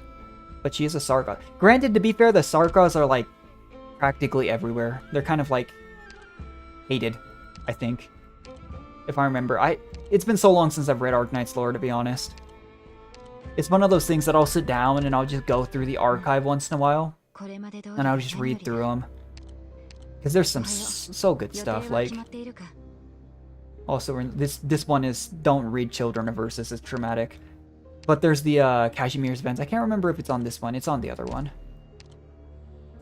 Granny and the Knight's Treasure is wholesome. I don't have all of them because some of these I had a newer account. Twilight of Volamund was interesting. That one wasn't bad. But yeah, the Cashmere's Measure with Nuria Neural, Near Light and whatnot. Like, I talk about the Tex Alter, Sora, like Lapland cinematic they did. The Near Light one with Flametail and Neural was so cool too. But it's just such... I love that one. It's so good. When Maria's basically fighting to protect the Neural's family's honor, even though Molinar says the Knights aren't as good as they once were, just don't do it. And they basically used underhanded arts against her. She's like literally on the verge of dying in an arena as a campaign knight. Even though she ended up kind of going back to being a blacksmith. And then Neural, out of nowhere, having been exiled for supposedly having Originium, just crashes in through the stadium and saves her. So hype. It was such a good one. So Brave Nature. That's interesting, though. They did never have something like that that was only for a higher difficulty. I can appreciate it, though. Yeah, you can see. Like, they're small percentiles, but they stack up real hard. Like, you think about this 6%, 3% command XP here and there. It stacks up real hard and becomes very strong. Let's see. Because I feel like I've never used Magellan. Like, ever. User summons 25 times. Oh, I guess we only have to do that mission? We don't have to... It used to be just reach the 5th floor. But it does say that there's usually the 3 story, and I think that's usually the 1st, 3rd, and 5th. Let's give it a shot. Cost of supporter operators. Okay, so it's really... Honestly, there's something... Oh, it gives us all the squads. It doesn't give us the insta-promotion squads, but it gives us the squads. Something to be said for just using this and going Ling. So let's see what these are. Because I was curious. So scientific thinking, you start with the interference thing at 0, increase it by 2. So the first floor, you can't really go anywhere, but the following ones you can go. Extra nodes. So it's a ramping thing. Start with 300 folder tiles. Clairvoyance will also protect folder tiles. I don't know if that's as good. Folder tiles seem like some of them are good. They give hope. They give life points. I don't know if I'd do that, though. Eternal Hunting. 2 max life points. Not earning a perfect will also add 1 collapse value, but earning a perfect. So this is basically just to play perfect. You'll never have to worry about collapse. Special training. 3 objective field. Promoting operators won't cost hope. That seems like it's the new people-oriented squad. In IS3, there were all the specific squad ones, which are still there, but people-oriented was it was one less to recruit, one less to promote. Here, just same to recruit, but none to promote. Spirit Squad, I still don't know if that affects life point stuff. Support Squad's just a generally good start. I'm taking Special Training Squad. I am. Apparently, we get to start with Free Hope, too. Jeez. I'm taking Neural. And then... Oh, we can... Oh, right. Promoting operators is free. I just gamed the system on accident. We do only have one block, but... I'm assuming... Magellan is a summoner. I'm assuming we have something to work with. We don't have high deployment limit, though. I'm finding at base. Yeah, so it gives us the first one. That's what I was saying, those 3. So even if you complete the mission for the rewards, you still probably want to. Do we want to lock ourselves into an emergency op? I kind of want to try. I mean, it's so early on that if we die stupidly, you know, it doesn't really matter. So, oh, I have seen these. So it's like hovering drones. Deployed on range tiles, doing AoE physical. They gain attack, increase the AoE of drone attacks. So, ranged. Deployed on melee, deal single target arts. They gain attack speed, AoE attacks. Slows enemies. I'm gonna try 2. I know usually like S3 is like their signature skill, but there's units like Rosa where you use S2 because S3 is kind of bad.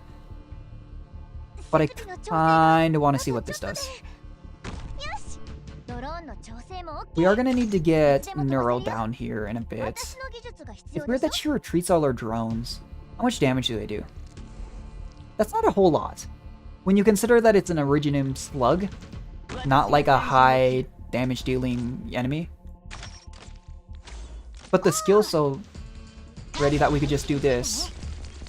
It just zaps a bunch. The skill ends, they retreat him, and we can use them again.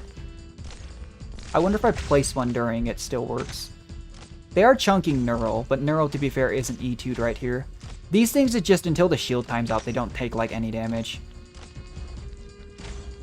Was it... I've already forgotten. Was the thing for her skill to use this skill... her skill 25 times or deploy 25 drones?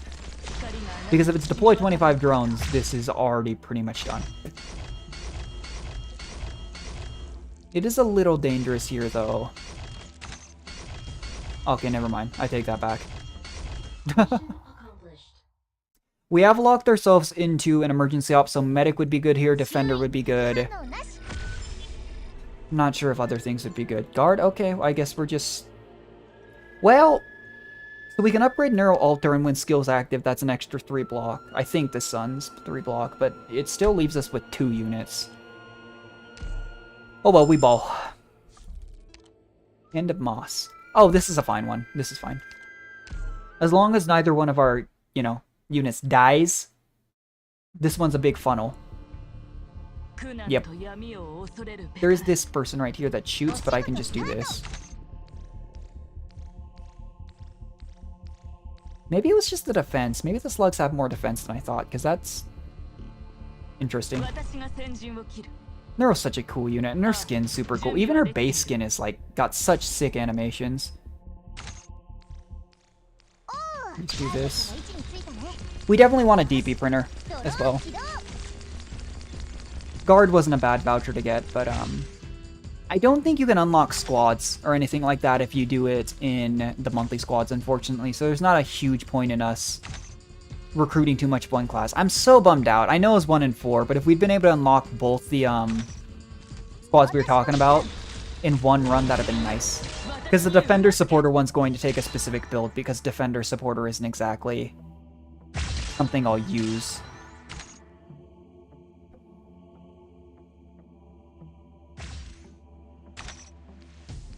But it's kind of like I was talking about. I mean, the supporters can be very self-sufficient. People joke about Ling being like a one-person army for a reason, but you wouldn't consider this probably better than a full-on operator. I'm gonna keep using her skill just in case. I should have read. I meant to look and see if it was use her skill or you deploy drones 25 times. Because if it's their skill 25 times, we kind of need to be using it on CD.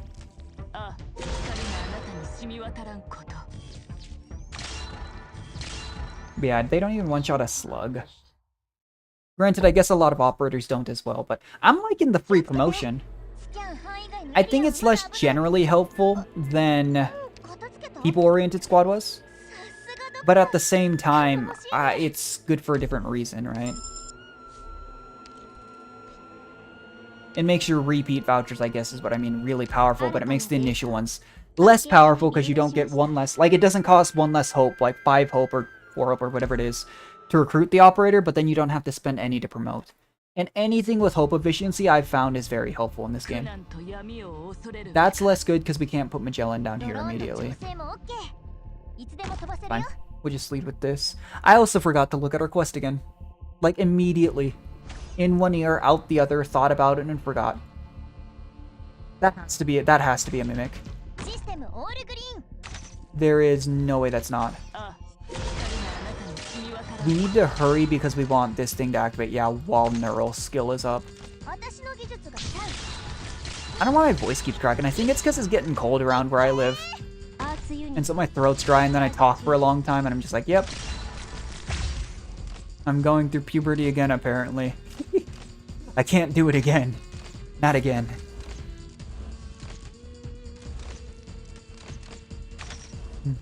I love streaming this game, though. I know it's not like the most exciting thing. It wasn't like Cuphead, where a lot of people stopped by. I actually hit matched my previous peak concurrent. It was on a Genshin stream during the Cuphead streams. It was nice. But I know Cuphead's one of those games people just like to stop by and watch people suffer. I'm so excited for Hades 2, man. Like, I like playing what I enjoy playing. I like sharing that experience with people, and if it's a game that's popular, great. If not, that's okay. Like, nobody watches or plays Across the Obelisk. It's not a big game. Not gonna stop me from enjoying Across the Obelisk. So, Ojima. I'm gonna take Fang, but Jima is just kind of... It's weird because a lot of, like, the 5 stars, and even 3 stars have really good base stats when compared to an unupgraded operator, and I never got that. But Jima serves the same purpose. I could grab a machine, I'm not going to. Current status, operating bow. I like the gimmick, though. I really like how it lets you mix and match so many things, as opposed to how, like, it just felt like you were really reliant on a good dice roll. Because if you got good dice rolls, you got a bunch of blessings and you just won. But what do we have? We don't have any sources. That is a bit weird, because sometimes you get ones that you don't even have, like we have here, or it gives you ones that don't mix and match and work. We take the max life points. We're pretty high up.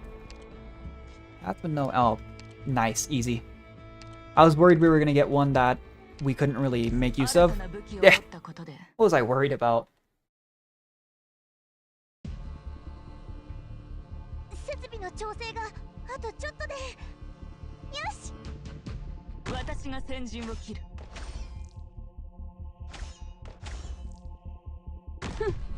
We did get lucky with voucher luck, though. The fact that you can take the squad I took and then immediately upgrade Magellan too, I feel like might not have been intended.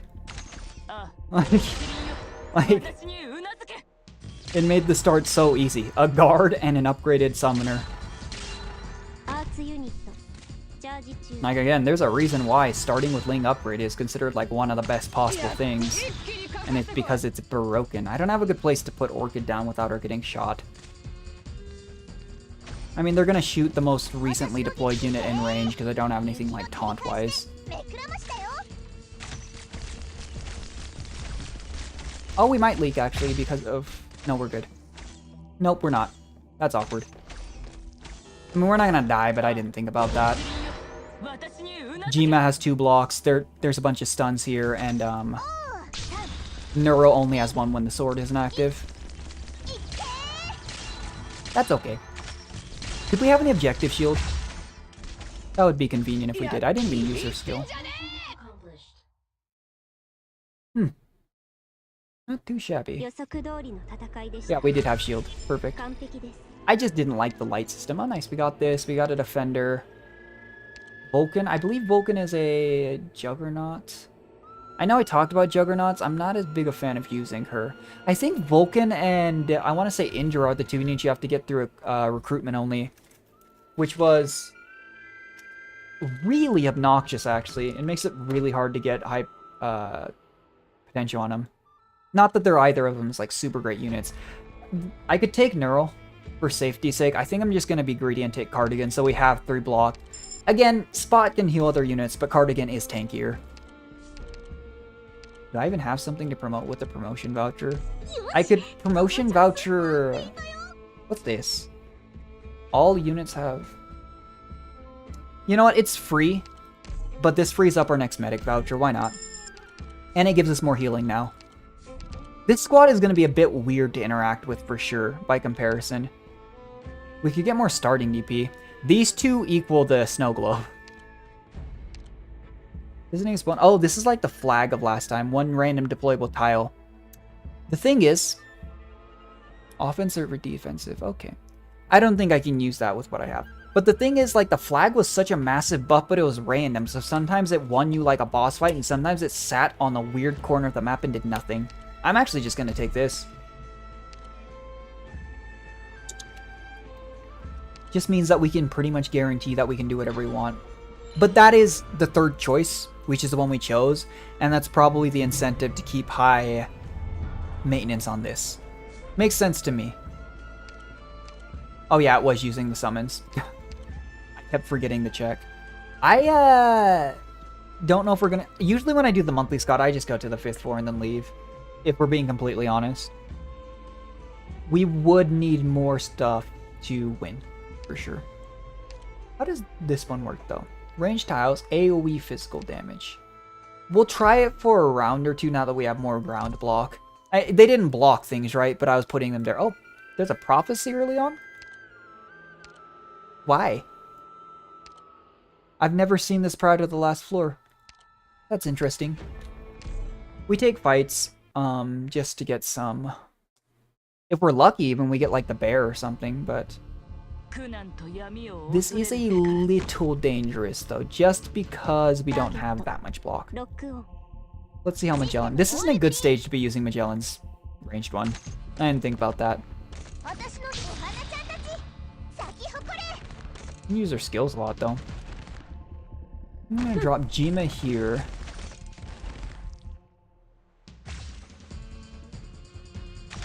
Would just use Zima's skill on cooldown. This was just a regular op, so it's not as dangerous.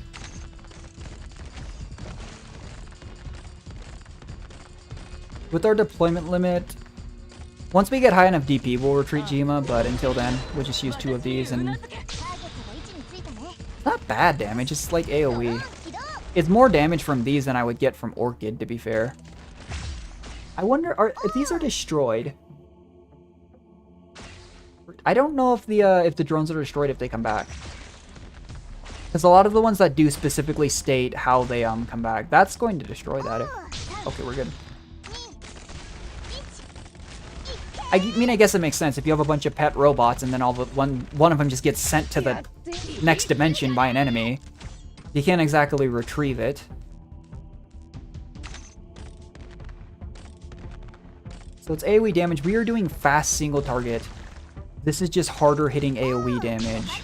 I don't know what S1 is. Magellan's a solid unit. It's just I'm not a summoner player. And I never have been. But, I mean, if you really enjoy using one unit in all technicality to win a stage, you can use Magellan or Ling. And it is pretty funny.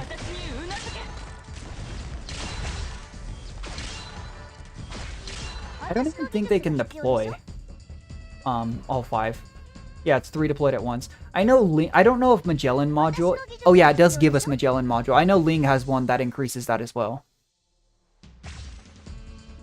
Like Ling with module, I raised her with module so I could try her out, play with her some more, but Ling module makes her a completely different character too. That's just the case for someone. Spalter's another good example. Tex Alter's module is nice, I just don't think it's the same level of stuff.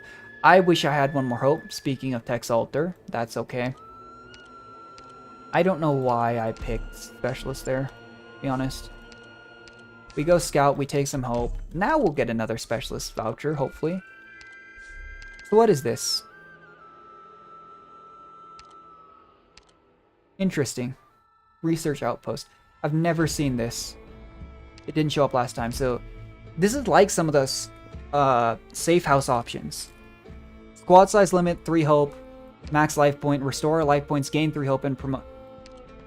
Why is this just outright better than like all of these? I do want the squad space. But like, why would you take 3 hope and 3 hope over... Oh, seems like the drone... Maybe this is specific to this particular monthly squad. Because it does say seems like the drones found something, and it is Magellan. I'll take it, though. It's 3 hope. I don't think I was missing life points, and it's promoted Zima. I don't know. Yeah, we're pretty strong. Am I strong enough to survive this thing? These things were doing so much damage, and the way you get around it seemed to be Tex Alter. I'm gonna do this. And if I get Tex Alter, we'll come back and do that one. If not, I'm going Safe House. That actually, to me, seems like one of the dangerous early to mid-game emergency ops you can get. Like, far and away, it's scary.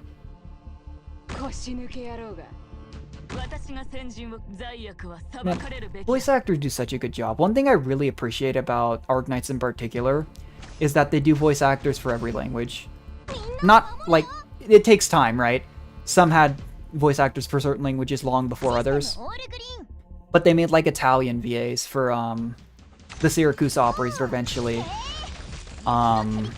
There's other ones, too. But they just do such a good job. Voice actors are such... I don't know if I could say, like, underappreciated, but they really do change a game. Good voice acting makes the experience so much better, and bad voice acting makes it so much more funny. I don't know how else to put it other than that, but... it's one or the other. I remember, I don't know if he stopped by in a while, but when I was streaming, I can't remember what game. There's somebody, Christos came by, it was, and they wanted to be a voice actor. And I think that's really cool. Part of life is, you know, chasing your dreams, but also being able to take care of yourself. And everyone does in a different way. I think I've mentioned, but a doctor friend that my family's known for a long time is actually a really good theater actor, musical theater.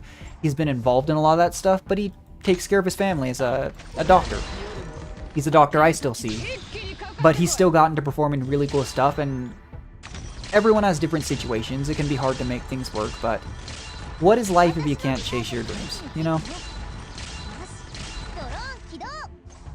Like, I truly hope that everyone's able to find something they want out of life. I'm 25 and I still don't know what it is I want out of life, to be honest, but I enjoy streaming for the moment. And I'm really enjoying my career path. Studying cybersecurity stuff has been so cool.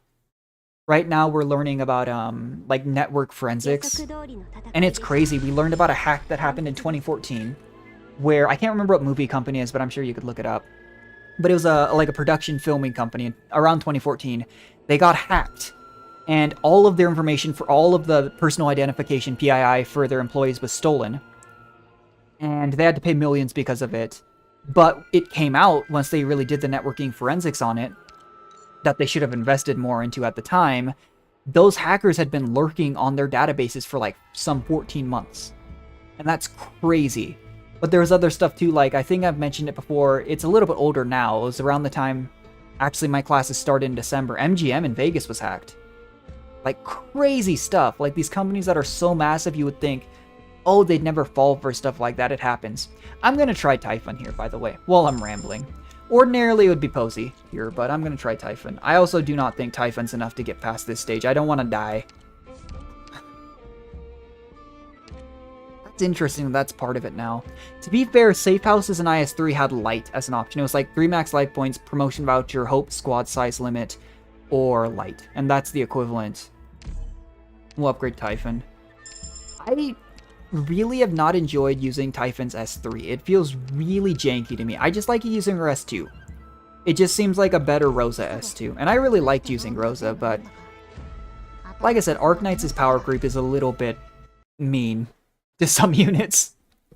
Like, I just cannot take the arguments of there being power creep in Genshin very seriously because I play Arknights. Still very valid criticisms, but I'm just sitting there like, I don't know if I can in good conscience say it's bad. But yeah, Typhon, it's like, it doesn't last as long, but it's permanent from the second activation. Hopefully we can stop. these units, because I just realized I have to put her here, which puts her in harm of these. Look how much damage this is doing, and it's not even the emergency op version. If we'd done the emergency op version, we very well could have died. We only have 10 max HP. But look at that. That animation is so cool. I know it's just like a mobile tower defense game, but like, he does one shot, it hits 2 enemies, and she spins the ball around. Like, come on, that's so cool. And I got swear, like, sound design too. That's another underrated thing. Not just music. The sound of Neural hitting things when her sword is down, that like chunky sound, it feels like someone's just bashing you with such a like a light powered sword. It's so cool. I love this game. But to be fair, I am the type of person who really doesn't like... I should have changed this to melee. Oops. I'm not the type of person who usually... I've been trying to see things as more the glass half full. You know? Like, there's something to appreciate in everything, and nowadays it's very easy to get caught up in what you don't like. But outside my parents, actually, there's a song that I remember seeing on AMVs, funnily enough, but it's called You Can Be King Again. And they actually have another good saying in there. The lyrics are glass half empty, glass half full, either way you won't go thirsty. And that really does just show it's not just viewing things pessimistic or optimistically, there's everything in between. You know, some people be like, hey, it's cool that there's a glass. Oh, anyway, I think I should not take a 6-star here in case I can get Tex Alter. I do think since we've already completed the objective for the rewards, just for the story, I know we need to go 5th floor. We don't have to win the run, but if we're gonna try and win the run, we probably need Tex. I just don't understand how you'll beat the first boss without her. She seems way too important. I guess we could maybe use Magellan's summons to try and clear out some of the ice, but like, the entire time we were doing that fight, literally the only thing that went through my head was, how do you do this without Tex Alter? One downside here to this fight too is we don't have her to assassinate this enemy. This could be bad. I also feel like this is the only enemy we're getting on the stage. Maybe it's just me. I mean, technically, I guess we point her downwards. Technically, this is our 5th run. We failed the first 2 as we were figuring things out. Then we won 3 and 4. And now we're doing the monthly squad. We don't have much anti-air. I definitely should have not taken the, I don't know, though. I don't know if there's any Magellan drone that could have really hit this thing, because you can't deploy melee tiles here, and these don't count as range tiles. And I don't know if her S1, that's the only one I'm not sure of, would have worked.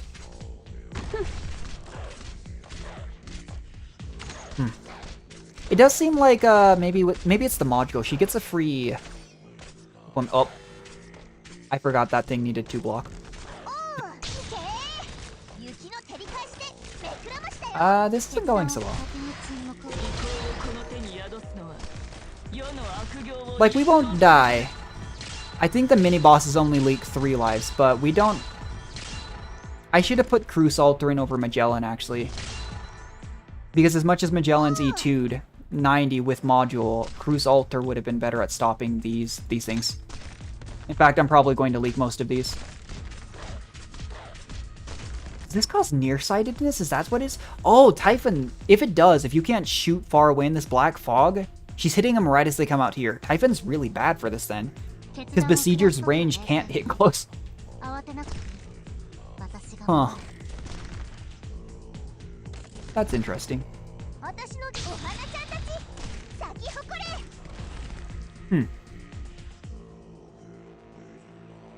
It's all these little interactions, because they've had this effect before, but it's something that you don't see as often in a repeatable mode like IS.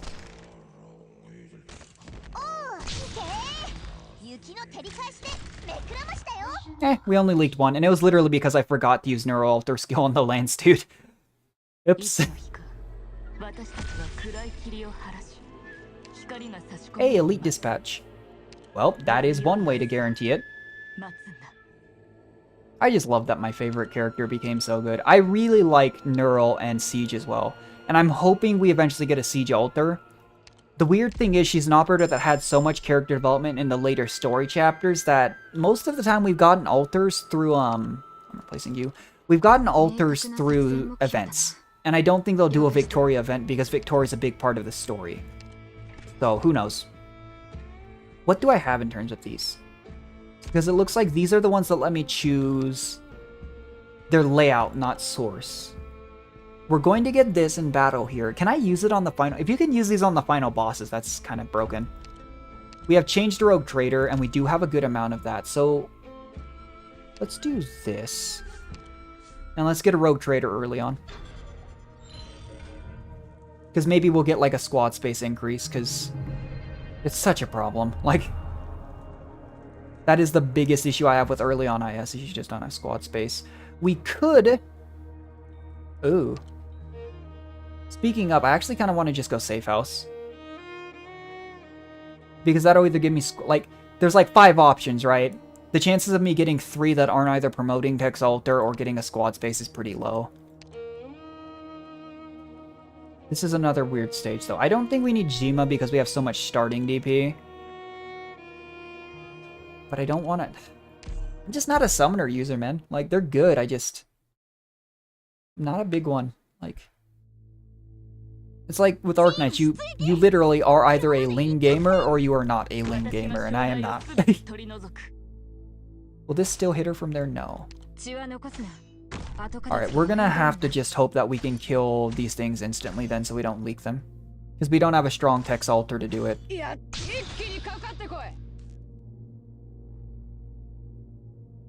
Yeah, this is gonna be weird.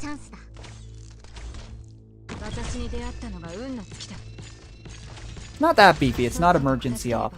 Emergency ops, I don't know what the official like number is, but they just buff the enemies into oblivion and they put harder enemies in. And it's terrifying. Yeah, Typhon S2 just seems solid. Her S3 like puts the mark on enemies and then it can hit them from anywhere or something like that. It's weird. And it like really like she puts like a hail of arrows on whatever she marked and it does a ton of damage. So it's good for bosses. But I'm not... Maybe I could use it against the final boss, actually. I'll have to try that. Because I just think her S2 is generally solid. It's like Destreza, but for a Besieger from Thorns. You use it twice, and then you just get a bunch of extra stats. She attacks an extra unit, attacks speed, chance of stunning. Thorns gets a ton of attack and attack speed. It's just solid.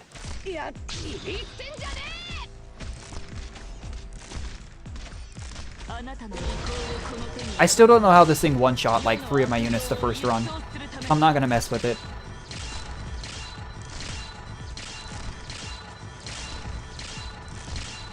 It doesn't do true damage, I don't believe. I mean, I'm pretty sure. Unless she's, she's attacking something blocked by the sword. But it's like, she's just such a versatile unit. S1 is niche, but it allows her to basically be like the spear behind a shield if you have a, like a defender to put her behind. Almost like an instructor, except she doesn't buff things, she just kills them. S2 makes her a duelist that ignores deployment limits. And S3 just makes her this. This right here, you know? She's such a good unit. And it's funny because when she first came out, Dreadnoughts were a terrible class. The only one that is even like remotely usable I remember from back then was Scotty. And even then, base Scotty wasn't used too much. And then Neural came out with all this stuff, true damage, all this stuff, and people were like, this is what it takes for a Dreadnought to be top tier. But it was kind of true. Some classes just aren't as good as others. Oh, and I just remembered, out of the blue, I was talking about how I was excited for Viviana the Candle Knight and the supporter that comes in that event. I'm really excited for Dijon Breaker. She's one of those units like Mjolnir that we knew about for a long time. A lot of people thought she'd be a Crusher Guard, and it's probably for the best that she isn't, because Crusher Guards are just not an archetype that are doing well. Apparently Hodor is decent, but just not a great archetype. She's a Sword Master, which are fun. I still use base Chen sometimes, because it's funny to watch her use skill and kill everything. Yeah, we take the squad size limit here. Oh, we get a Rogue Trader anyways. That's awkward. We have 2 of these stupid folder tools to change it to Rogue Traders. I don't think you can donate to the machine in Monthly Squad either. It's like those things where they give you more unlocks like the squads we don't have, at the consequence of we don't get anything from it. Do we need Magellan or Cruz? For this one, I actually think it's Magellan, and I think we should use a melee. Oh, this one I think just slows an area. I don't even know if that one attacks. There's definitely good units in Arctis that I haven't used just because it takes a long time. The amount of resources and time it takes to E2 a unit is kind of sad.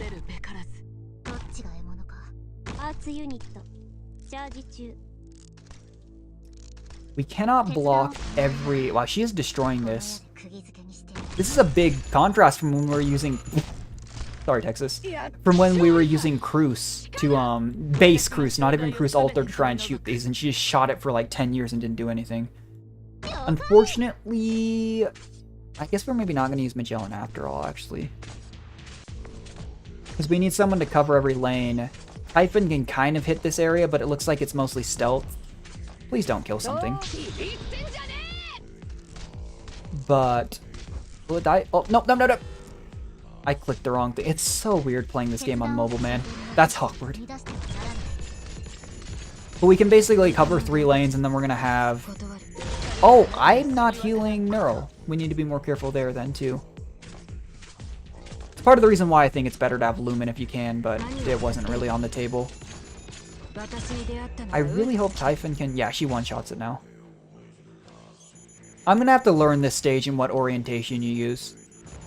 Because Neural's about to die. I mean, ideally we would have had Lumen, not Neural, as our medic, and she just would have... It would have reached everywhere, right? We'll do this. That one-shot Typhon? What?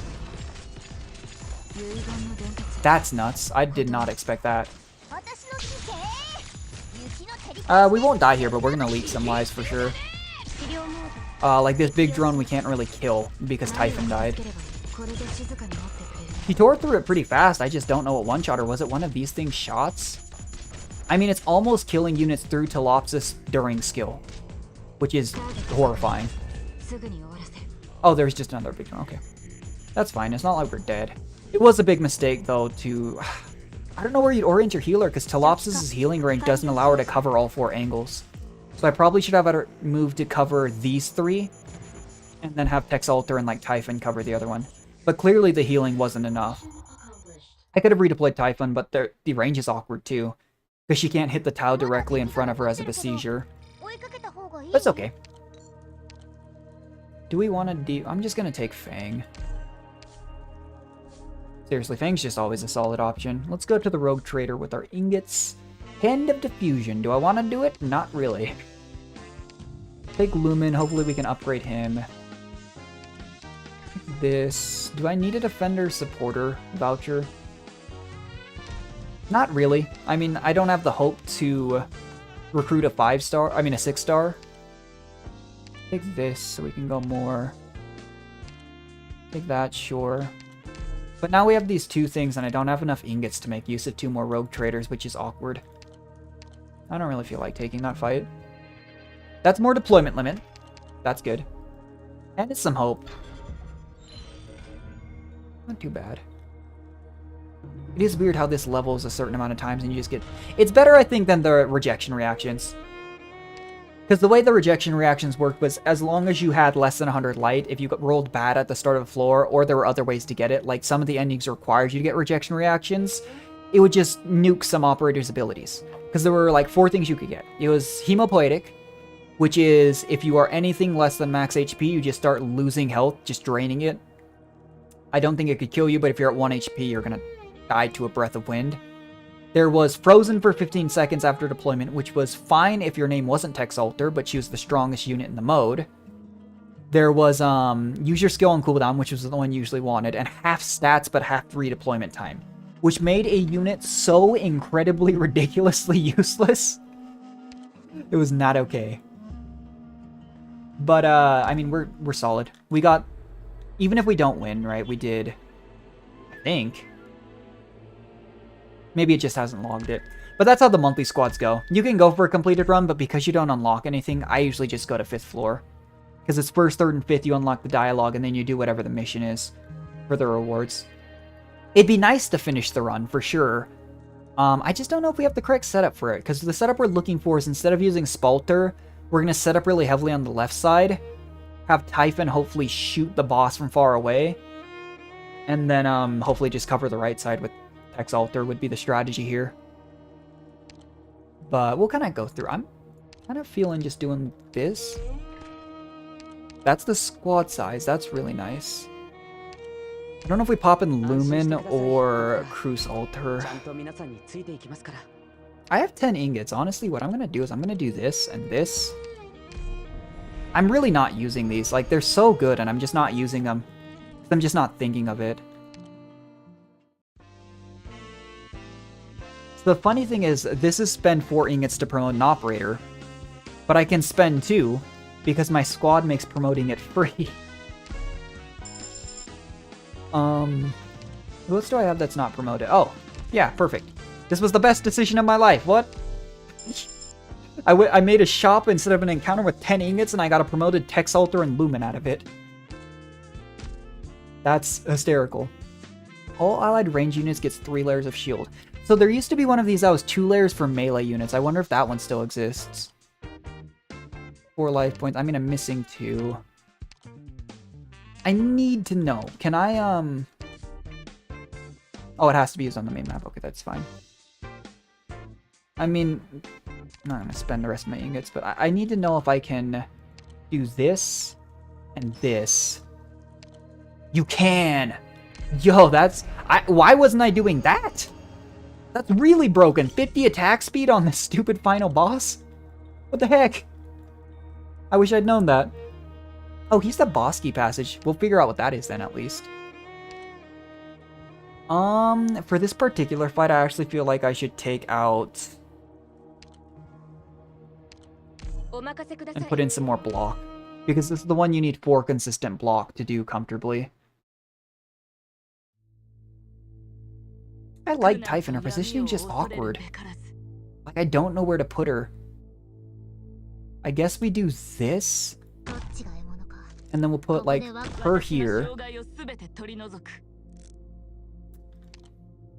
This might not have been the way to do things, because now I can't. There's a spine chest. Yeah, this wasn't the way to do it. I should have swapped the positions of these two. That's not good. I will have to find a way to work around that. Because I need to cover this zone. Please don't. Okay, well now I get the opportunity to do it, I suppose. She just annihilated her health bar on the spike chest. What? She didn't even have skill active. That's horrifying. It's fine. I forgot we actually had Lumen as well, which is awkward. Don't kill my neural. Do not. Lumen, do your job, please. Lumen! Lumen! She's probably fine. She's fine. She's fine. She'll walk it off. We need Texalter to help cover these guys, though, like... Fine, now he has extra stats.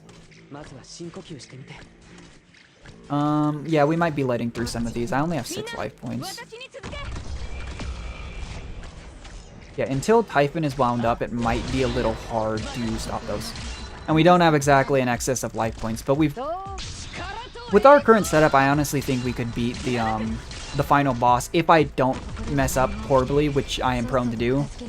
I think we can beat the final boss without losing life points, just as like a moral victory.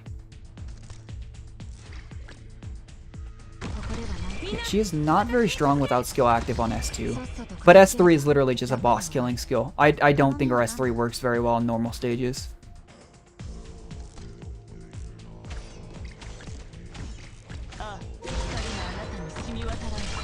Alright, there we go.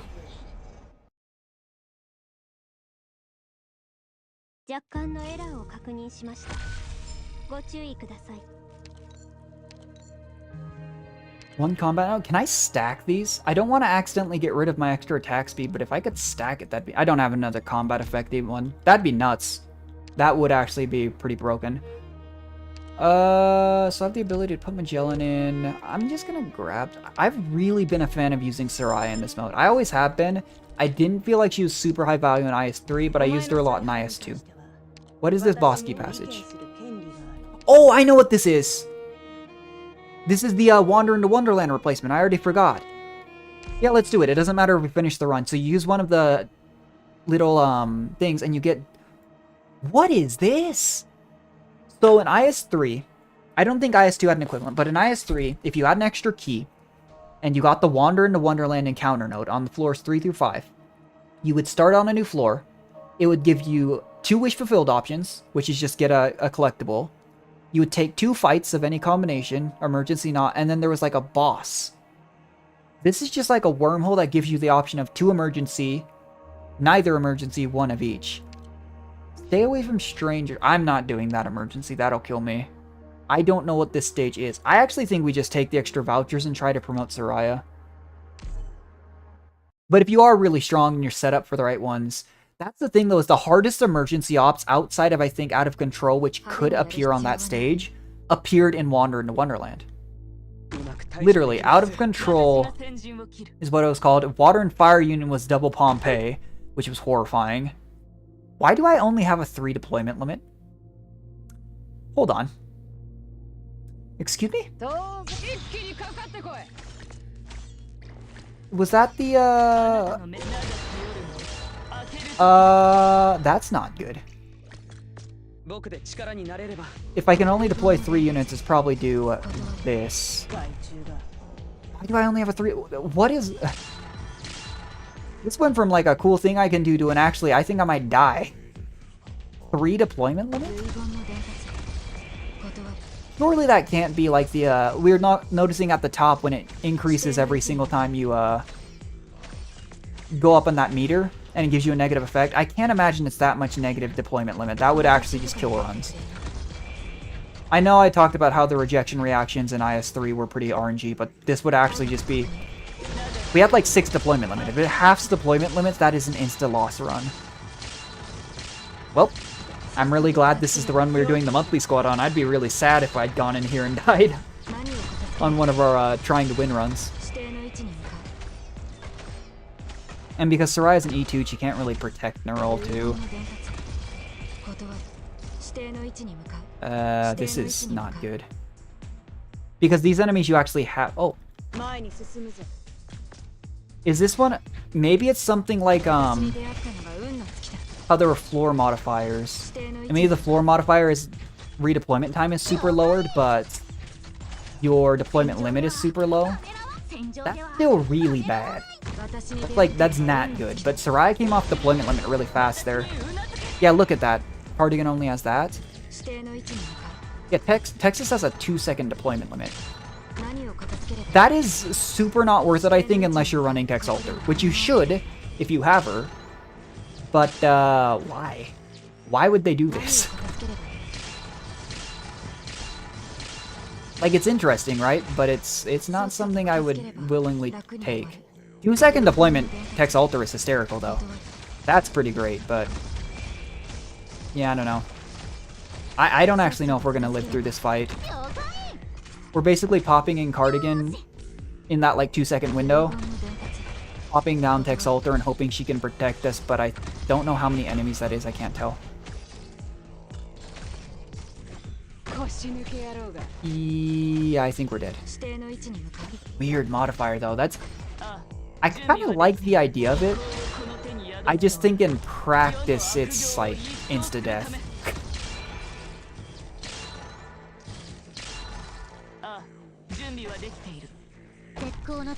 One of those, like, ideas that's cool in theory, but then you do it and it's like, nope.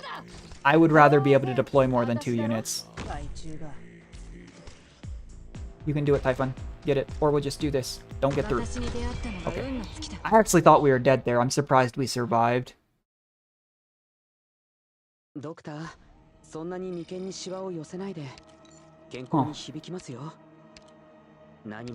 Fluted passage. Where is it? Yeah, what am I missing? So these are our things. We have 4 in this for the extra nodes and, like, effectiveness on events. War instance of Dominion will appear. Allied on affected tiles. Oh, that's the black the black smoke. They have less attack speed. That's fine. Choosing to spend hope increases collapse value. When the interference index decreases, max life points decrease. Why did we only have 3 deployment limit? Is that this floor specifically? Because that was, like, real bad. I don't need either of these vouchers, unfortunately. Let's see if it does it again, I guess, on this fight. Because, oh, we got stay away from strangers anyway. Great. That's, not great. This stage in particular is hard. Like, the only ways I see, like, being able to do it consistently... Yeah, we have 3 deploy... I'm dead. Holy, what? Something happened here that I'm not grasping. Like, this stage we saw, though, to complete safely, I guess we have the faster timer Tex Alter. 2-second redeployment time, right? But, to do safely under normal circumstances, we needed... I mean, maybe we'll be okay. We needed, an anti-air here. And the ability to block these because they all go through there. And we needed anti-air in the middle here because of all the little eyeball things. If I can keep up DP printing fast enough, maybe we can just get by with just using Tex Alter. But I kind of doubt it. If we make sure to retreat her, though, instead of letting her die, we get 8 DP back. Dude, this is weird. Seriously, if we weren't using Tex Alter, I think this would be just GG right there. I don't even think necessarily I need DP printing here. Maybe we just drop Neural to cover these giants with maybe Lumen. They'll cover all these tree enemies, and then we just have to hope we can keep up enough to just keep dropping Tex Alter for everything else. Like literally everything else. It's working, kind of. I'm so lost though. This is such... Is it just this floor? Maybe it's this floor. We'll have to see if we survive this fight when we go back to the main floor, if that's what it is, if it goes back to normal, because that just seems too harsh. Because, I mean, you have to consider, not everyone has Tex Alter. She's a limited unit. You know, and, like, the other big Executor option is Kirin Yato, who is also a limited unit. Like, the 2 strongest Executor units by, like, far. Also the only 2 6-star. Well, no, I guess there is Phantom, but Phantom is not the greatest.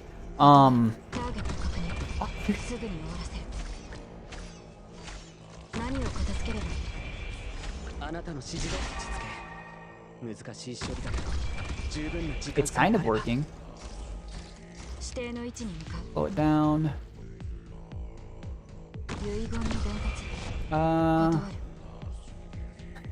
It's gonna be a little sketchy. I don't know how I'm gonna kill this thing. Maybe if I recall, use Typhon. It is definitely wow, that's crazy. Because we've been seeing when our units have been dying that aren't an Executor or fast redeploy, they come back after like 70. You know, it's partially potentials. It's like 60 to 80, I think, or something like that usually, but when it summons those saw blades, it's instantly killing her too. But you can see we're draining DP, but we can't put down an extra unit to print DP to keep us safe.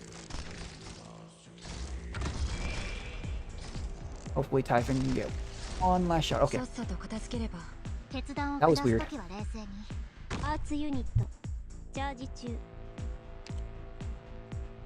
Ugh, sorry, I had to sneeze.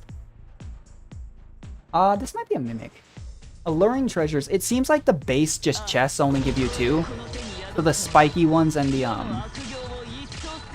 other like hard to take down ones do, because those mimics, they hurt. You get those things early and they actually just murder whoever they're blocking. And the spike chests are just reflective of damage. Like, even with enough medics, if you have like Tex Alter does so much damage, you could put 2 medics on her and she'll still die to the spike chest because it's damage reflection. We have a high interface index. Why does it keep giving me medics? It's like, hey, you won your first run with like 1 medic voucher the entire time. We want to make up for it. We got you. You know what? For good luck, I'm getting Texas. Yeah, it's no joke when I say I like Texas. Like, I like her more than Yaimiko and Shuei, who are my favorite characters in Genshin and Starro, and I really like Yaimiko and Shuei. Huh. I still don't know. I'm gonna have to look this up, probably.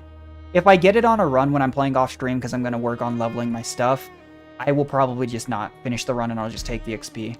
And we'll try maybe this weekend to try it for the first time. But we know we get Hearing Sponsored Drone. What's that? Allied units gain 50 attack speed. Let's try it. So her... I don't have the module, unfortunately, because again, trust isn't high enough with her Santala, but she marks the target within range. She gets a much longer attack interval, but attacks become a hair of arrows marked at the marked target. It'll randomly strike enemies around the target. The thing I've had with this is if it marks like a weak enemy and the enemy dies, I don't know if you have to manually deactivate it. It seemed a little weird to me, but I also didn't understand how it worked. But let's see. If we don't win, though, it's not like we unlock anything either way. Yeah, like seriously, how do you do this with any efficiency if you're not using Texas? She can, okay. That's really important. What is this? I think this is our drone. Yeah, we're back to our deployment. It must have just been that stage then. It's so strange. Do I have to destroy this to get whatever it's got for me? I don't know what that did. Full disclosure, I have no idea what that just did. Okay, but that's how it works. That's a lot of damage. Holy. She marked this thing and all the arrows are going into it because there's nothing else nearby, and she's just decimating it. Wow. I'm impressed. One skill rotation and she did about a third of it. And it's only a 41 SP cost regen. He's gonna be much fast. She's much faster than the Spalter strategy we were using. And we didn't really have another sniper in mind that we were using to take up that slot, so it's just like nice all around. Alright, here's what we do. We have Telopsis hold this. We'll switch to Jima because Jima's tankier. This formation should hold and kill the boss, and then we'll have Tex Alter cover the right side. I really do wonder though, because like there are really cool, like skilled, much more than I am, like Arknights content creators that will beat every stage with like 3-star units, for example. I don't know how you would beat IS unless you got insane, even like the older ISs. Like usually the way people beat IS2 with like I saw someone beat IS2 solo with Mudrock, but it was because it was a Chalice run. They got all 3 attack speeds. They like withdrew all their ingots, so they had like 200 ingots. And then those 3 relics gave like +3, +5, and +7 per 5 ingots, and they stacked. That's how they did it, you know? I don't know how you would do it otherwise. It seems so difficult. The stun is what's gonna get the right side too. It happened with Lumen too, where it's stunned Lumen and Lumen died before he could get the healing off, and it looks like Telopsis is gonna, yeah, have the same thing happen. Luckily we have 3 life points, so it's not like we die if we leak something, it's just not ideal. It's either 1 or 2 more skill cycles here. It does seem like it's at a certain radius it'll freeze too, like it's freezing here. I haven't seen it freeze Neural. But it clearly freezes the 2 units that are sitting here, which messes them up. I'm actually wondering if it wouldn't be better to clear out here and use Lumen for the right side and hold like here with Lumen's range, and then have like Telopsis or just Soraya hold the left side. Because we've seen Soraya and like Neural or Soraya and Gladia were able to hold the left side. Because it's mostly just these big, thick enemies that take time to kill through like Neural True Damage or Arts Damage. And then just a bunch of little dogs that don't do that much. I don't want to use Typhon's skill because if she marks something not the boss, I think it's bad. There we go. It's kind of hard to tell what she's marking, actually. Ordinarily, there's this purple circle wheel, but because the boss is so big, I can't really tell. Which is a bit awkward, but... Go Texas. Yeah, like, to give you guys an idea of how much I like Texas, though, like, I never buy merch for anything. I have, like, a cute little Texas keychain that hangs off my mic's arm. I have 3 monitors on my setup. because of the stuff I'm studying, it's actually really helpful. All three of them, the screensaver are Texas. Through Wallpaper Engine. Like, not even like, oh, okay, I could do one for each of my 3 favorite characters. It's literally just Texas. Just like the character. I don't know. Like, it's one of those characters, too, that I understand. When people are like, I like the characters, I relate to them, too. A bit something. I won't get into it now. Maybe I'll tell the story one day. But, that's also part of it. For me, at least. She can't reach from there. It might have been better to put... Well, it's a bit weird. I could have put her facing upward, 1 tile forward, and the sword would drop here because she hits a decent fan range. Why is there this up here? I thought it said it would spawn 1. But yeah, the fact that you can designate the boss node as combat node and do buffs on it and probably stack them is insane. Like, that's actually crazy helpful. 50 attack speed is super meaningful. And that's kind of what I was thinking in our first 2 runs. I was probably underutilizing these things because they make a big difference.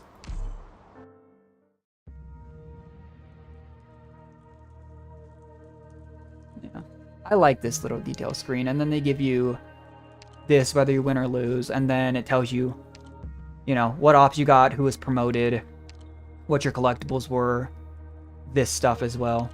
Just a cool little end cap summary screen, but this is what I was talking about. We got these 3 recordings, which is just like the dialogue lore on 1st, 3rd, and 5th floor. We got the rewards off using Magellan summons 25 times. There's not really a need to finish the run, but it was nice that we did. Because I want to do one last run. I want to see if we can just figure out without looking it up.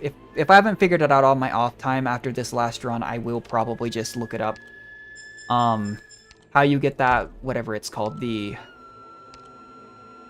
I don't know, the helmet or whatever, the thorny, it was something like that. That it said you needed to change the ending. But I'm not sure. I'm pretty sure they will add another ending at some point to IS4 because they've done that with the other modes. IS2 and IS3 had 4 endings, but they didn't release with 4. But I just love my roguelikes, man. Like, they're just so fun. They're usually more cost, you know, efficient, shall we say, for pricing, because I'm a broke college student who spends but little excessive money he has usually on games. But,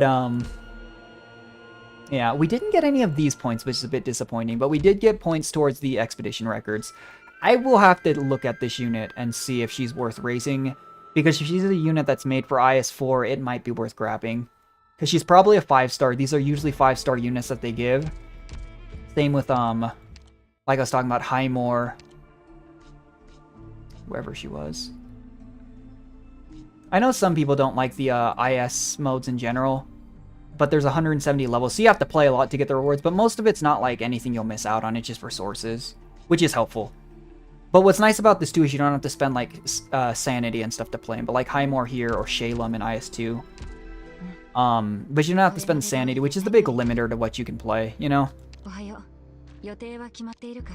Because that's one thing too, is like Genshin and Star Rail have like the fuel and the resin that stop you from farming domains and bosses, but you can still do a ton of other stuff. That's what IS is for Arknights. So it's kind of unfortunate, I think, for the people that don't like IS. What is it saying here? Oh. Yeah, everything we haven't seen. It's kind of funny that it says these are new things, because most of these are from previous IS. This is new. Like, I mean, we could kind of just go down the list. All of these are from previous IS. I can't tell off outline, but I'm pretty sure this entire category is not these two. The rest are. I think that's the weird mask. I don't know what that is. I don't know what that is. I very well could know, just some of these outlines aren't exactly indicative. But most of these are pretty old. Some of them were brought back. This from here to here is new. Most of these are new. Like I said, I think they changed this one. Unless the other one's still there. No, it does look like they changed it. Because this one was saying it's stacking damage based on the HP of the target.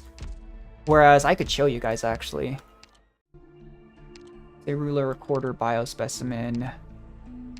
Find it. There's so many collectibles. 261 in IS3, right? Although some of them are like the curse ones. Where is it? Here. That's not it. Hand of Choker. This is the one that existed in IS-2 and 3. Heavy Shooter, Deadeye, and Besieger just instantly kill enemies below 20% HP. I think it was 30% at one point. But it's just like, you have such OP Heavy Shooters, Deadeyes, and Besiegers. Like, Deadeyes aren't exactly the best. But you have, like, Schwarz. Schwarz was really good out of nowhere because of how nerfed Rez was. I'd imagine Typhon going back would be good, but it made Posey really, really good. Pozemka. She was, like, top tier. But it's because these stacking bonuses gives enemy res. And so very, very few, like, arts damage dealing carries because of the 20 res. And res works, like, it. A little bit of res goes a lot longer than a little bit of armor in this game just because of the way it works. Super dangerous stuff. Like, it's terrifying. But there's stuff like this, too. I will probably just sit here and spam rerun the first floor until Kanat decides he wants to stock extra items and give me this collectible. Because no one wants to sit here and watch me reset the first floor until then. And I did learn with my grind on IS-3 that as much as I enjoyed the roguelike style thing, it was the same thing with Slay the Spire, actually. And it's why I refer to it as Slay the Spire. Is the first game I ever streamed was Slay the Spire because I was going to stream Elden Ring and my old PC didn't like Elden Ring for some reason. But like I streamed it to like, I think +7. And I've beaten every one of the 4 endings, I think on... I'm trying to remember which point it was. I think it was around 11, because that's the boss break point. But I only beat 12 through 15, literally doing the exact same strategy every single time until it worked. It's what I call, and I learned it online, I had to figure something out, because I knew what units were generally strong, but they call it 3 Wolves, 1 Ungle. It's 3 units of different categories. It's Texas the Omertosa as your specialist. It was Pozemka as your sniper. Horn as your defender.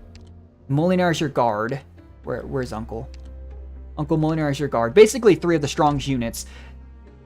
Generally speaking, I think the 3 strongest considered units still in the game are Surtur, Molinar, and Texalter, but Surtur does primarily arts damage. Her whole shtick is, I activate Twilight. I can basically drop because it only takes 6 energy to use, right? 6 SP. And she gets 300% attack, extra 2 attack range. She attacks 2 extra targets, 5,000 HP, and she just gradually loses HP. And you can extend that by having a medic. And her talent is, she does ignore, that. To be fair, that is the 20 res that they gain from IS levels.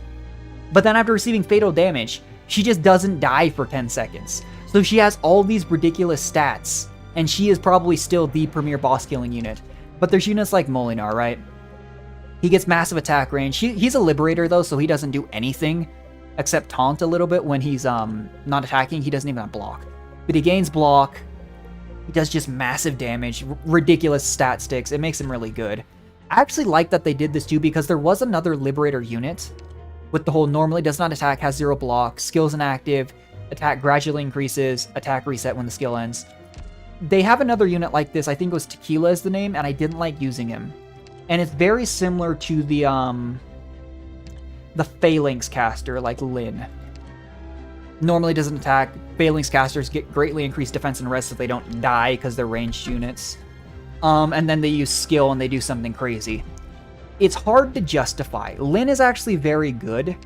But like the original Phalanx caster was Carnelian, and I never ended up E2ing her just because I didn't feel like she did enough damage to justify the fact that she didn't do anything the rest of the time. But Molinar is a good example. Molinar does so much damage that it does justify it. We'll just keep doing this because I want to see if we can unlock one of the squads. We've gotten a good few here. I'm just bummed out that we didn't get this one. It literally came down to us getting a Sniper Vanguard voucher, but looking at the ones we have to get, these are the tree. I'll grind those out. Command XP, we'll get that in another run or 2, actually. But complete an adventure with 5 defender supporters. I genuinely think in the same way Typhon worked, I could do the same strategy with Horn. Just keep her out of range and do it, because her range is ridiculous. Especially with this skill.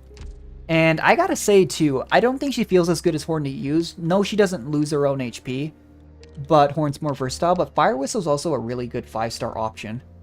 They're just defenders, that don't really act like defenders. Yeah, they have 3 block, but they're not that tanky. They just sit there and fire at enemies from so far away. Like, but unlike besiegers, you know, like Typhon, they can actually hit melee units. They're just not very good at it. Obviously, eventually we're going to try. Again, I won't do everything on stream. That's just something IS3 taught me, as it gets very boring. Despite how much I love this mode. But you get these little badges. And I can't show you, I guess, right now because we started. It doesn't let you access. But I have every single badge on every single squad in the other 2 modes because I played this mode that much. I think the best way to go probably is just to do the same squad. And then we'll just try and get... I'm going to go for Vanguard Guard, ideally, but it's just going to depend. You know what? Let's get a collectible for losing our ingots. We only have 6 starting ingots. What are we going to do with 6 ingots? Treasure chests on the battlefield will drop more ingots. Well... Isn't this awkward? I mean, depending on how much it is, that could make up for itself immediately. So here's where things get awkward. Because we didn't get the promotion off of this. I could, if I was lazy, restart. It makes you wait a minute until I get a starting text altar, but let's just go for it. This will be the last run of the night. If we win, we went 4-2. And the first 2 were our first 2 runs ever, going in blind. If we lose, we still went 3-3, you know? But I'm enjoying this. We'll definitely do some more streams of this and the other games I've talked about. I think at the end of my last Cuphead stream it was Saturday or Sunday, I pulled up at the very end a list of the games I'm looking at. I know it's like an old man thing to do, but I write it down on like Google Docs or Microsoft Word. And that's my list of games I'd like to play. Not super long yet. I'd like to get back into multiplayer games. It just gets toxic. I don't ever type. I used to be really good at Siege, I've mentioned, but you know, it'd take me time, obviously, to get back into any of those games. I just don't enjoy streaming the toxicity. I don't mind it, honestly, when I play myself. I have like 5,000 games of ARAM in League. Like, I was one of the first people to get the ARAM God title when they released titles. But I don't want to bring that into my streams. That's really all it is. I know some people really enjoy watching, like, rage streamers or watching the toxicity. It's just my personal preference. That's really all it comes down to. I don't want to have her AoE both, because... Yeah, okay, there we go. But yeah, Tex Alter's S2, the one we're using here, is actually her highest single damage.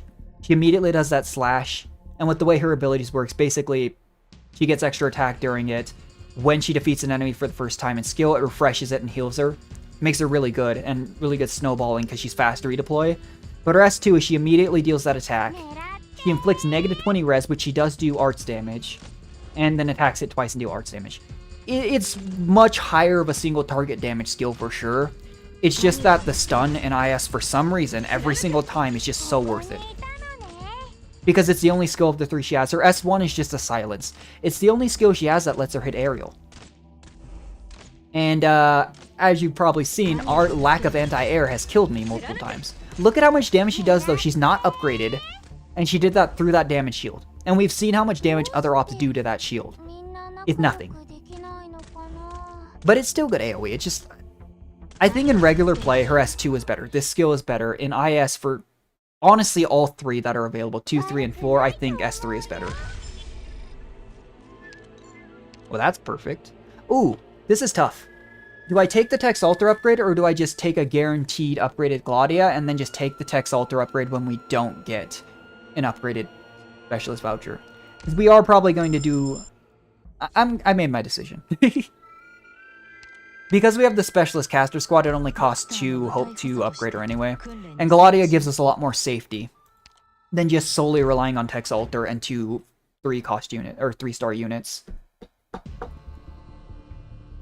I've never seen... Is that sheep? You know, if I can finagle this right, I can make Gladia pull things into... I'd have to put her probably right here and face this way, which I'm not going to do, but... Oh! Okay, they got mad. To be fair, if someone came up and hit me with a giant, flashy blue and red sword, I'd be pretty mad too. It's not even like a game logic thing now that I think about it. It's just actually like, huh. That is a very valid response, huh? But with IS, when I'm doing hard endings, I always make a checklist of what I need. So in this mode, what I think I need is I need at least 1 medic, and either a second medic or Soraya. I need a unit like Gladi will serve that will help the left side hold. I need Tex Alter because it's Tex Alter, and then I need something to deal with the boss. But it was kind of the same thing, like in IS2, for example, Actually, IS3 is a better example. If I was doing first ending in IS3, I needed Horn, I needed Tex Alter, I needed a medic, and that's, to be fair, about it. If I was doing second ending last night, I needed either Golden Glow or Kaltsit or something that can pierce through defenses because that thing freezes every time you hit it. For the third ending, I just needed whatever I needed to insta-nuke Skalter because that was a horrifying boss. And the fourth ending, I needed Tex Alter and good lane holding. Just match into what you do. Like in IS2, Big Sad Lock, you just needed 2 lane holding and DPS.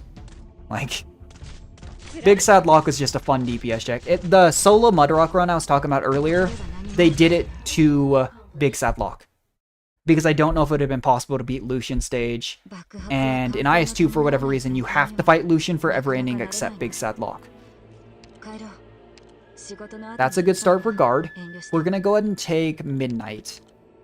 Like I was saying, I don't think... There's not a reserve operator for guard yet. So it defaults for like specialist as well to melee. I don't think this counts towards having 5. So we just take the 3-star options. Guard, Vanguard.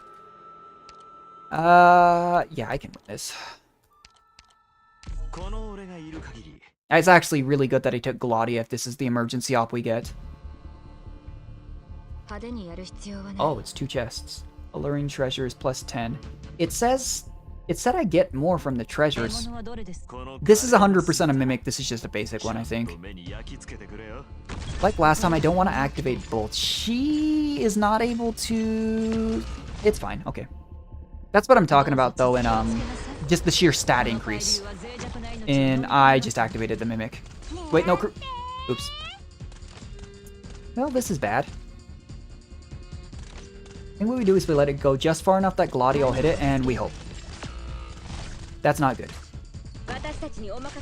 Alright, if it kills Gladia, so be it. We'll just have Fang act ahead. Gladia's natural HP regen is coming in clutch. Oh, so close. That's the natural Abyssal Hunter regen, though. It's kind of gross. I don't want to activate this thing, ideally, and if we can stall out for Gladia, but I don't think that's going to be a... Yeah, it's not a possibility. We might leak because I didn't even think about that. That was really dumb of me. To let Cruz activate the chest. I mean, we got the chest, we just might lose some life over it. Let's slow it down. No, we're okay. Nice. We take that.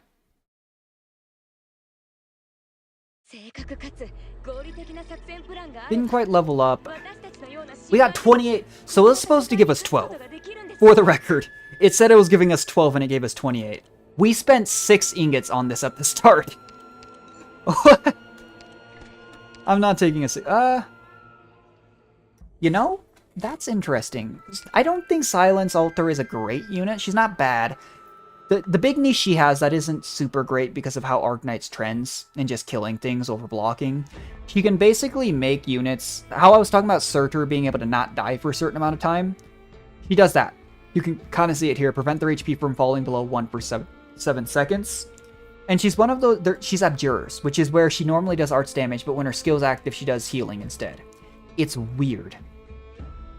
We'll take her because she's a free 6-star stat stick, but I probably won't promote her unless I really end up in a weird situation. What have we got? Rusted Blade. Oh, perfect. I'm really glad we took Gladia then. We don't need to... I mean, we have an excess of ingots. Let's donate until the machine breaks. I'm pretty sure it's also partially because we're on low difficulty, because we're getting like 3 in at a time. Might as well buy the Stone Gargoyle. What's this one? Low enemy, and not the biggest fan of them. It's not bad. It's kind of like the dice effect I was talking about from IS3.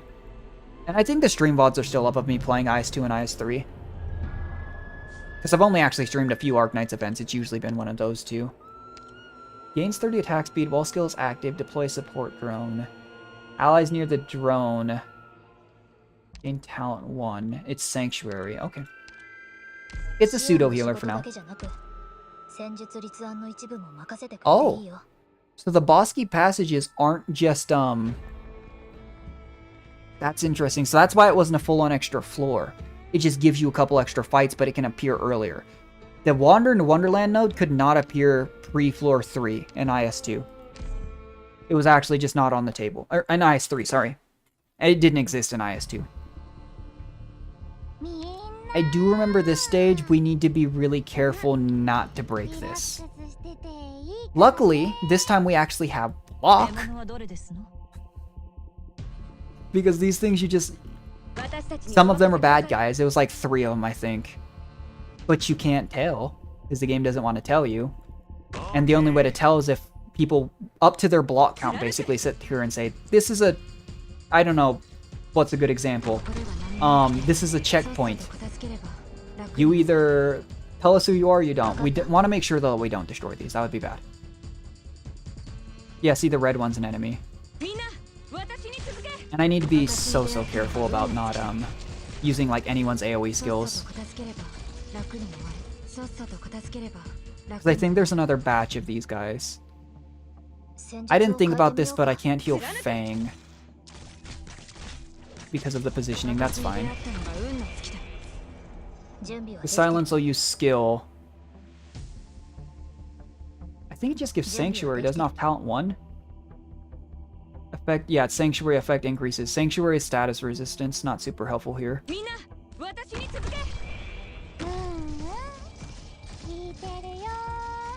That is the problem though with Tex Alter there, is once her skill ends, she does not do any damage. She does, I guess technically, but it's like nothing.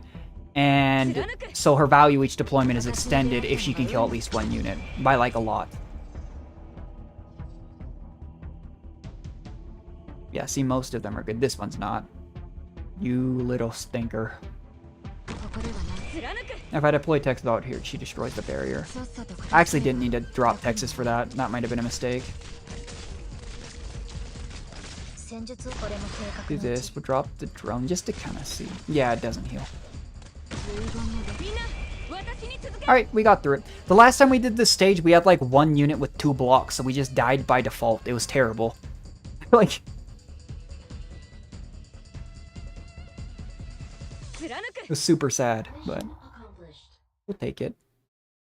I really liked how the anime even added that mission accomplished line. Like, it was kind of like an anime that I got it. Some people had valid criticism of like, if you didn't play the game, the anime wasn't really for them. But that's how all animes were, you know? Lose 4 ingots for an elite. Yep. Elite dispatch, that's any operator. We didn't get an upgraded one, which is fine. Who would be really helpful at the moment? We've been taking Soraya, but I hesitate to take Soraya here just because she's the only defender I'm taking for the most part. We have Tex Alter. We need good lane holders. You know? I'm thinking about just grabbing Neural Alter. Yeah, I'm gonna do it. Low altitude maneuvering. It's this one. I think I can get away with doing this one. We'll see. I don't know how the emergency op changes things is the problem. But right now what we need is, I'd like to get Soraya and a medic. That's like super high priority because our only healing is Silence Alter, who doesn't heal very much. I guess Gladia has self-healing, but that's not really... I don't know if I'd really say that counts either. I don't know if Gladia's Tornado counts as hard CC to drop the enemies into this pit. The way Cruise Alter was able to do. Which is concerning because if she can't, that's definitely a place we could lose. However, because we have an E2 Gladia and Neural Alter, I don't think we need to worry about using Tex Alter the way we did last time to stop the big enemies through here. Ideally. Like this one. But we will have to see. Because I do not think base cruise will be enough to stop these jetpack dudes.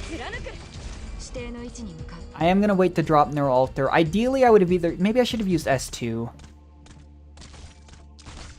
Nope, that's doing a lot of damage. And it's that same issue where she can't hit enemies like that when they're right next to her. She's basically keeping up with regen, though. I may have made a mistake, though, because now it's going to...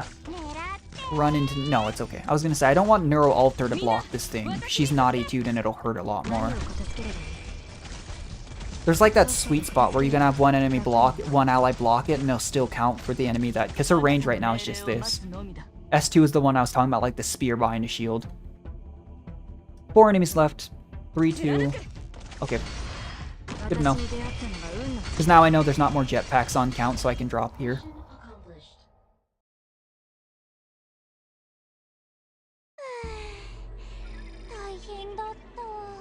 That was tough. I feel like we handled that, Cruz. Dang. It just keeps... The experience thing, the less command XP keeps coming back to bite me, because I would have taken Soraya happily right here, and we would have been in a really good spot. But we're 8 XP away. That's okay. Who do I replace here? Honestly, probably Cruz. Tex Alter right now is handling all of our anti-air. We'll just keep an eye on the stages we're going into. Let's take the Bosky passage. Fortune favors the bold, huh? It does cost our interface, but it's for like 2 extra fights. Wait. Oh, it said something there. It said something there about the effect. That's probably what it was that was messing me up last time. Don't turn around sluggies. I think I could do the sluggies level on emergency. I didn't see what the modifier was. I could barely see it because it changed and I think I clicked. That's probably what it was last time, because yeah, last time we had the 3 to... That's actually really cool, though. I like that.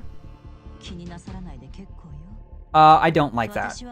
The explosive slugs without consistent healing will be not good for me.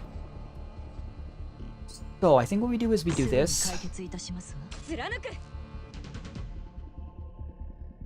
Hopefully Gladiator... Oh! That's not where it was going. Okay. Do this, and then we'll save enough energy that we can always deploy Tex Alter. This thing can't be blocked. I want to see generally how much damage it's do. Actually, let's do this so she also gets the slug. Those are beefy. Why is this thing doing so? What the heck? Okay, this is gonna be bad. Yeah, I killed Neural. I may have severely overestimated my ability to deal with this stage.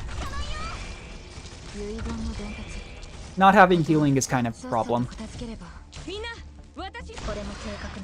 Wow, silence is really not healing much. As long as we don't die, right, it's fine. It's early on enough that we can get HP back too. Yeah, and we can't die. There's only 8 more enemies.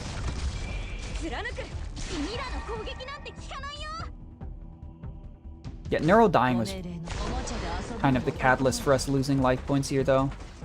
But there wasn't a whole lot I could do to protect her because I don't have a medic.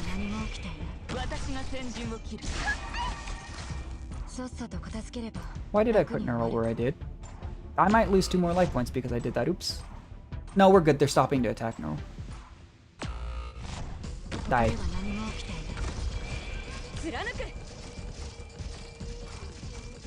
Oh, nice. I thought we were going to lose more than 1 life point there. I kind of messed that up. Oh, well, we got a collapse intensified. What's the modifier we got? I got my life back, but... okay, health on deployment. That just means we need a medic even more than ever. Take the free Pith, I guess. Pith is one of the, I think we saw the sniper one. It's just one of, like, the temporary recruitment made specifically for IS. I don't think Pith is very good, though. Pith buffs other casters, but... You know, Storm Eye, I think is the name, is literally just an anti-air sniper that's free. Not quite as good. But, what do we do here? Oh, it's this thing. Luckily, this is just a normal version of the stage, so I'm not as, you know, in danger.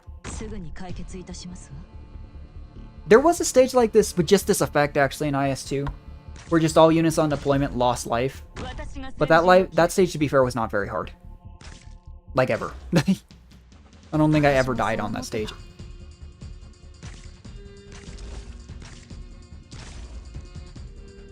Yeah, Abyssal Hunters, man, this is working pretty well. I don't know where to deploy Fang to start gaining energy for Tex Alter deployments, but I think we're okay. Yeah, she is not. She's healing much less. Like, I get that she's an Abjurer, not a medic, but she's healing a lot less than a medic would. Like, by a lot.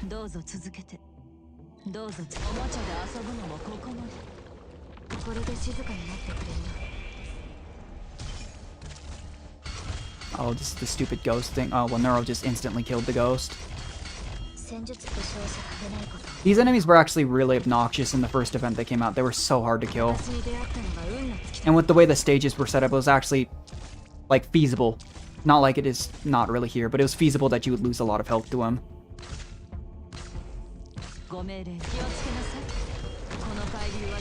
Nice.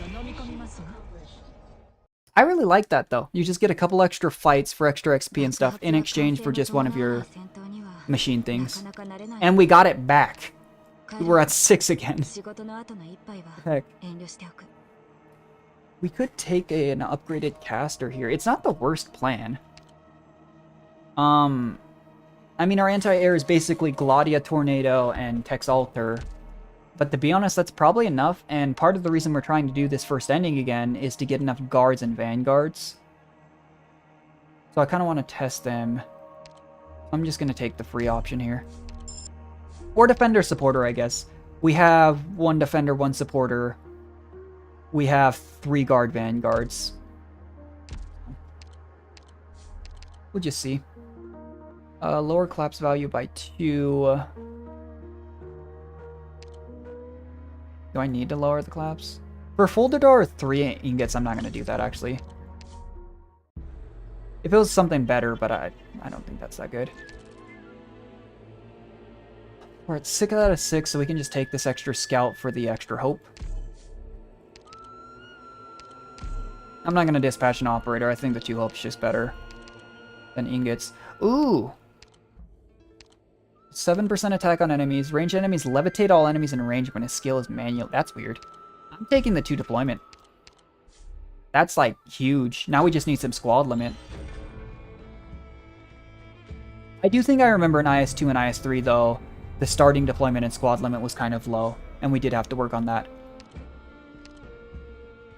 So, conduct panoptic collapse value will be 2 when combined. I don't know what a panoptic survey is. What if I do this and this? And the problem is I don't know which emergency op I'm taking. I'm definitely going to take one. Because why wouldn't I? I think we'll do the top one. This. Okay. Well, it popped here. And I think it popped on the end. Interesting. So close and yet so far isn't too bad. Yeah, we need a medic. Like, first and foremost, more than anything else. We need a medic or we need Soraya. Probably both. And we have the hope to sustain it. We just, you know, need to see it. Ordinarily, I would put, I think, Neural Alter behind Gladia, but because Gladia has the Abyssal Hunter regen and we're using S1 anyways, so it's not like she's dropping the sword in front of her for true damage, I think we do this. We just make a line and then Tex Alter can be dropped in front. These are what we need to watch. This is such a weird stage, though. Because I could put Silence up here, but she's going to die to range damage.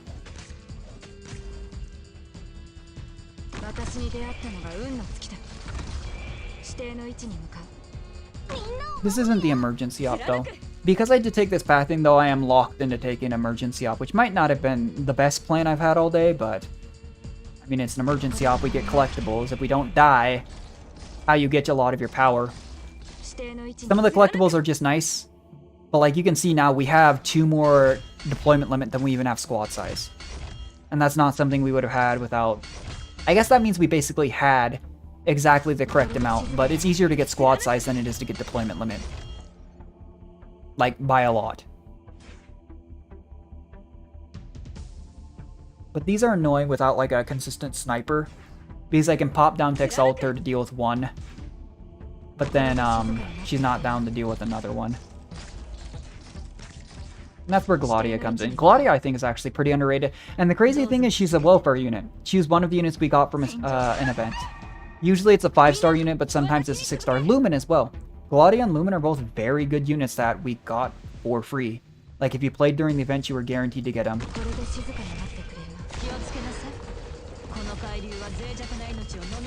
That tornado's so good. The only thing is, like, enemies with, I think, a high weight limit aren't actually moved by the tornado. But in the long scheme of things, like, you probably have a unit to deal with elites anyways.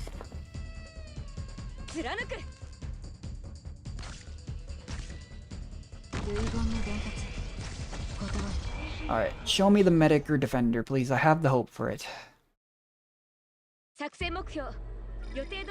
Good level up. Okay. That's not good.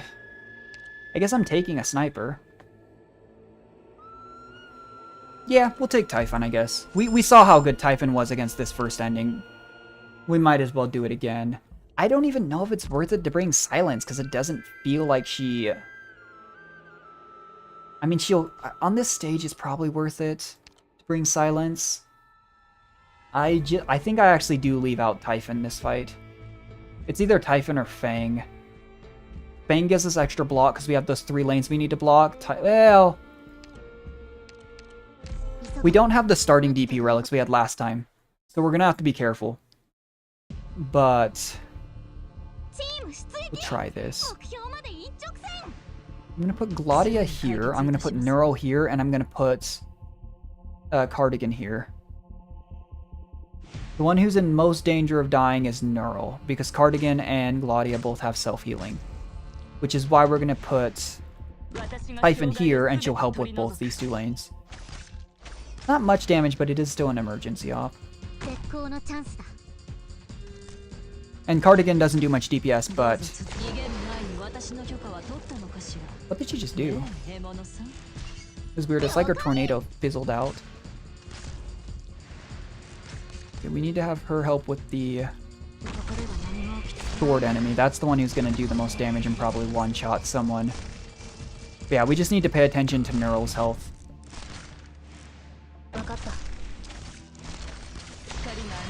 Uh-oh. Maybe I didn't have enough block. It's fine. This game mode, thankfully, and this is what I was talking about, does not punish you, it seems, nearly as hard for losing any life points as IS3 did. It's still, like, not good. I think you get those extra things, but, like, IS3, it was very easy just to lose off, like, one mistake because of how ridiculous it was. I just realized Silence can't heal. I should have swapped the positions of Gladia and and Neural. Because then Silence could have occasionally healed Neural. It didn't end up being a problem, but that would have been better. We only leaked 3, and it was during just a kind of weird time period where Texalter wasn't ready and Gladia... That's the issue with Gladia standing sideways like that, is we've seen it already a few times because I've used her enough. She just can't hit that. Take the Typhon. We don't need the sniper squad. It's defender, supporter, and whatchamacallit. I'm actually super down to take the scout for hope and then go straight down twice if it lets me. This stage isn't too bad. I don't think we're enough pressed for DP that we need to use Fang. It's nice, right? Especially when you're really just getting to the late game where you're just dumping Texas on over and over and over. But I don't think it's as necessary as it could be. So how do I want to do this? I don't recall there being much range damage except for right here on this stage. Which is why I think we probably want to put Cardigans back here. And we want to deploy Silence and Typhon before Cardigan, so any enemies in range will target Cardigan first. And then we'll just start spam deploying Texalter.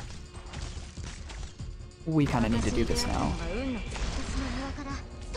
I like the idea behind Abjurers. It's cool, right? The ability to heal when you need and deal damage when you need. In practice, it just doesn't feel that good, though. Because they don't do much damage and they don't heal very much. So if you ever have access to both a medic, or even just like an incantation medic, like Reed Alter, it's like, why would you not just do that? I like them, though. Like, they're unique. But to be fair, I also like the Crusher Guards, and the Crusher Guards are terrible. They are literally considered the worst archetype in the game, and they're in Guard of the 8 classes, which is the most competitive of the 8. Worst possible thing, and they put it in the hardest one to make a name in. Because there's so many 6-star guards for no reason. Like, comparatively, like I guess it makes sense for like there not to be a whole lot of, say, medics. Because you only need so many different medic types, and half the 6-star medics are like Reed Alter and Count Sit. They don't even heal. Silence and Nightingale are good for physical and arts base, like specifically. Like, okay, we do need a guard. Let's just upgrade Neural. I know we were talking about getting... How many do we have? At the moment, we have 1, 2, 3, 4. We just need one more guard or vanguard. A fairly uncommon Folter doll. No. I'm not giving up 12 ingots for that. We'll take the special battle and get just a collectible. Ah, I might be shouldn't have done this one. This is the one with the double freezing brothers and we don't have a healer.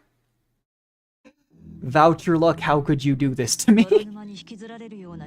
This could actually be really bad. Oh, thank goodness Gladia at least has. I think I just need to be dropping Tex Alter on cooldown and making sure I retreat her so we get half the cost back before she dies. Because we've seen if these guys get close enough to start freezing, it's not good.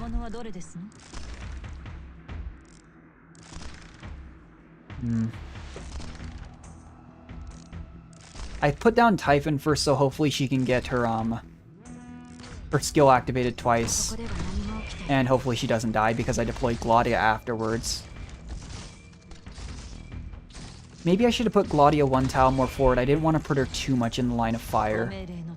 Do this because it'll suck in the archer. Okay. Okay, it's all coming together. Hopefully.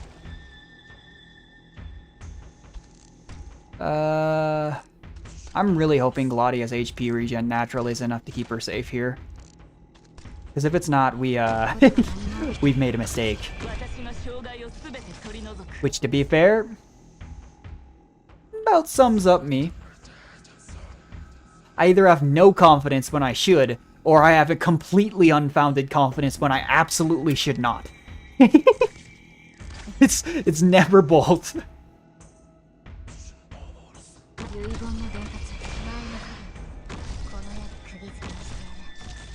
Yeah, they like insta-freeze, that's so annoying. And this is why the freeze is so bad in IS3, where she freezes for 15 seconds on deployment, because she doesn't get her skill reset.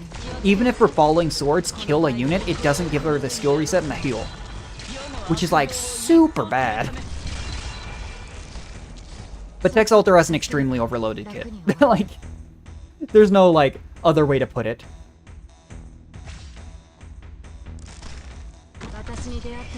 But to be fair, a lot of the altars are really strong. Like Chen, base Chen isn't bad.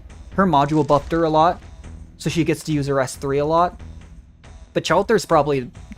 Like, snipers are also a pretty stacked role, but she's the strongest spread shooter in the game. Chalter's ridiculous AoE damage. Posey is really good because she gets her typewriter, which is a crossbow. So she's 2 snipers in 1. Typhon's a boss killer, like... Snipers are another niche that is hard to make a name. You have Exia, who's just the drone killer. Nice, that's big, and we got a guard voucher. The question is, do we invest in another powerful guard? Because this means if we win the run, right, we have enough to get the Vanguard guard squad, and we're just missing defender supporter, which I don't know if we'll get. But the main thing we need now at this point is Soraya and... I don't know if I want to spend 6 hope. It's because then I won't be able to get Soraya or Lumen if I get a voucher. But there isn't really another guard. I guess we just take a free guard. Come on, Melantha. Melantha's actually like the MVP I've heard in low rarity clears. She's a Dreadnought, and Dreadnoughts have really high attack. Bosky Passage. It costs 1 to go straight down, then it costs 1 to go in here, and we still have 3. And the last passage we went in gave us like a ton back. Ooh, a safe house. I have the ingots that a rogue trader would be really good. These are both really helpful, actually. What's this? We're going here. It's the same one. It's risk versus reward. It's the same battle, but one is emergency, one isn't. And I have enough ingots to make a shop worth it. However, I don't need it. And every time I go super greedy, sometimes it works out, but most of the time it's just kind of... bad. I probably could have beaten the emergency op. I have 7 life. Why are they so slow? Is that the modifier for this weird looking like wormhole?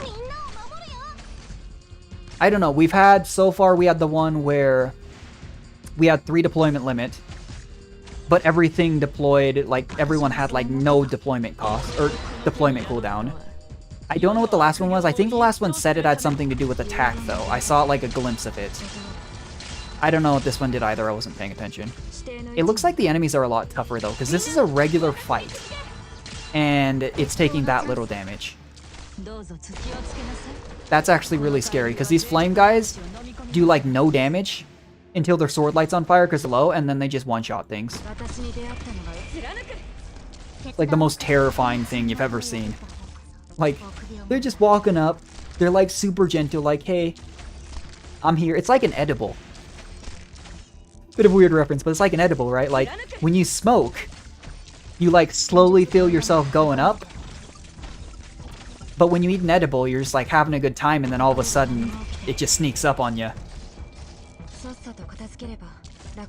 Not that I've tried edibles, but I have friends that have told me it's like that. I should probably preface by saying that. I live in Colorado, though. I know a lot of people. Like, we're one of the first states to legalize it. But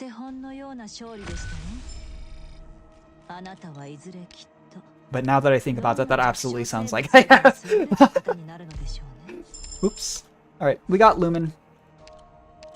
Ideally, this gives us a promotion voucher. It did not. Squad size limit is also acceptable. An encounter. Oh, interesting. Just a cabin, restore all our life points. We take that, that's helpful. We were only missing 3, but you know. If I'd known that, I might have risked the emergency op. What, oh, is this a... Oh. Is this a new one? No, it's Nature's Wrath. I actually like this one. I don't think this one's too bad. All combat nodes. I still don't know what the Panoptic survey is. We do need another rogue trader, though. That might have been the opportunity. Who do I put in? Honestly, we've got a pretty good coverage squad. I just want Soraya because she's so good. He's one of those old units. Like, Surtur's pretty old, Soraya's pretty old, but they're still good. Exia's really old. I guess I could just take a little bit of anti-air.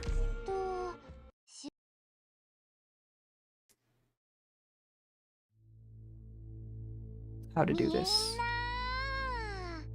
We put you back here. I really wish that safe house had given us... I mean, the extra to squad limit was nice, but I do really wish it had given me a Lumen upgrade. It would have made this fight a lot safer. Oh, especially if there's... Aren't these the exploding bugs that were just dying on their own, though? We can always just, lost my mouse. There we go. Just to make sure. Because those bugs do a lot of damage, and if you don't have adequate healing, it's really easy just to go, oh, where'd my unit go? Here we can wait till they drop and then drop the sword. Here's the boss. Good timing on the sword, too. He doesn't do true damage if they're not being blocked by the sword, but she still does a lot of damage. Good old neural altar.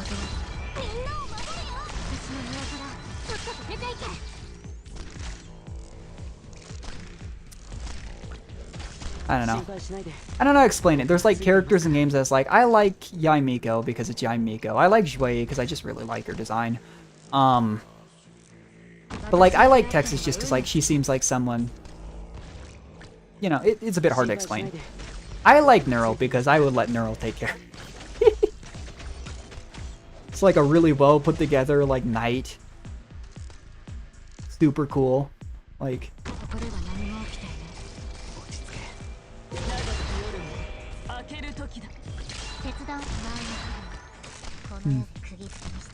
Yeah, we're strong. I mean, we took 2 literal extra, like, 2 battle floors, so we're a lot higher level than we would be. I like it, though. Little wormholes with, like, cool little, like, almost like Easter egg modifications. I could take Sculptor, actually. Sculptor's, she's one of the only things outside of the unit themselves that can heal enmity units. Because she's a bard unit, which is basically she just has a range and she heals everything in it at a slow ticking rate. I will, however, be taking Lumen. What have we got? All out units get 80 attack speed and 50... Oh, when they're blocking through more enemies. That's never going to happen. Or they silence infected creatures. There's not that many infected creatures here, but I just don't think this will proc on anyone not a defender. I guess if I took a Centurion guard, they block 3 when they're upgraded. It's 2 when they're not E2'd. This would make Soraya, once we get her, pretty much immortal, though. I'm taking the silence. No more explosive bugs. Change a note to emergency op. I'm taking the extra hope.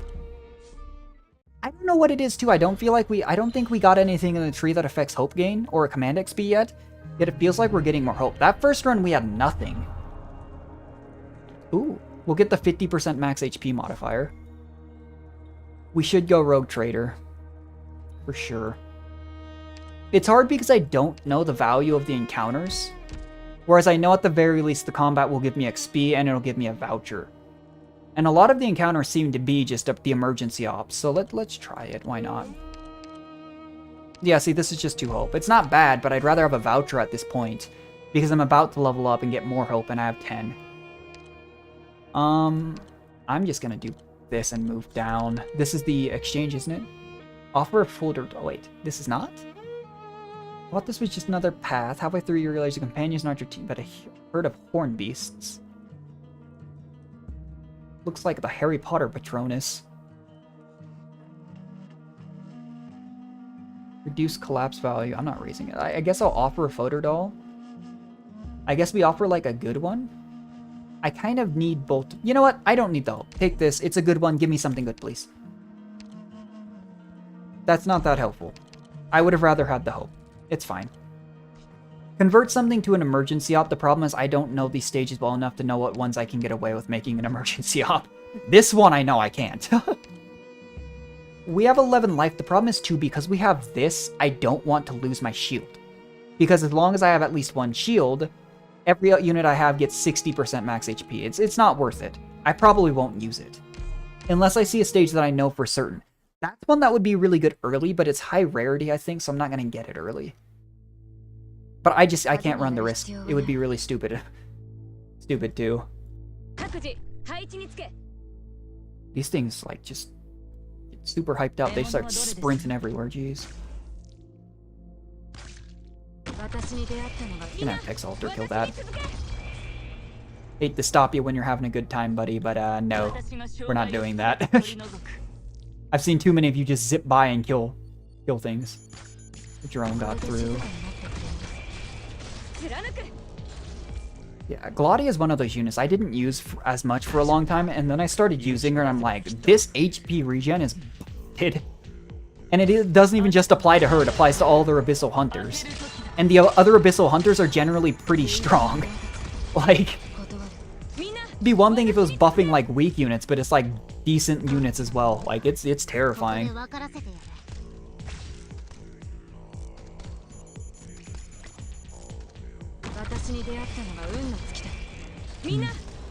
There we go. I'm gonna drop her here so that it stops ahead of Typhon, and it stops ahead of Glaudia. I think that should work pretty well. And when Neural Alter skill up, she'll be able to hit it as well. I think that's a pretty good sweet spot. Do I deploy Silence or do I deploy Cruise? To be honest, I think Cruise does more damage. Fine, we'll try this. That's one thing that really did shock me that I learned about IS though is, on E2'd, a lot of 6 stars don't actually have crazy base stats even though they go up to level 80. Like this Silence here is E2 80. She has comparable attack to our E1 level 55 crew. She's 25 levels lower. And I get that they're different types of units. One's a sniper and one's a supporter. But it's still just weird. But there's a lot of units like that. Like some of the, like Cardigan is actually pretty tanky when compared to like Soraya when Soraya's E2'd. Soraya just heals everyone else. But Soraya's S3 is also very good. At hard difficulty, most people use her S3. It's called Calcification. It like buffs arts damage or something like that. But I just think her S2 is just, you can't go wrong with having a big AoE heal with only 8 SP cost. It's lazy, but like, you know. It's one of those skills that you can just plop down and you don't have to worry about skill timing. What I do need to worry about is the fact that I'm not getting any defender vouchers. We have more than enough Vanguard guards to get the squad, though. That's nice. Attack speed of medic and snipers, that's good. I don't need that. I will upgrade this so I can take some extra stuff. One adjacent note to the right, that could be helpful. I mean, I don't need caster specialist.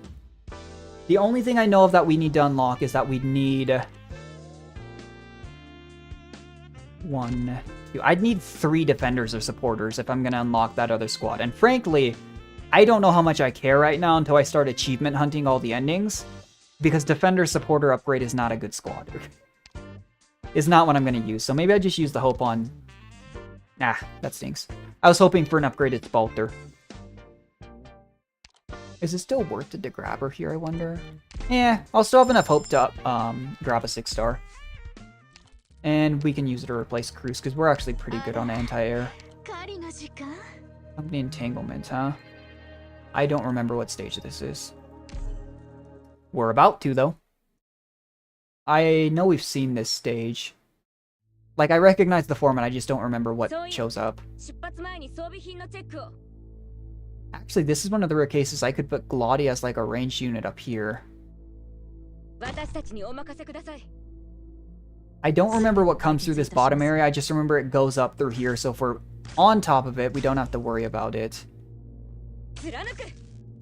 But with our long range capability, I'm going to do something like this. Yeah, we have pretty good long range, actually. It's kind of nuts. Not enough, you know, outside of Text Alter to stop units from going up here, but I don't remember which units go up there. I think it's the big ones that come through here, if I remember correctly, but everything's still so new to me in this mode that if you asked me to name something, I wouldn't know.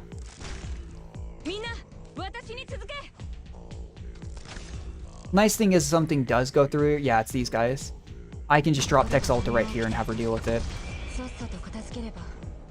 She's kind of an involved unit to use because you're constantly picking her up and plopping her down, but it's basically like dropping a nuke on, like, just... The only thing I guess that's involved is that you're constantly picking her up and redeploying her. So that she can go commit violence.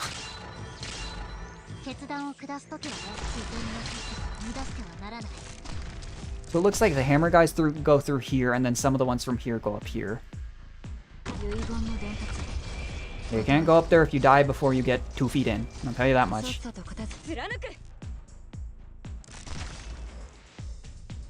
Yeah, we have a good deployment limit. We got that +2 deployment earlier, and it's actually super helpful. Look at how many units we already have down, and we can have another 2 down. Whereas we had runs where we could have, I think, the base 6 the entire time.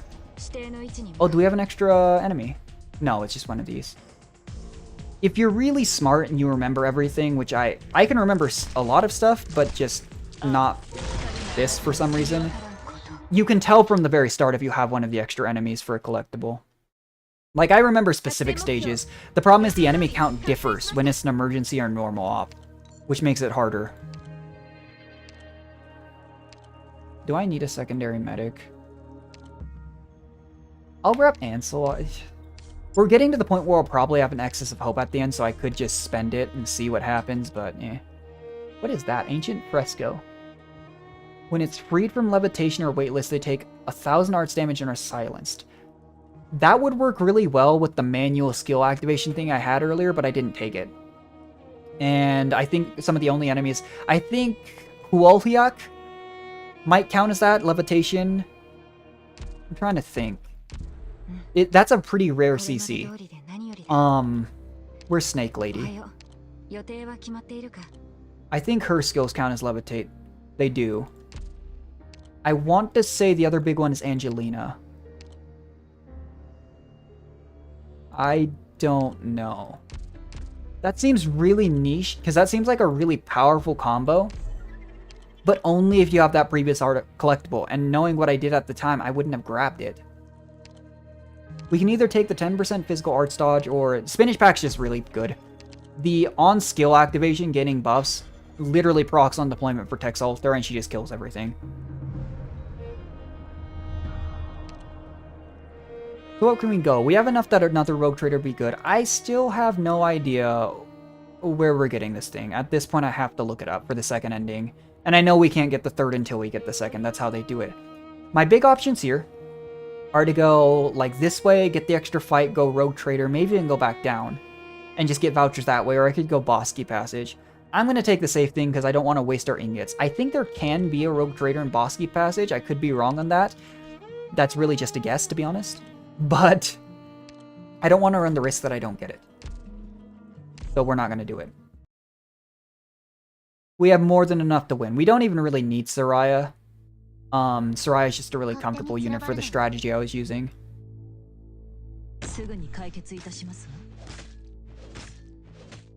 I do not know if enemies come from behind here, and that's what I was paranoid of when we first saw the layout of this stage.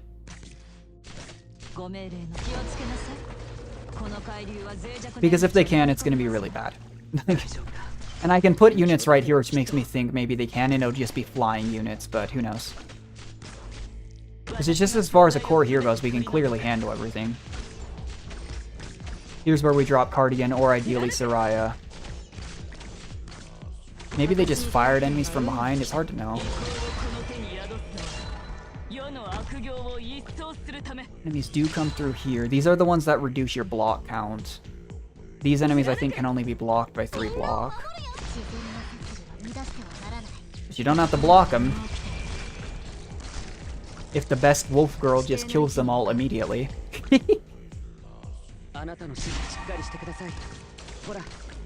Do we deploy Silence or Spalter? Neither of them's E2'd. We'll just do this. We're kind of in the same situation as we were last time, though. It's just going to depend on how good our voucher luck is. Whether or not we'll be able to get another squad unlock. What do I want to let's drop her on these? These coming through here could be dangerous if they spawn too many at a time. I think they only take up 1 block is the thing, but they're reducing Gladia's block and Cardigan's. I'm actually going to do this. It's a little bit dangerous, because now we don't have a 3-block operator on the field. So hopefully this doesn't backfire. It might backfire, it's fine. If we lose 1 or 2 life points, seriously, I cannot explain how grateful I am that this game is not just, it doesn't just punish you super hard for losing life points once. That was the biggest thing about IS3 that I hated. Was it? Oops.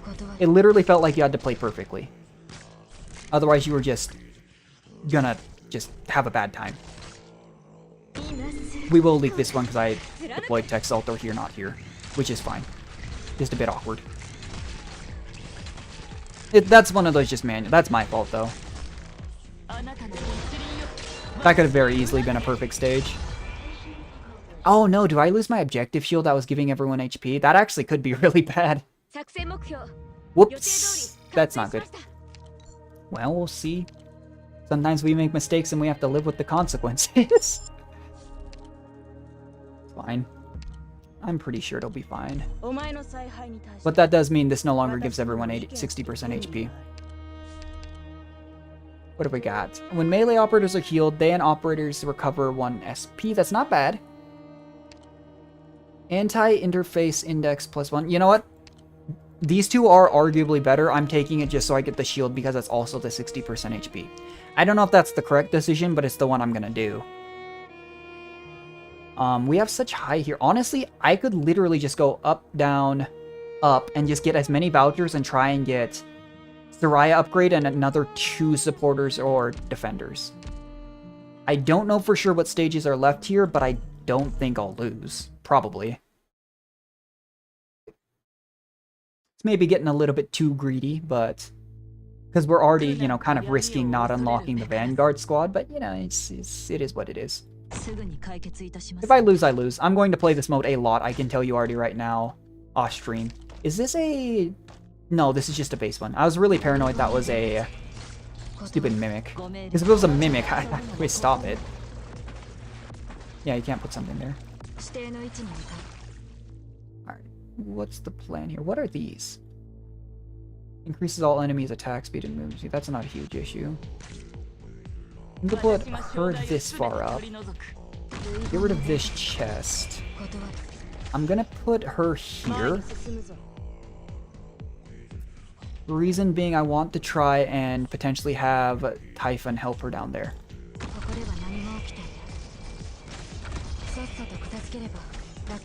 I need to get Fang down for DP. I should have done that earlier.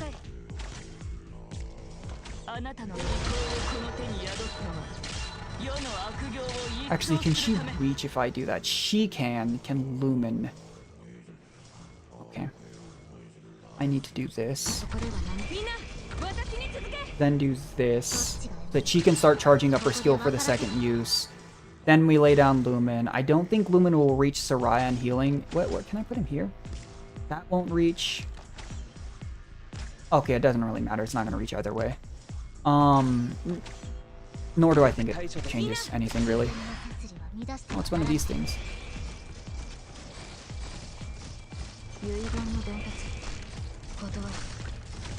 Yeah, this isn't too bad of a stage. I mean, this isn't an emergency op, but, you know, you would hope. But then you run into these random stages that just kill you. Like, the stages I really didn't want to see, even in base, was out of control on IS3, ironically. That stage was really hard, and the emergency op was almost always guaranteed lost at life points. Water and Fire Union with the double Pompeii I don't think was that bad if it was an emergency, but if it was, it was pretty bad. Ooh, these things look like they don't take damage if they're not being blocked. Unless I missed something there, because it looked like Tex Alter's initial drop on the sword didn't do any damage. Yeah, Typhon's gonna cover this. She has self-healing. Yeah, okay. Now we just hope for good voucher luck. I mean, we're giving ourselves so many extra fights that it should give it to me. In theory, but I've gotten like 10 caster supporter vouchers in a row before. Yeah, that's not helpful. I really do feel like I could invest into a secondary healer, but I just don't think I need to. Oh, that's nice. Actually, free Warfarin. Alright, what have we got? There's that's a defender and a supporter. We take that. One is obviously going to upgrade Soraya. But still, we grab Orchid. Now I think we just need one defender or supporter to have 5. If I can count, which you would hope. 1, 2, 3, 4. Yeah, okay. We don't need to be taking silence, actually. We take second actual medic here. Alright, what's this? Has a chance not to decrease when you're traveling vertically. I mean, we're so far in it, that doesn't matter. Defender operators being cheaper is good. Select a combat node for that. We haven't been using the Folter dolls as much as we probably should, but I mean, what do we have? Ooh, do these stack? So I can select all adjacent combat nodes. Nope, that doesn't count. That's adjacent. Select combat node. Max 50 HP. Declare that. Yeah. Nice. And then once I get right here, we do the adjacent, and if that does stack, then everyone gets 100% max HP during the final fight, which would be hysterical. Especially since we took the objective shield that gives us 60%. You can make units really tanky, I'm realizing, in this mode. For, like, no reason. Like, other than it's funny. And we don't have the black smoke effect here, so we don't have the decreased like sight range and stuff that we had. That was making this really obnoxious last time. One downside though is we don't have the auto regen for Fang DP, and we don't really have anything that helps us put her down. So it's a little hard to get going on a stage. But it hasn't seemed like too many stages are like if you don't get going early you just lose. It seemed like there were a couple, but not too many.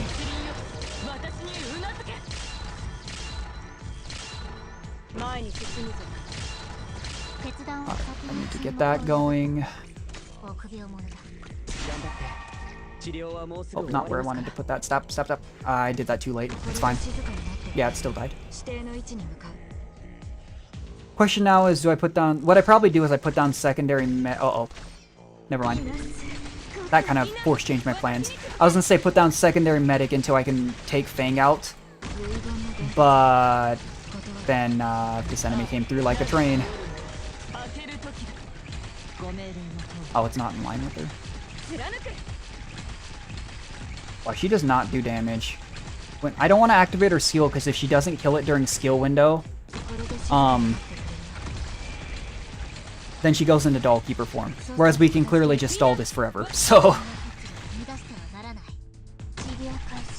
let's deal with the last enemy, and we'll be good.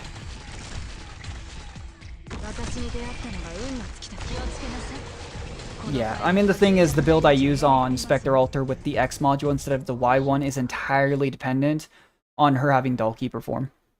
It's not very helpful otherwise. Oh, we almost leveled up. What do we got? I'd love a guard voucher, but this is the last defender we need. I'm actually going to take Neural. Good luck charm. We have both Neurals, both Texases. I don't have the squad space to put him down, but, you know.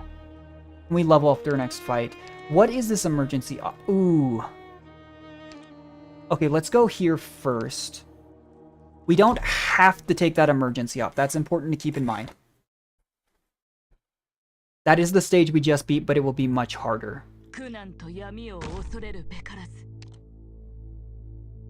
I'm debating how to do this here. The Gladia here strat seemed to work pretty well because she had enough HP regen.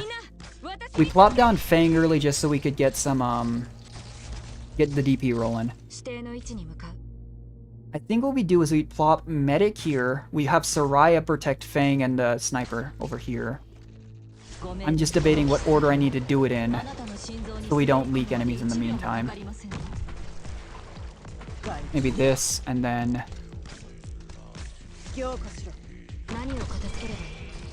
The downside is Typhon can't hit this close one, but it's Soraya. I think she'll be fine. And we'll actually probably just drop Texas, or sorry, Neural Altar over here too. Oh, uh-oh. I did that a little late. It's fine.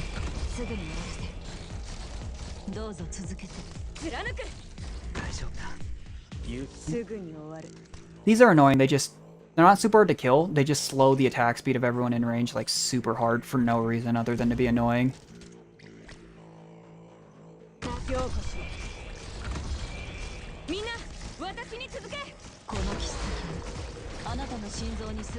Okay, Typhon, you're gonna need to handle the big drone here. Yeah, Gladia actually really helps with this stage because she's a self-sustaining unit that can help with these drones on the time periods where Tex Altar is not up. Which is why we were leaking lives, and actually why we died in one of our first 2 attempts. So, very helpful. Come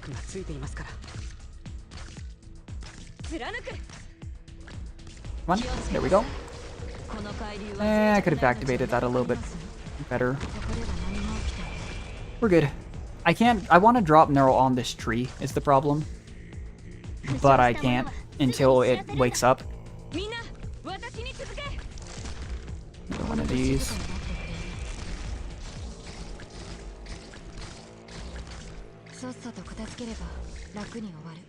To be fair, what I could actually do is just let them handle that one, drop Neural here, and Typhon can then help with this.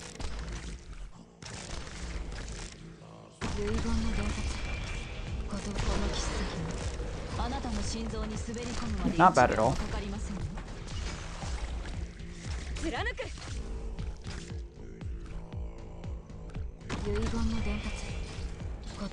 Even if this gets past Tex Altar, Typhon will kill it. Probably. Ow. It's the stupid saw blade things that summons out. Oh, it's Bear Lord. Hello, Bear Lord. You're about the one-shot Gladia, aren't you? It's okay. It looks like the Bear Lord's going all the way through, so Neural Altar will stop it. Looks like I could stall it for a little longer with this. Oh. Yeah, she's not gonna last if she has skill.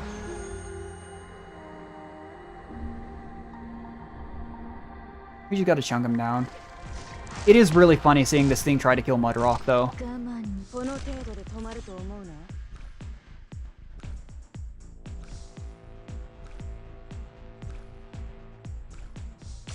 Wait.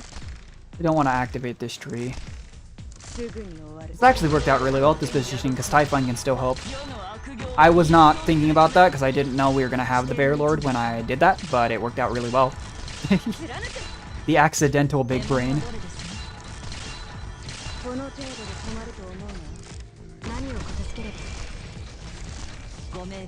I hate that she can't activate her skill when they're right on top of her, though. It's so annoying.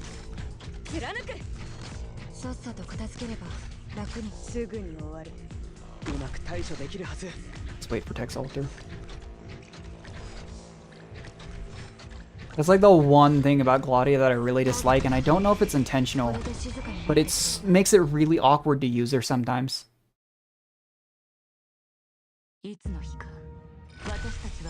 There's the max hope. Oh good, more hope at the very end when we won't have enough vouchers. Let me just double check. Just to make sure. I know we have 5 guards and vanguards. But supporters and defenders, we have 1. Silence makes 2. 3 on a defender, 4 on a defender. Yeah, we have enough, we just need to win. The answer then is probably to level up Waffy. Just so we have an extra powerful medic. There is literally no reason for me to do this other than to die and get 1 more collectible. I kind of want to do it. But you know what? Full send. If I die, which is right on the gravestone of the run, I'm stupid, and I knew I was, but I still full send. 25 enemies. Literally, we just have to kill 18 then. Ideally, we would save some lives for, you know, our final boss fight, but we've done it perfectly anyway, so it's probably fine. The main issue here is knowing what order to do it, because we are constantly dropping Tex Alter to destroy some of these things, but that's stunting our DP growth. Oh, it's a hammer boy, okay. And drop her here, 1 here. There are definitely faster DP generators than Fang. However, Fang is free, so, you know, there's that. We let this pass, then we do this. I know enemies come through. I don't know if it's the same ones as last time. If it's actually not, it'd be easier in this case. But I'm not going to run that risk. Please don't one-shot something with that. Okay. No, there are these here. Okay. Because those were the reasons I needed to put something behind as well. They're actually kind of chunking Neural here. If Neural dies, that would be not good. Don't. It was close. Lumen didn't have skill up, so it wasn't healing as much. I don't know why I was worried. This wasn't hard at all. I just feel like every time I say something and I jinx myself, it happens. All you have to do is look at our VODs for Across the Obelisk. The number of like 70, 60, 70, 80+% rolls we failed is actually just kind of upsetting. You would think like a 60 to 70% roll is like, yeah, the odds are in my favor. They're not in my favor. When I play on stream or off stream, it makes me so sad. Hey Keys, Fire Alter or Lee, which is better? To be honest with you, I don't really use either. If you're looking for a fast redeploy unit, like, I'm not the best expert on that, sorry. When it comes to fast redeploy unit, I just think you should always use Tex Alter or, you know, Kirin Yato if you have them. But let me go over the kit real quick. Because I've used Swire Alter a little bit. She's got a bit of a janky kit with the way her coins work. I've just not been the biggest fan of merchants. Yeah, DP cost for food. I haven't looked at her kit in a while. Gains 1 coin upon skill activation, spent through skills. When a skill is active, gains 1 coin. Each time DP is consumed by the merchant talent. Lethal damage, she can do that. If I remember correctly, she has some pretty interesting burst. Attacks it twice, gain a coin upon defeating an enemy when the talent goes active as well. Spire Alter isn't bad, it's just her damage isn't that high for the gimmick of Merchant as well. I haven't used Lee like at all, because I don't think he's a very good unit. So actually what I'd have to do is look up Arknights Lee.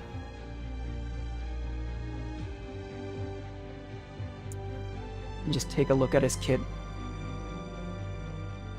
So when Lee's blocking an enemy has less attack speed, that's not that helpful. Debuffing isn't bad, but that's not that helpful. Arknights has trended really hard over the past couple years towards killing units, not blocking them. When DP is consumed by Merchant Trade on Lee, if there's sufficient DP, it consumes 5 instead to block the next stun frozen effect.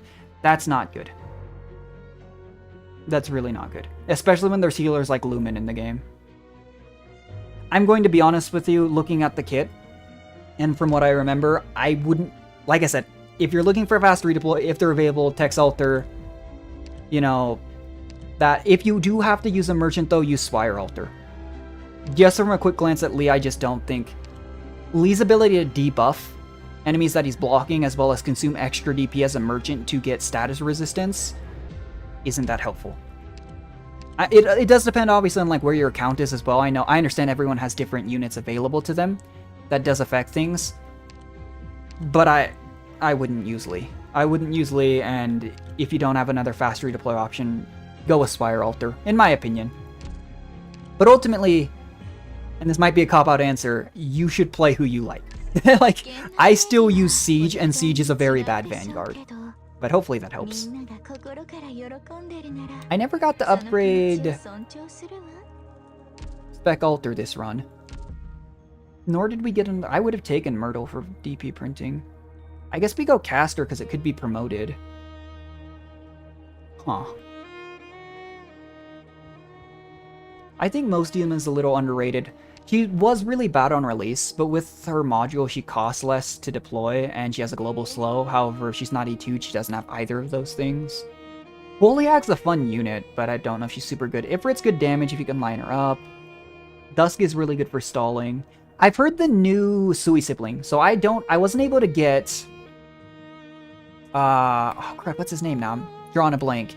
I wasn't able to get the brother that just came out. I really like this kid. I wanted to get a good brawler, I just couldn't. I didn't actually have Mountain at the time either. I just got Mountain after all this time. But I've heard the newest Sui sibling that's going to be coming up is a medical defender like Soraya, which is interesting. I feel like none of the Sui siblings though are super meta. The closest one is Ling, and even then Ling's just a super niche of I can only play this. Ordinarily, I would say Aya maybe here, but because of the boss we're fighting, I'm just going to grab Golden Glow. All that's left to it is to win. I still don't know where this is.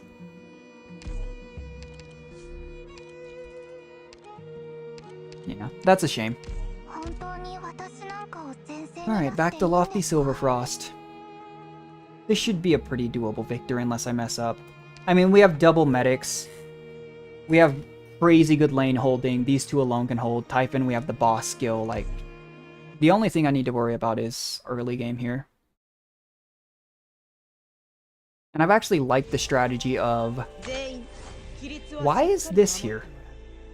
Why? Why? All it's doing is blocking me. That's really bad. I guess we'll do maybe this. I've been a fan of dropping this here, though, just to start it up. That's so bad. That's super annoying. Why would it do that? I'm assuming that's supposed to be helpful, but it's actually just really self-sabotagey.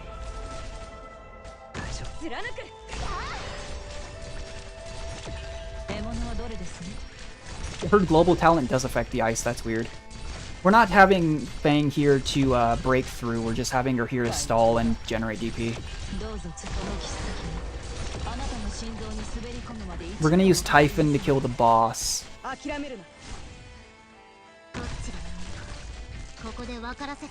And then, yeah, I'm really annoyed. That's super annoying. I assume that's supposed to be a help, but it's really not.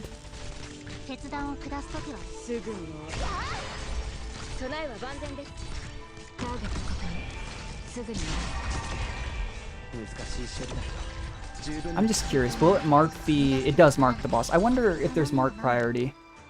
I don't know on that, actually. It would be very helpful, because then I don't have to be as cautious about that.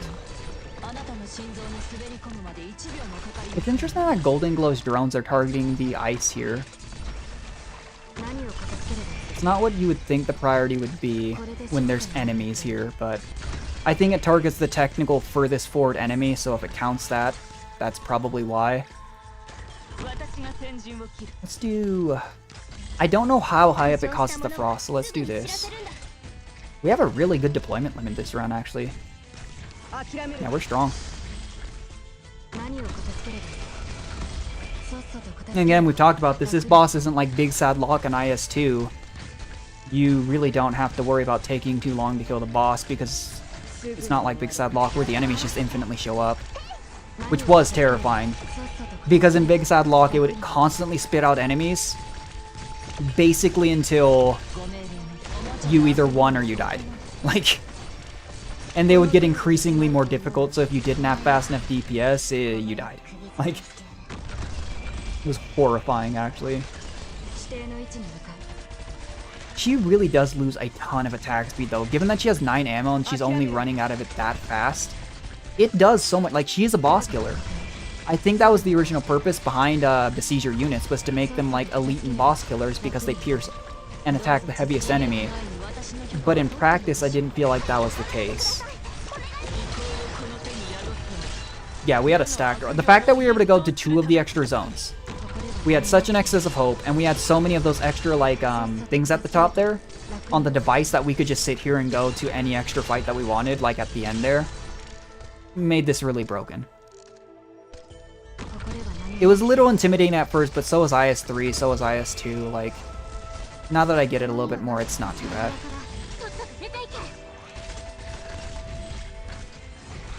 It does seem like it's better to hold down here when possible, though. Unlike where I was holding above here, because this line was getting frozen. Which is weird, because I don't think I've seen Golden Glow get frozen, but to be fair, I haven't paid attention at all. That. But I'm actually really liking this Gladia Soraya comp, to hold this left lane. Gladia gets her Tornado pretty often. She can naturally attack beyond Soraya's shield, just to help out. Oh, that is... I need to figure out... Just look up how this works, because I just stunned Warfrin all the way down here. But seriously, I don't know if this is from a collectible or something, but it's not helpful. It's in the only slot you can place outside of, like, right here at the start. Oh, it just blocks me from clearing the ice. If we didn't have Golden Glow, actually, because our other ranged unit was Hyphen, we'd have been real bad. We probably would have had to wait until this thing died and just quickly deploy.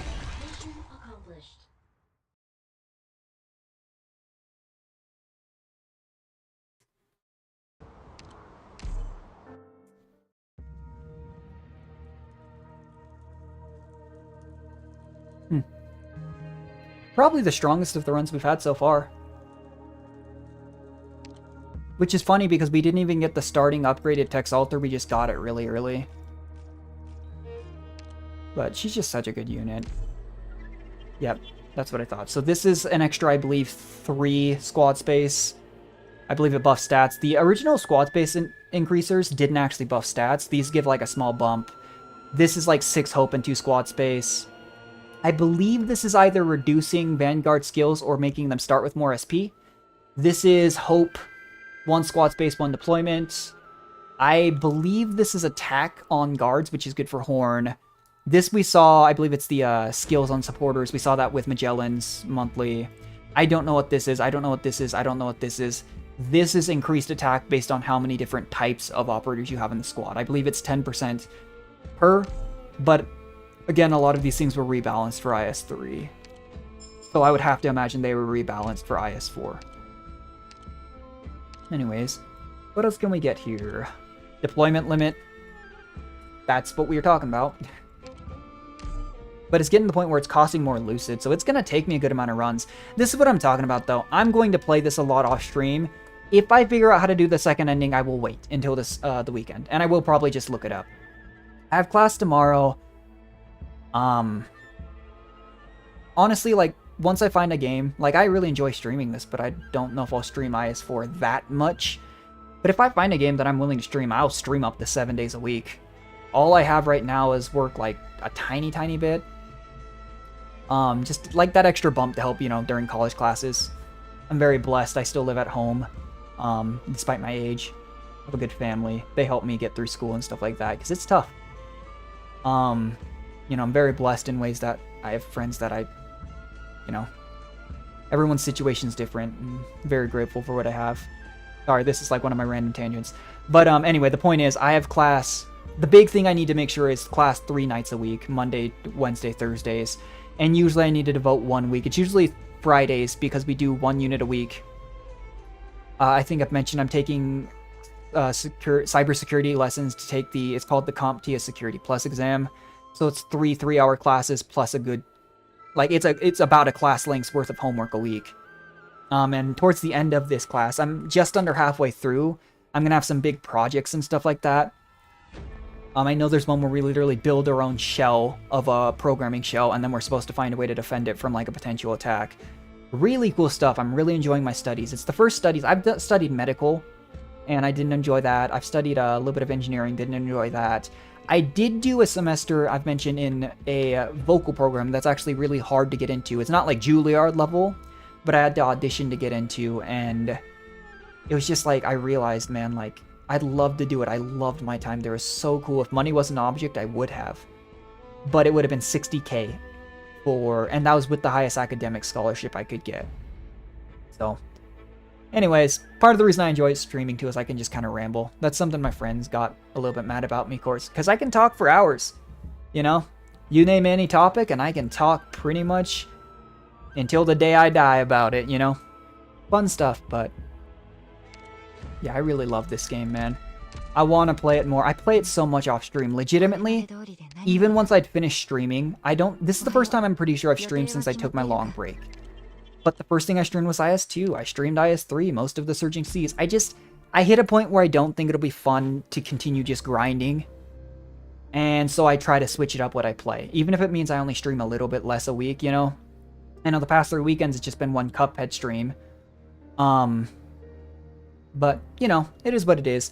I really enjoy IS-4 though. I'm really curious what the second and third endings were. I did not think we would get a win as early as we did, just because I know these charts and actually also the investment system tends to be so powerful. But to be fair, I don't know if it'll be 15 climbing levels like in IS-3, but it's going to get harder. I'd have to imagine it gets harder, which is weird because it looks like there's braving nature, like past a certain level, buffs that only apply during that, which would be weird because to me that seems like it's almost meant to offset the difficulty, which was the entire point of Surging Seas. Like literally, you can play base Surging Seas and do whatever you want. You go up to plus 15 and all of these things stacking, you cannot do whatever you want, you will die immediately. But I like it. I call it the Slay the Spire like difficulty curve because that's the first game I played of that style. Where it's just like up to like 15, 10, 15, 20 levels of small increases. But like the weird thing with IS-2, for example, was the hard mode. You started with an initial collectible, like a decent one. This is just squad size limit, it's random. But then you get another buff to enemies. And it was just weird. Like, and I think that's really where it started and ended, if I remembered correctly. It wasn't that same, you know, getting to try all these different things, see all these little modifiers. It was literally just enemies are buffed. Yeah, here's proof of glory. All enemy units have 40% attack, defense, max HP. They get 30%, but boss units are buffed more. 30%. Entering a new mode reduces 1 life point. This was one of the ones kind of similar to IS-3 that you did have to play near perfectly. 25%, but all operators above 4-star cost plus 1 hope. Like, this was the hard mode, basically. Was they just gave you a collectible. I genuinely can't remember anything about KO-based Fungamist. It was so long ago and we can't replay it. But the hard mode in this was just cool. Things are buffed, that's it. Whereas, oh, I need to, oops. And so, while it was enjoyable, like, I genuinely think base difficulty IS-2 was the hardest of these 3 by far. But that's because there's only 3 difficulties, not like 16. But we'll definitely stream some more of this. I just don't know how much. Like, Arknights for me, like I mentioned at the start of the stream, is like Genshin and Starro. I love playing them. I do my dailies every day, stuff like that, for like, you know, it takes like 20 minutes between the 3. It doesn't take long. But, just as far as streaming stuff, there's just games I wouldn't stream. I played Bloons Tower Defense a little bit more recently. I'm not going to stream Bloons Tower Defense 6. Like I've mentioned, I was pretty good at Siege. I'd need to practice. But I've been enjoying some Valorant recently, but it gets toxic, and I don't want to stream that. I'm not going to say, like, oh, I'm a good person, because I'm not. I'm just someone who's made a lot of mistakes and has had to learn from them. But I don't want to put out that kind of toxicity. Not that I'm doing it. Because I don't ever type in multiplayer games, unless it's like a call-out. But it's just hard for me to find stuff to play. because it really comes down to what's a game I enjoy, what would I like to stream, and at what point would it be fun to stream. Because I did the same thing even back with Slay the Spire. First game I streamed a good amount of it, and there's some really cool content creators. I don't know if Frost Prime still streams Slay the Spire, but they did really cool, like, challenging, like, increasing difficulty challenges. He did some crazy stuff on that game on Ascension 20. But at some point, learning to raise Ascension and grinding up from, like, 1 to 20 for each character was just having a small list of strategy you could use and then pushing it over and over as you learned a little bit. And it was the same thing with IS3, where I think you can... The VODs are still up on my channel. I went from, I think, base, I streamed my first attempt of every ending, and I went up to, like, 7, and I just realized, okay, 8 to 9, it's the same run, except enemies have 15 attack speed. 9 to 10, I have 15 less light, so I might get another rejection reaction, you know? There were big breakpoints, like res and boss HP, but just didn't feel like it was fun to keep streaming it. So, like, off-stream, I ended up going up to 15. Only on Highmore, but, you know. But we'll see what we can do. I have some ideas. I know I listed them at the end of my Cuphead stream last weekend, and I'm adding to that list. But anyways, guys, thanks so much for everyone who stopped by, watched the VOD, and I'll probably stream sometime this weekend. It'll probably be another IS4 stream to go for the second and maybe third ending, but I'll see you guys later. Bye.